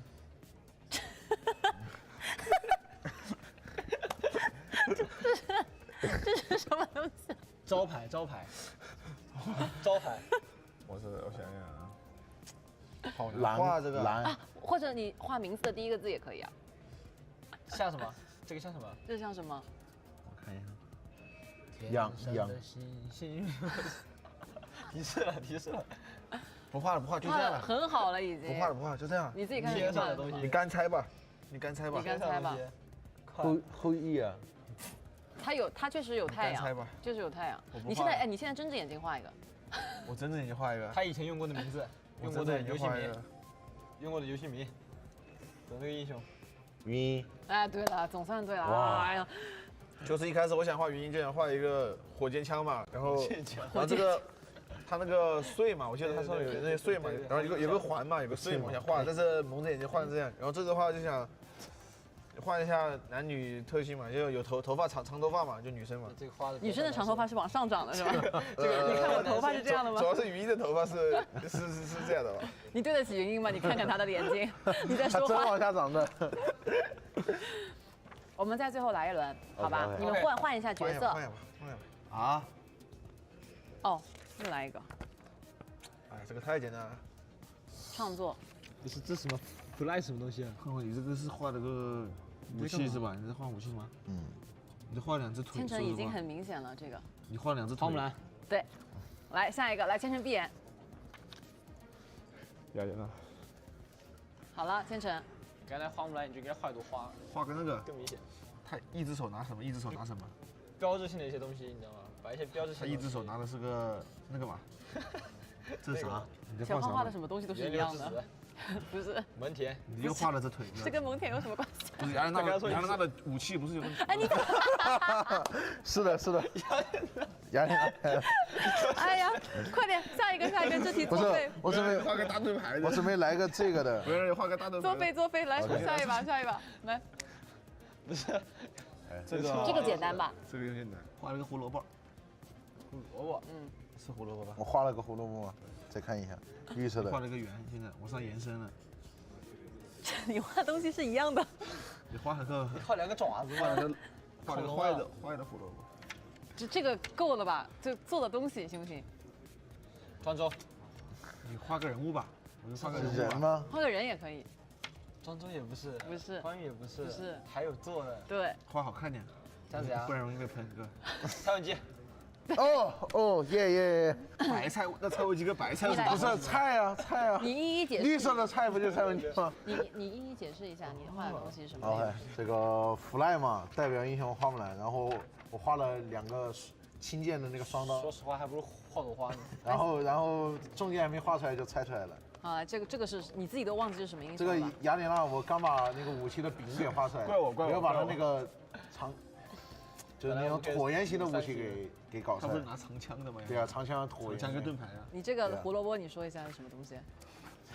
我是想画白菜的，胡萝卜哪有绿色的，对不对？我首先是拿了一支绿色的笔，然后我照着白菜的形状，然后画了它的叶子啥的，然后又是绿色的，确实。所以我想还真有萝卜是有萝卜，白萝卜就不是青的吗？那不是这一坨太绿了呀！旁边这一坨是啥？他准备画蔡文姬的脸了。我只能说很胡萝卜。是的。好，那我们今天玩了2轮，发现好像还是第一组对吧？花海，然后画的小胖猜的效果比较好。小胖这个主要我这个简单，故事里简单。你的天赋不在画画上，主要就有些黑洞，他刚才直接把雅典娜不是花海那题没有教我怎么画，你知道吗？我看不见，我不敢乱下笔。你觉得教他怎么画？对你这种得心里有那个，不是你得大概位置在哪？你自己得有个图，不然的话教画也画不了的。下次会更有经验的，好吧？是的，下次会。那么以上就是我们今天赛前的小游戏了，希望大家喜欢。我们一起赛场见吧，拜拜。拜拜。That did look like a lot of fun, man. That looked like a lot of fun. We gotta play that later. Yo, we gotta try that. I mean, I would be the one like kind of guessing maybe you are better at drawing, Blam. I'm not that good at drawing. I didn't inherit any good drawings from my parents, but I'd definitely give it a go. It would be good bants, as we would say in the Britain. Lads, we're gonna move into game 3. Right now it's do or die for LGD Gaming. They came in here with the goal to at least just take the 1 victory. This is not new for them. They've been 0-2. Yes. Like they've been 0-2 and they've won at the end and they've turned things around. That's the way how they crowned themselves champions that last final. Can they still do it? Yeah, I feel like they can do it. And they're in the same situation right now. 2-0 in, and they got like 2-0 versus TS. They're 2 points behind, but they got 3 points back at the final moment. So maybe it could happen again. Right now, as we know that we are going to have the same rotations as we have in KPL Dream Team, Pang and Ino are going to come in for this game 3. Hai and Chance are going to be subbed out. Yeah, I mean, like I said to Get earlier on, when Hai is in that game, he just takes no prisoners. So maybe we'll get a little bit of a tamed KPL Dream Team, and maybe LGD will take this 3rd map. Let's wait and see. Amazon Arena, we're ready for you. Let's go. As Isaac was saying, LGD Gaming, they've been in this situation before with S2 Invitationals in that finals. They were able to reverse sweep, come back from Team Secret, from the depths of hell, so to speak, being down 0-2. But this is a completely different monster in KPL Dream Team. Exactly. Same position, different lessons, right? But we know that LGD learns fast and they learn pretty hard as well. So 2-0, KPL Dream Team looking to close this series out with no blemishes on their record, 3-0. Yeah, very clean thus far. But again, LGD Gaming have kind of extended the games a little bit. Like the average game times have been much longer for KPL Dream Team. I'm wondering if they're starting to fatigue. Yeah, that's true. They have been trying to drag the game out for as long as possible. And you can see KPL, they want to enforce their will. They want to end the games earlier. Now, KPL Dream Team, once again, they allow the Yinor R. Lee. Is that a mistake on the side of LGD Gaming? To be honest, I'm not 100% sure if that's a mistake as of yet. We got to see the draft here. But I think that LGD Gaming banning out the Dahlia speaks volumes. They're like, hey, this has actually been a menace. We need to control this one going in. But they're turning it around. They're going to flip the switch, so to speak. They're going to go for Ogren and the Lady soon.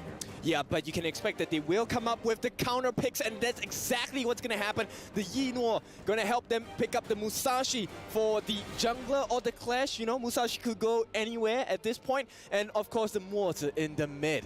This is also a flex pick, right? Mortar can go in the roam, Mortar can go in the mid. So this is keeping things pretty open for the side of KPL Dream Team. Yeah, their drafts are on point. They're very, again, very flexible. You talked about that versatility that they have. And, the players can also play any sort of hero, so they have a lot more control in terms of how they want to do it. They see what the draft is coming towards them. And I mean, the Ming is going to be picked up here, but they've already got the counter pick in mind. Yep, exactly. Like, there is so much anti-heal. The Imperiled State coming in from Musashi's duel to the death is going to be quite difficult to deal with for the side of LGD Gaming. But here comes the silver lining, right? It's only a single target. So if they put it onto Ming, if they put it onto Lady Sun, if they put it onto Algren, that's one member only. The rest of your team can cover you. They can come back and win the fight for you as well. So, okay, we saw this earlier today, the Lady Sun Ming going up with AGG, right? But KPL, they had that kind of that counter pick. They went with the Guan Yu, and they kind of tried to divide them as much as possible and just kind of control them. But, this is one of those games where, hey, your back is on the wall, LGD Gaming. Is this the combination you want? I mean, this is one of the best chances they have, right? Late game, I think they are looking at the late game. By the performance of LGD Gaming against KPL Dream Team, I think it's safe to assume that LGD Gaming, they're preparing for the late game strategy, right? Sure, they want to try and put up a resistance in the early game. Look at the Sun Ce pick. I like this. It gives a lot of early game rotation. The moment you hit 4, the set sail is going to help you a lot. But KPL Dream Team, going to look at the potential counter picks here. It is going to be the Guan Yu as well as the Lady Zhen. So, I mean, it's just full-on control. 4 different members. In fact, all 5 if you count Arlie's ultimate as well. 5 different CC skills available inside the KPL Dream Team. So much control, and this is the power of this draft here. I mean, they're going to pick even the Lady Zhen, which, LGD Gaming didn't have the greatest of games last time. They kind of going with the Princess Frost. I've always joked around saying that this is a poor woman's Lady Zhen, but she's going to be here.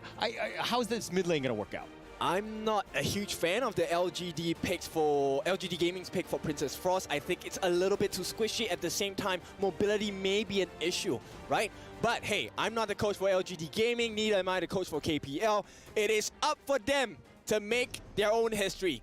LGD Gaming against KPL Dream Team. Potential last game of the series. Yeah, let's go. This is going to be game 3, but you are, of course, the coach of Team Falcons, at least from what I remember, no? Yeah, maybe. I don't know.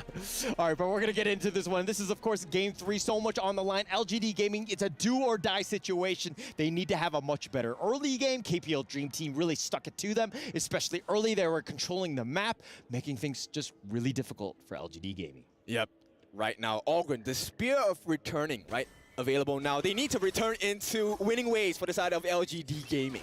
Yeah, and looks like LGD are going to just kind of, again, just play a little bit standard in the sense of the mid lane here. But, the Princess Frost is going to be going into the bottom lane to deal with Inuo. Does need to stop him out. Again, KPL have picked the Arlie almost every single game. At least, I mean, today definitely, but even in the past, right? This is a team, this is a hero that they love. Yeah, for good reason, right? It's been working perfectly. And for the first time, LGD managed to put a little bit more pressure, right? LGD Gaming, they protect their buffs as well. And you can see the Algren Musang King will be having the benefit of the teamwork coming in from LGD Gaming. Yeah, No Fear still up in front. Again, this is the moats that we know. The Cannon Blasts have been on point, but he provides a lot of vision, right? He's literally not only in your heads, but he's also in your jungle. And look at this. It's an opening, and it looks like Pong is going to take this free Azure Crimson, Azure Golem, but no, they're going to turn this around. They turn this around instead, and Musang King now is actually going to look to defend this one. Pong is looking to just walk away. Yep, they won't be able to punish that move. Maybe No Fear is the target. Yeah, he's going to be slowed down, no real chance, and he's going to give up First Blood, and that's a huge win for JR. Get that farm, get himself that snowball pushing along. All right, and level 4 has been achieved by Xiang as well. Set sail, gonna start the first few rotations around the map. What are they looking for? I'm not sure just yet, but definitely controlling the map is of utmost importance right now. They're starting off much, much better. This is the LGD Gaming that we know of. They're gonna push ahead. They're gonna look to just kind of create a little bit of space. They've got a little bit of an advantage here. How do they play with a lead, which we haven't actually talked about throughout the entire day? Well, they need to make sure they get a kill, and this combination, scary combination, Razor Cavalry along with the duel to the death, that's going to be the last straw for Xiang here. had a good start. No way, we're gonna shut you down immediately. Yeah, immediately. And Musang King just trying to defend his own jungle. He's going to deal with the top lane and said, let Xiang kind of make his way back in. He's going to go the slow road, the walk of shame, if you will. And JR, still up in front in the duel with Inuo, need to limit his farm as much as possible. Yeah, but it's really difficult, right? These first few rotations by Rong have been quite painful for the side of LGD Gaming. So far, you can see JR not doing too much with the opportunities presented.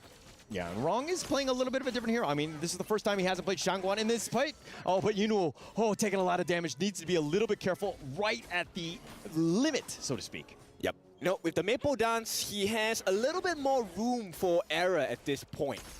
Okay, the Azure, okay, that's going to be picked up. Musang King will happily take this one. And again, it took a village to kind of ensure you kind of protect your own jungle here. And LGD Gaming have prioritized that. This net worth lead is literally neck and neck. Yep, and you can see a very nice holding of the Crimson Golem for the side of Xiang, allowing Musang King to benefit off of that. Once again, double buffs. Finally, LGD Gaming hitting some strides, at least, in game number 3. You gotta protect your buffs, and I think that they're trying to prioritize it, realizing that KPL Dream Team, they make you suffer because they take these buffs away, and you have no room to really kind of get any sort of farm, and Musang King has suffered because of KPL's movements. They've really tried to force him to have a rough game. Yeah, but for the first time, JR is leading in the farm lane. First time? All right. First time. Yeah. No, that's good for them. Oh, but they're going to go for it. He goes right in for the charge. They don't really care. And Jiong is going to go down, and they're going to look to turn this around. Jay is the last man standing, but really not much he can do. No damage. Setseo looking to find some openings. Not going to happen. This will be a scouting Setseo instead. Oh, he does connect. He did find the launch up onto No Fear, and that's going to create some space. They are going to take the Tyrant. That's a pretty good objective, at least for LGD Gaming. Yep, I think a decent trade, right? You take your Tyrant, yes, you sell away too long for the moment, but as a mid lane, he's a Princess Frost, it's okay to let him be sold for a couple of times. Yeah, and Rong now making an appearance here, pushing out the bottom lane with Inuo. They're going to look to just put a little bit of pressure on that bottom T1. Tough situation. Again, JR needs that farm, needs that space. Did get first blood, but again, if you're not getting some space to farm, you're going to have a rough time. Yep, and perfect use of the teleportation portal. They will tank for the tower to allow Inuo to get that T1 on the bot. And this is so efficient coming in from KPL Dream Team. Yeah, and I like the fact that Fly has actually made the rotation. He's in the bottom lane. He's helped out with that bottom T1. But you've actually forced JR to make his way to the top lane now. He's going to be up there. He's going to look to take this Crimson Golem with Jay. He'll happily take that one. But again, he needs that space. But this movement is a lot of wasted time. Well, silver lining, JR, he does have pretty decent farm at this point. 5.5 minutes, we could be looking at an Eternity Blade coming out. Yeah, they're going to need that one. They're going to take that one, probably look to duel at that point. But again, No Fear still up in front, providing vision, throwing out those cannon blasts, just being a nuisance. Yeah, I'm just concerned about the defensive capabilities on the side of LGD Gaming because they're pretty tanky on the side of KPL Dream Team. Yeah, very tanky. And, I mean, it seems like they're not really looking to take this fight here. Inuo is going to go portal to the bottom lane. He's going to be just pushing that one out. Fly, again, makes the rotation. He's going to take the top T1. And the Guan Yu, again, he's like a lane pusher. Yep, they're just melting the turrets down, right? A lot of structural damage, and most importantly, this leads into, map control. And KPL Dream Team, they can be so suffocating with it. Yeah, with that, I mean, Fly has actually had to make the rotations. He's a little bit behind in terms of levels with Xiang, who has just kind of been camping out in that lane. He's been sticking there. But again, Inuo will be pushing the bottom lane. How much farm can he get? It's pretty difficult at this point because I think LGD Gaming are going to start playing a little bit more safely. Okay, all right. It looks like they're going to go for the Azure Golem. Just, again, contest. Pong still up in front. It looks like he's going to just let them go. LGD Gaming do secure that one, though. Yep, it's all about the timing right now. KPL Dream Team, they have the prio on the lanes. The lanes are pushing in. So this is a perfect opportunity to look around the map. What else can we achieve? It could be a potential flank there by the KPL Clash Laner Fly. KPL not giving up the Crimson Golem. They're going to take that one, and they're just going to zone them away. Pong will be up in that one. Again, just he's got the level advantage. He's starting to kind of pull away. Musang King is looking to play a little bit riskier in terms of the invade, but he's going to actually back off. And some of those steps, I mean, it doesn't seem like much, but again, it's just wasted time. But as they're going in for this one, Pong on the backside, he's going to go 1 versus 4. He needs to be careful, but Musang King is in the duel. He's going to go down. Inuo showed up at the right time. Xiang now, oh, Jay's going to be killed. And it looks like they're going to back off at this point, but they've gotten 3 kills, a double going the way of Fly.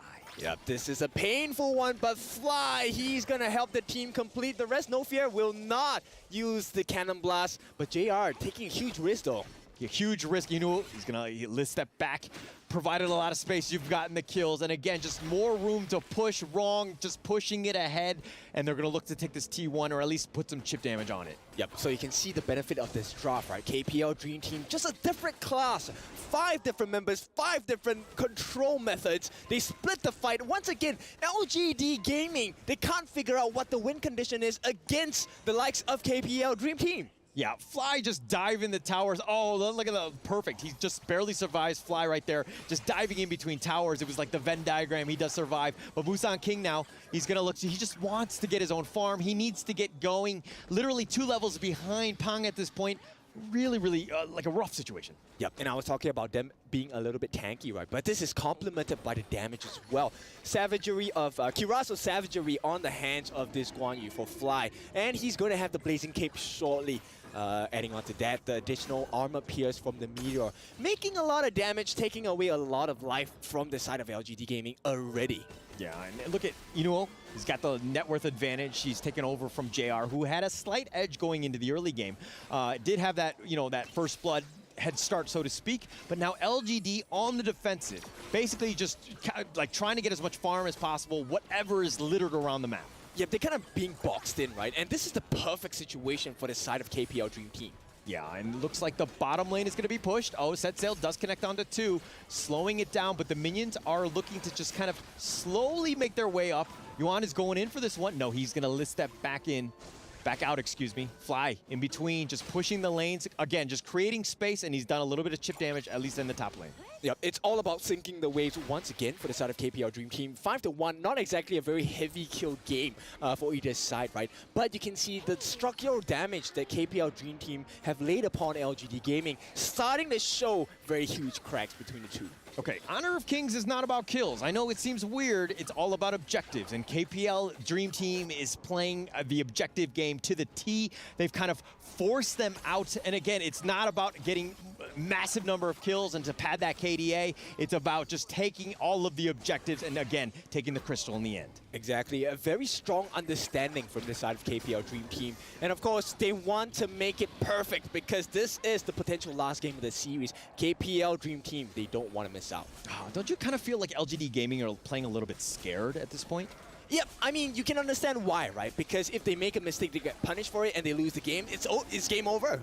Yeah, and it looks like, KPL imposing their will on the enemy team here as they take both objectives back-to-back, both the Shadow Overlord and the Shadow Tyrant. That's going to push an LGD Gaming right now, grasping at straws, trying to find themselves some sort of space, some sort of gap. But Xiong, he flashes back. He's got the shield. Fly goes in, gets the charge, and he's going to knock him out. He's going to get the kill. Pong going deep. He doesn't care. He wants those kills, and now he's turning it on. And it looks like Musang King and Jay, the last 2 remaining, double kill with Pong, and they look like they're going to get more. JR is down for the count as well, and Musang King, he's getting pinballed between all 4 of them, and it looks like he's going to go, eventually he will fall. Yeah, but they're left with 3, and this could be number 3 for the side of KPL Dream Team. It all falls down onto Zhe, but what can he do against the likes of the members of KPL? He's going to try. It's not going to work as the Vanguard approaches.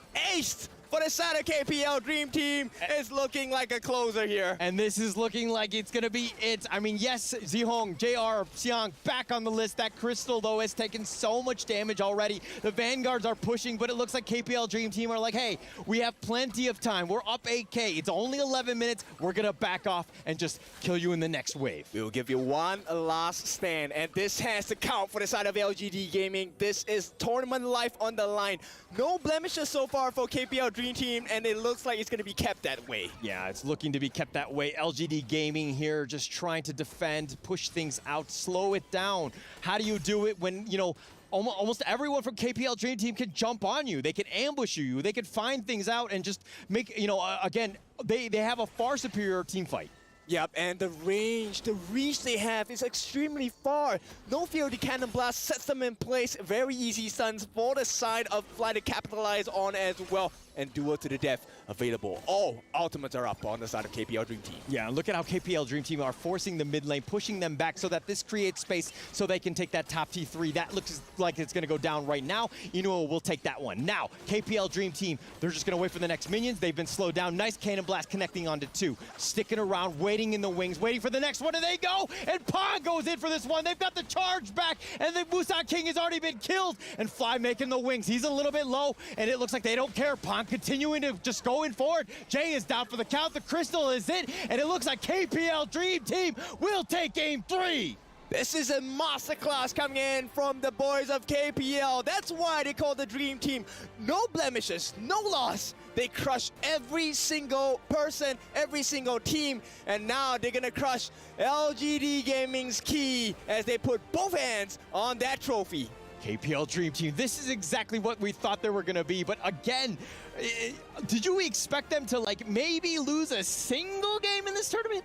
I mean, if there was any team to do it, it had to be LGD Gaming. But it's just a different class of players coming in from KPL's Dream Team. Yeah, and I mean, it's heartbreaking for LGD Gaming. Yes, they're second place, and yes, they're going to come home with a lot of money. But, you know, the KPL Dream Team, this is what they were built for. They have this all-star squad, and it looks like they're going to be walking into the trophy ceremony here. That's right. After all the days, the multiple hours, the multiple games, welcome everyone. The world champions is going to be the KPL Dream Team for the Honor of Kings Invitationals mid-season 2024. Put that key in, boys.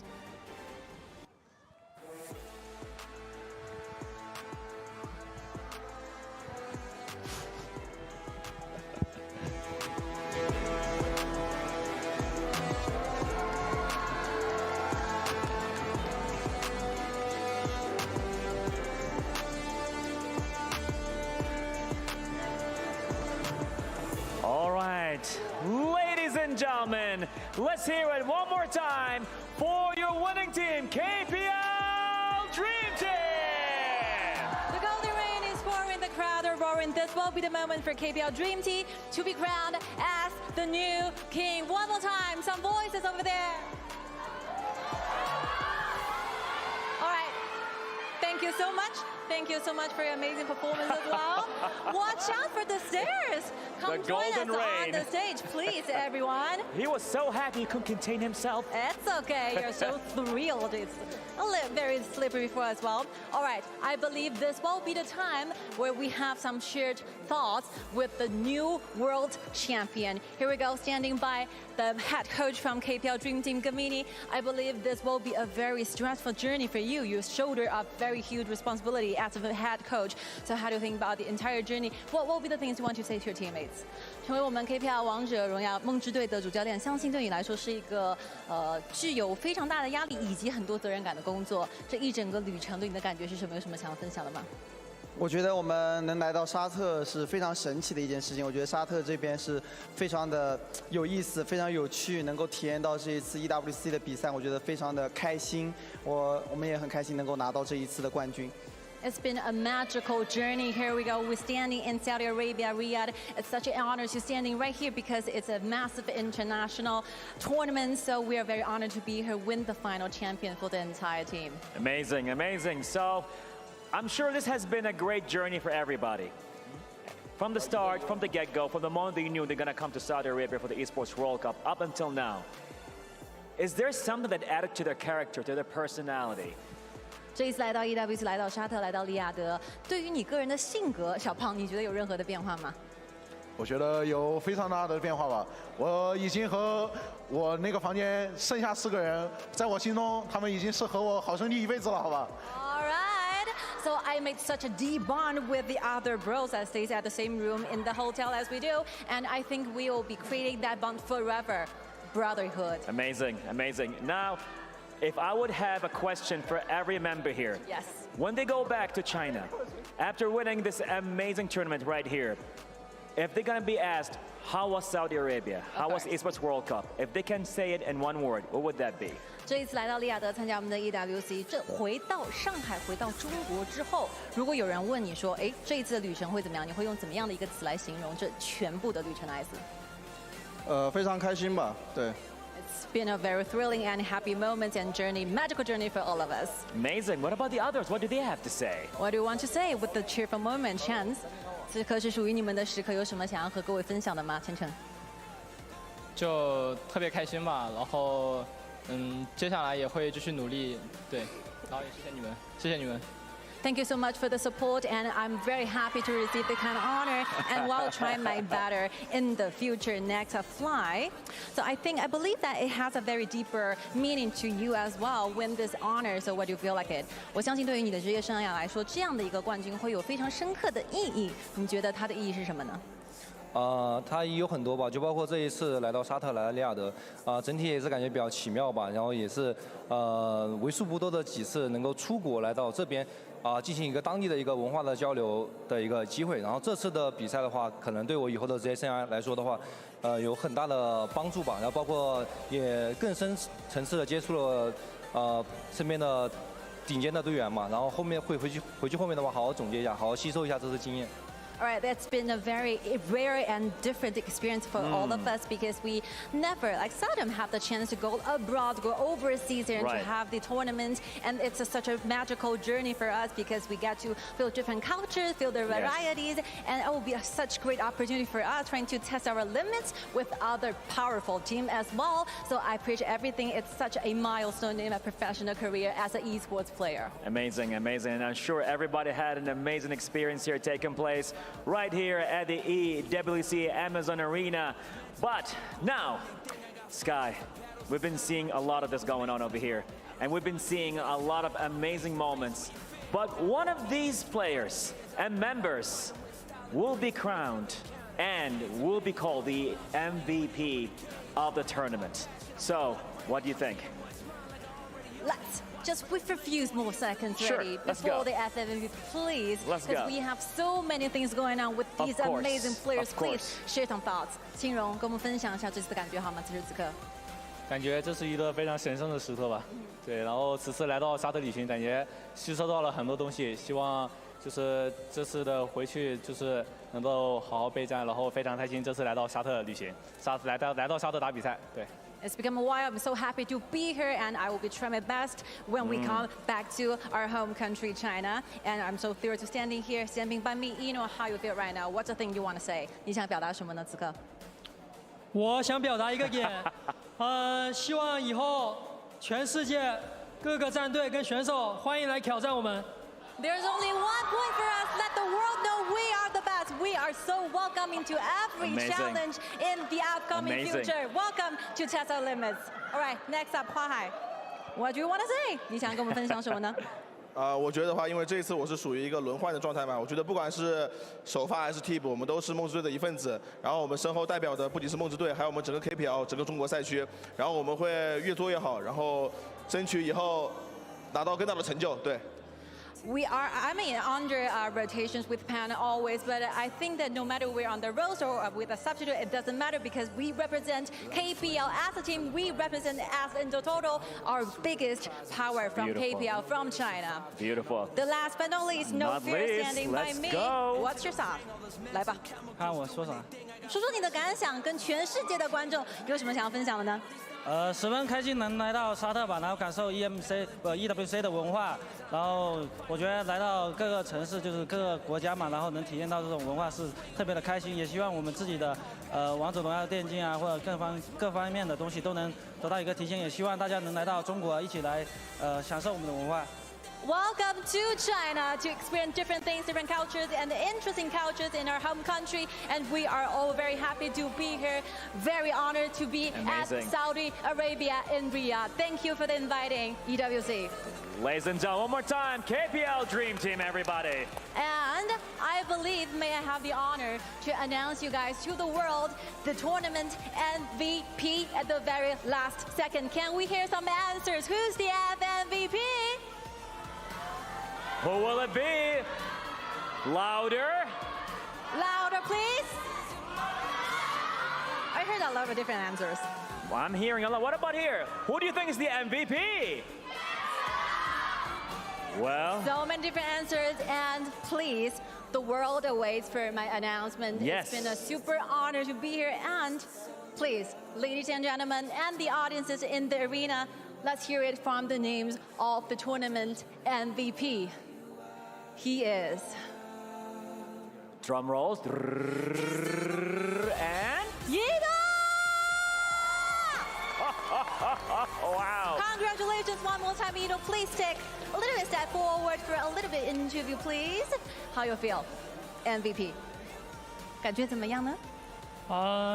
谢谢感谢我的队友吧，没有队友也没有成就我这个 MVP， 都是队友衬托的好然后我也会努力的。All right, I have to give the best gratitude and thank you for my teammates because without them, I couldn't make this so far. Amazing, amazing. Not only you're the MVP, not only get the appreciation, but do you know you just won as well $50,000 here.成为我们本届比赛的 MVP， 除了所有的荣誉，除了全世界知道我们是最强以外，你还会有属于你个人的5万美元的 MVP 奖金，这样子丰厚的奖金，你打算怎么去使用呢？Let him think about it. It takes time. It takes time. Yeah. 我用来给大家发福利吧，到时候。All right, I'll bring the benefits to all of you for our supporters all around the world. Amazing. That's so generous. Totally. So I think you're gonna invite everybody for dinner.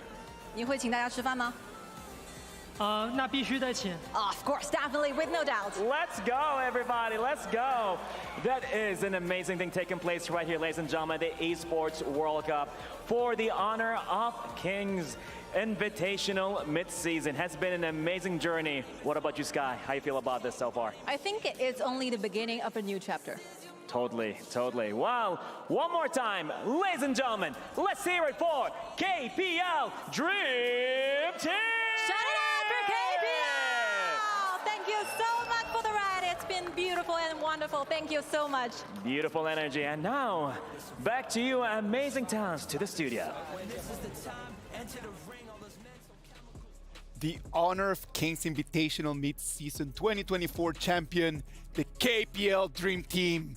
Amazing and a perfect tournament. Did not lose even a small game. They came in, dominated, they saw, they conquered. Absolutely blemish-free for the KPL Dream Team. And some people expected it coming into this tournament. We expected a little bit more of a challenge from our teams. But like they did say in that winning interview, that they are welcome to more challenges throughout the rest of the world. So I think it's now our time to step up. Definitely. KPL Dream Team came in flawless victory, getting the FMVP for Eno at the end. So it's a spectacular ending here. I just can't get any happier than this. KPL Dream Team showing to the world that they're still the top dog of the game. Talking about Eno, in the moment that he just heard that it was gonna be 50K on that bag, like he didn't actually even realize that. He's like, 50K? Bet. Why not? I mean, who would have loved just to be standing there on stage and be like, hey, here's a free 50K? I'd be like, yeah, here it is. Definitely, he's gonna treat us all to dinner, I feel like. Absolutely. That is lovely, man. And I believe that he deserves it, man. Like he was an amazing character over there.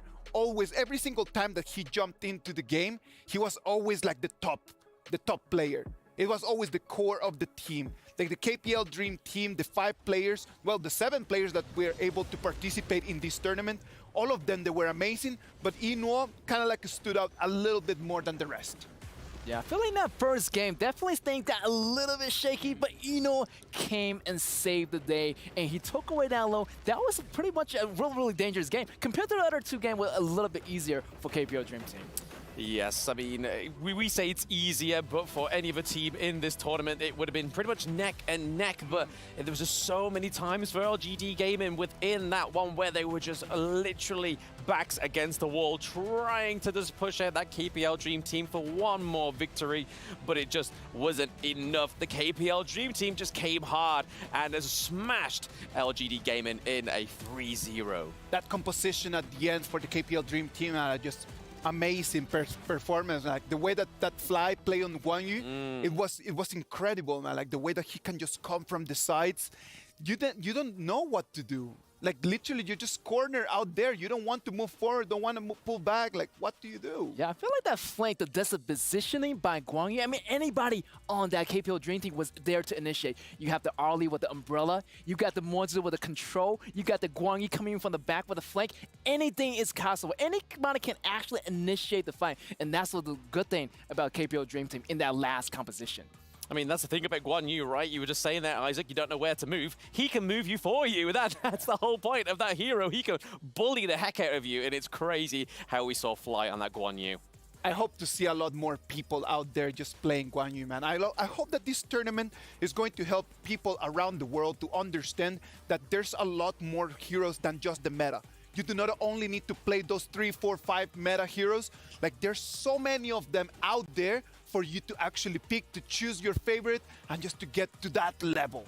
Exactly. I feel like definitely after this EWC match, everybody's going to go home. They're going to try all the new heroes. Definitely for myself, I definitely want to learn Guan Yu, even more hero like Ogron or this Lone. Definitely going to be a really, really nice resource to learn from.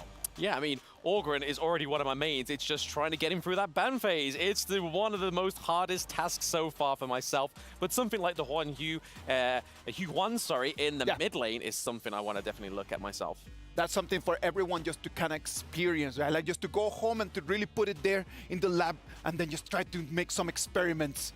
We had 2 semifinals and a grand final today, and Kidia has brought to us the plays of the day. What about we just check on them, just the highlights of what has been an amazing last day of our tournament? Yes, I love about this one. 4 minutes, LGD try to grab the, but look at this Guan Yu. Guan Yu try to go around the back here, and this is gonna be the BKS moment versus LGD. Going in, almost getting those kills, almost getting a triple kill on Guan Yu. Great job, double kill on Xian, and this is gonna be the triple kill of the day. Even though LGD Gaming did not take the victory at the end, Xian was really such a great player throughout the whole tournament, man.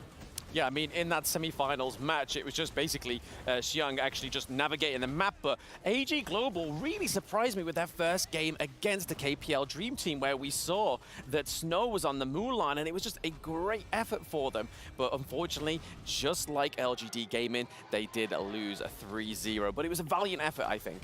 Yes, on the next one, LGD versus KPL Dream Team. I really love this landing one pick, a very surprise pick, and a lot of burst damage coming in, and you can see LGD's this match lasted so long that they almost got the killing back, almost even went to the Tempest Dragon. So this match is probably my favorite match of the day right here. All of us, we were on the edge of our seats, man. Like, we're like literally like, can they really turn this around? Can they really do it? Sadly for them, it was so close, but yet so far, man. It was really difficult. Yeah, I know. We were even on the caster desk, and it was literally, everyone was shouting like, oh my God, what's going on here? Is it actually going to be turned around? And it was just sort of like, oh, no.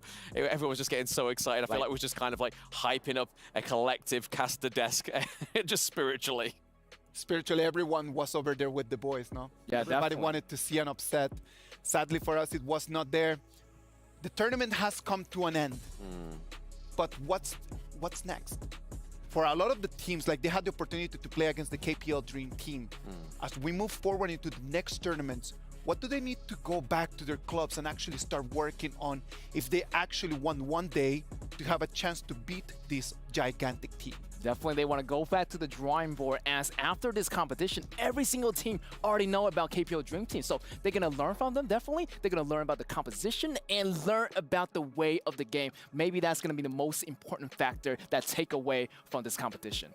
Yeah, I mean, exposure's the best teacher, right? Because from Season 2 Invitational, we never were exposed to the Malaysian region, and then we took away from that. VKS was able to take a win off the Malaysian region, and then we come into this one where we're going against the KPL Dream Team, and that's the exposure that these teams need to take forward and just be like, yo, this is where we went wrong, and this is what we need to do, and just study that.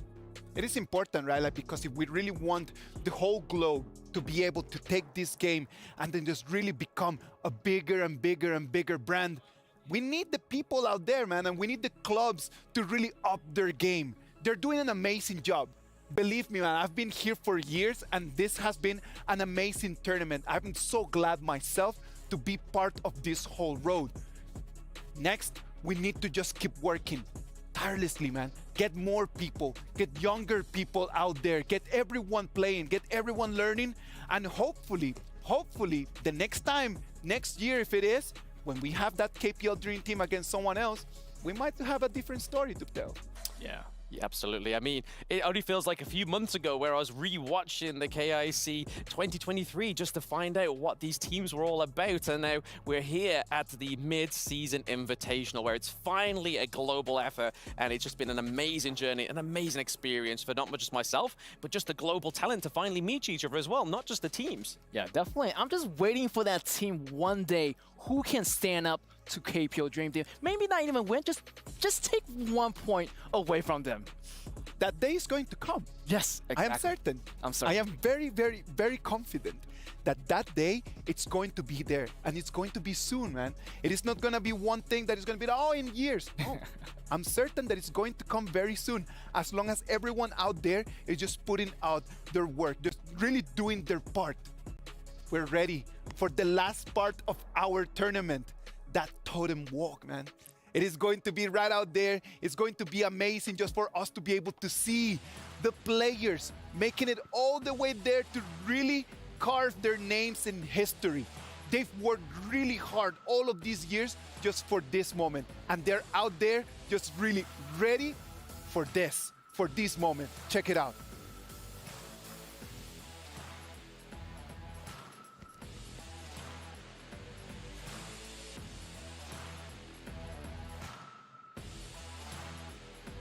Yeah, as we could see that the players' keys that have been smashed have just been put into the bottom of that big totem that is going to be filled with resin at the end of this whole championship. But that's just going to be a gentle reminder to some of these teams just to try better next time. Yes, that's going to be the walk of glory here for the KPL Dream Team as they put in that medal into that totem and showing so much glory and etch their name in history as the first EWC champion of this series.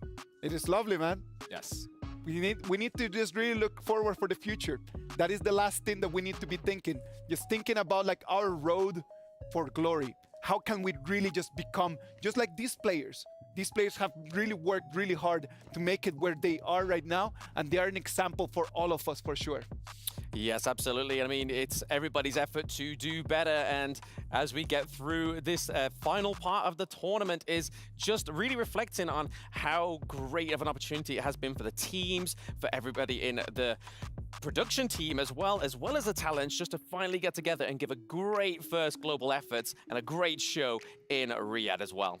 Definitely. KPL Dream Team came a long way, and they finally did it. They came in, they got what they wanted, and they are showing the world who they are, and that's going to be a celebration here. This is a celebration, ladies and gentlemen. Look at that.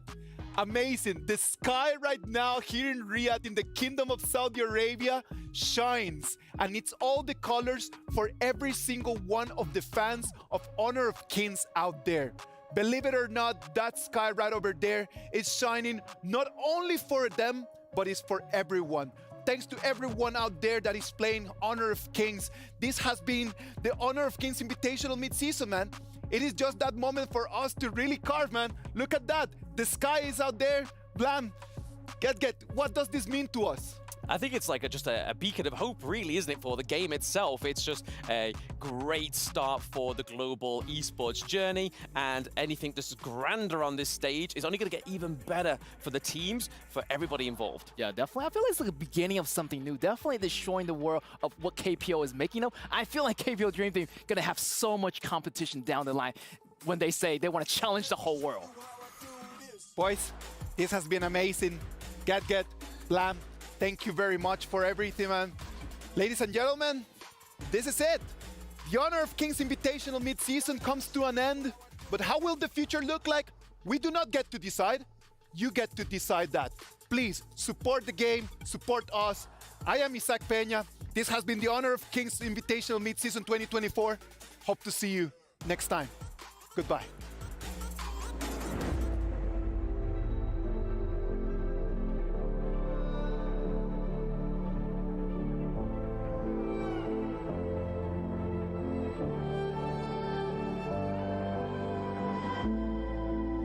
Stranger to the fallout, it's what got us here. Ever changing, some chameleon, blood, sweat, and tears.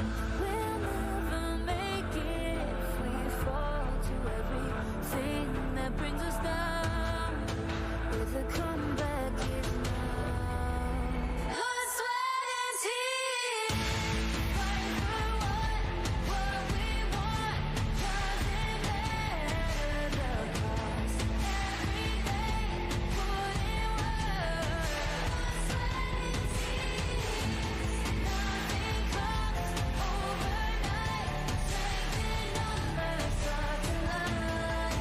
We don't bow to fear. Blood, sweat, and tears.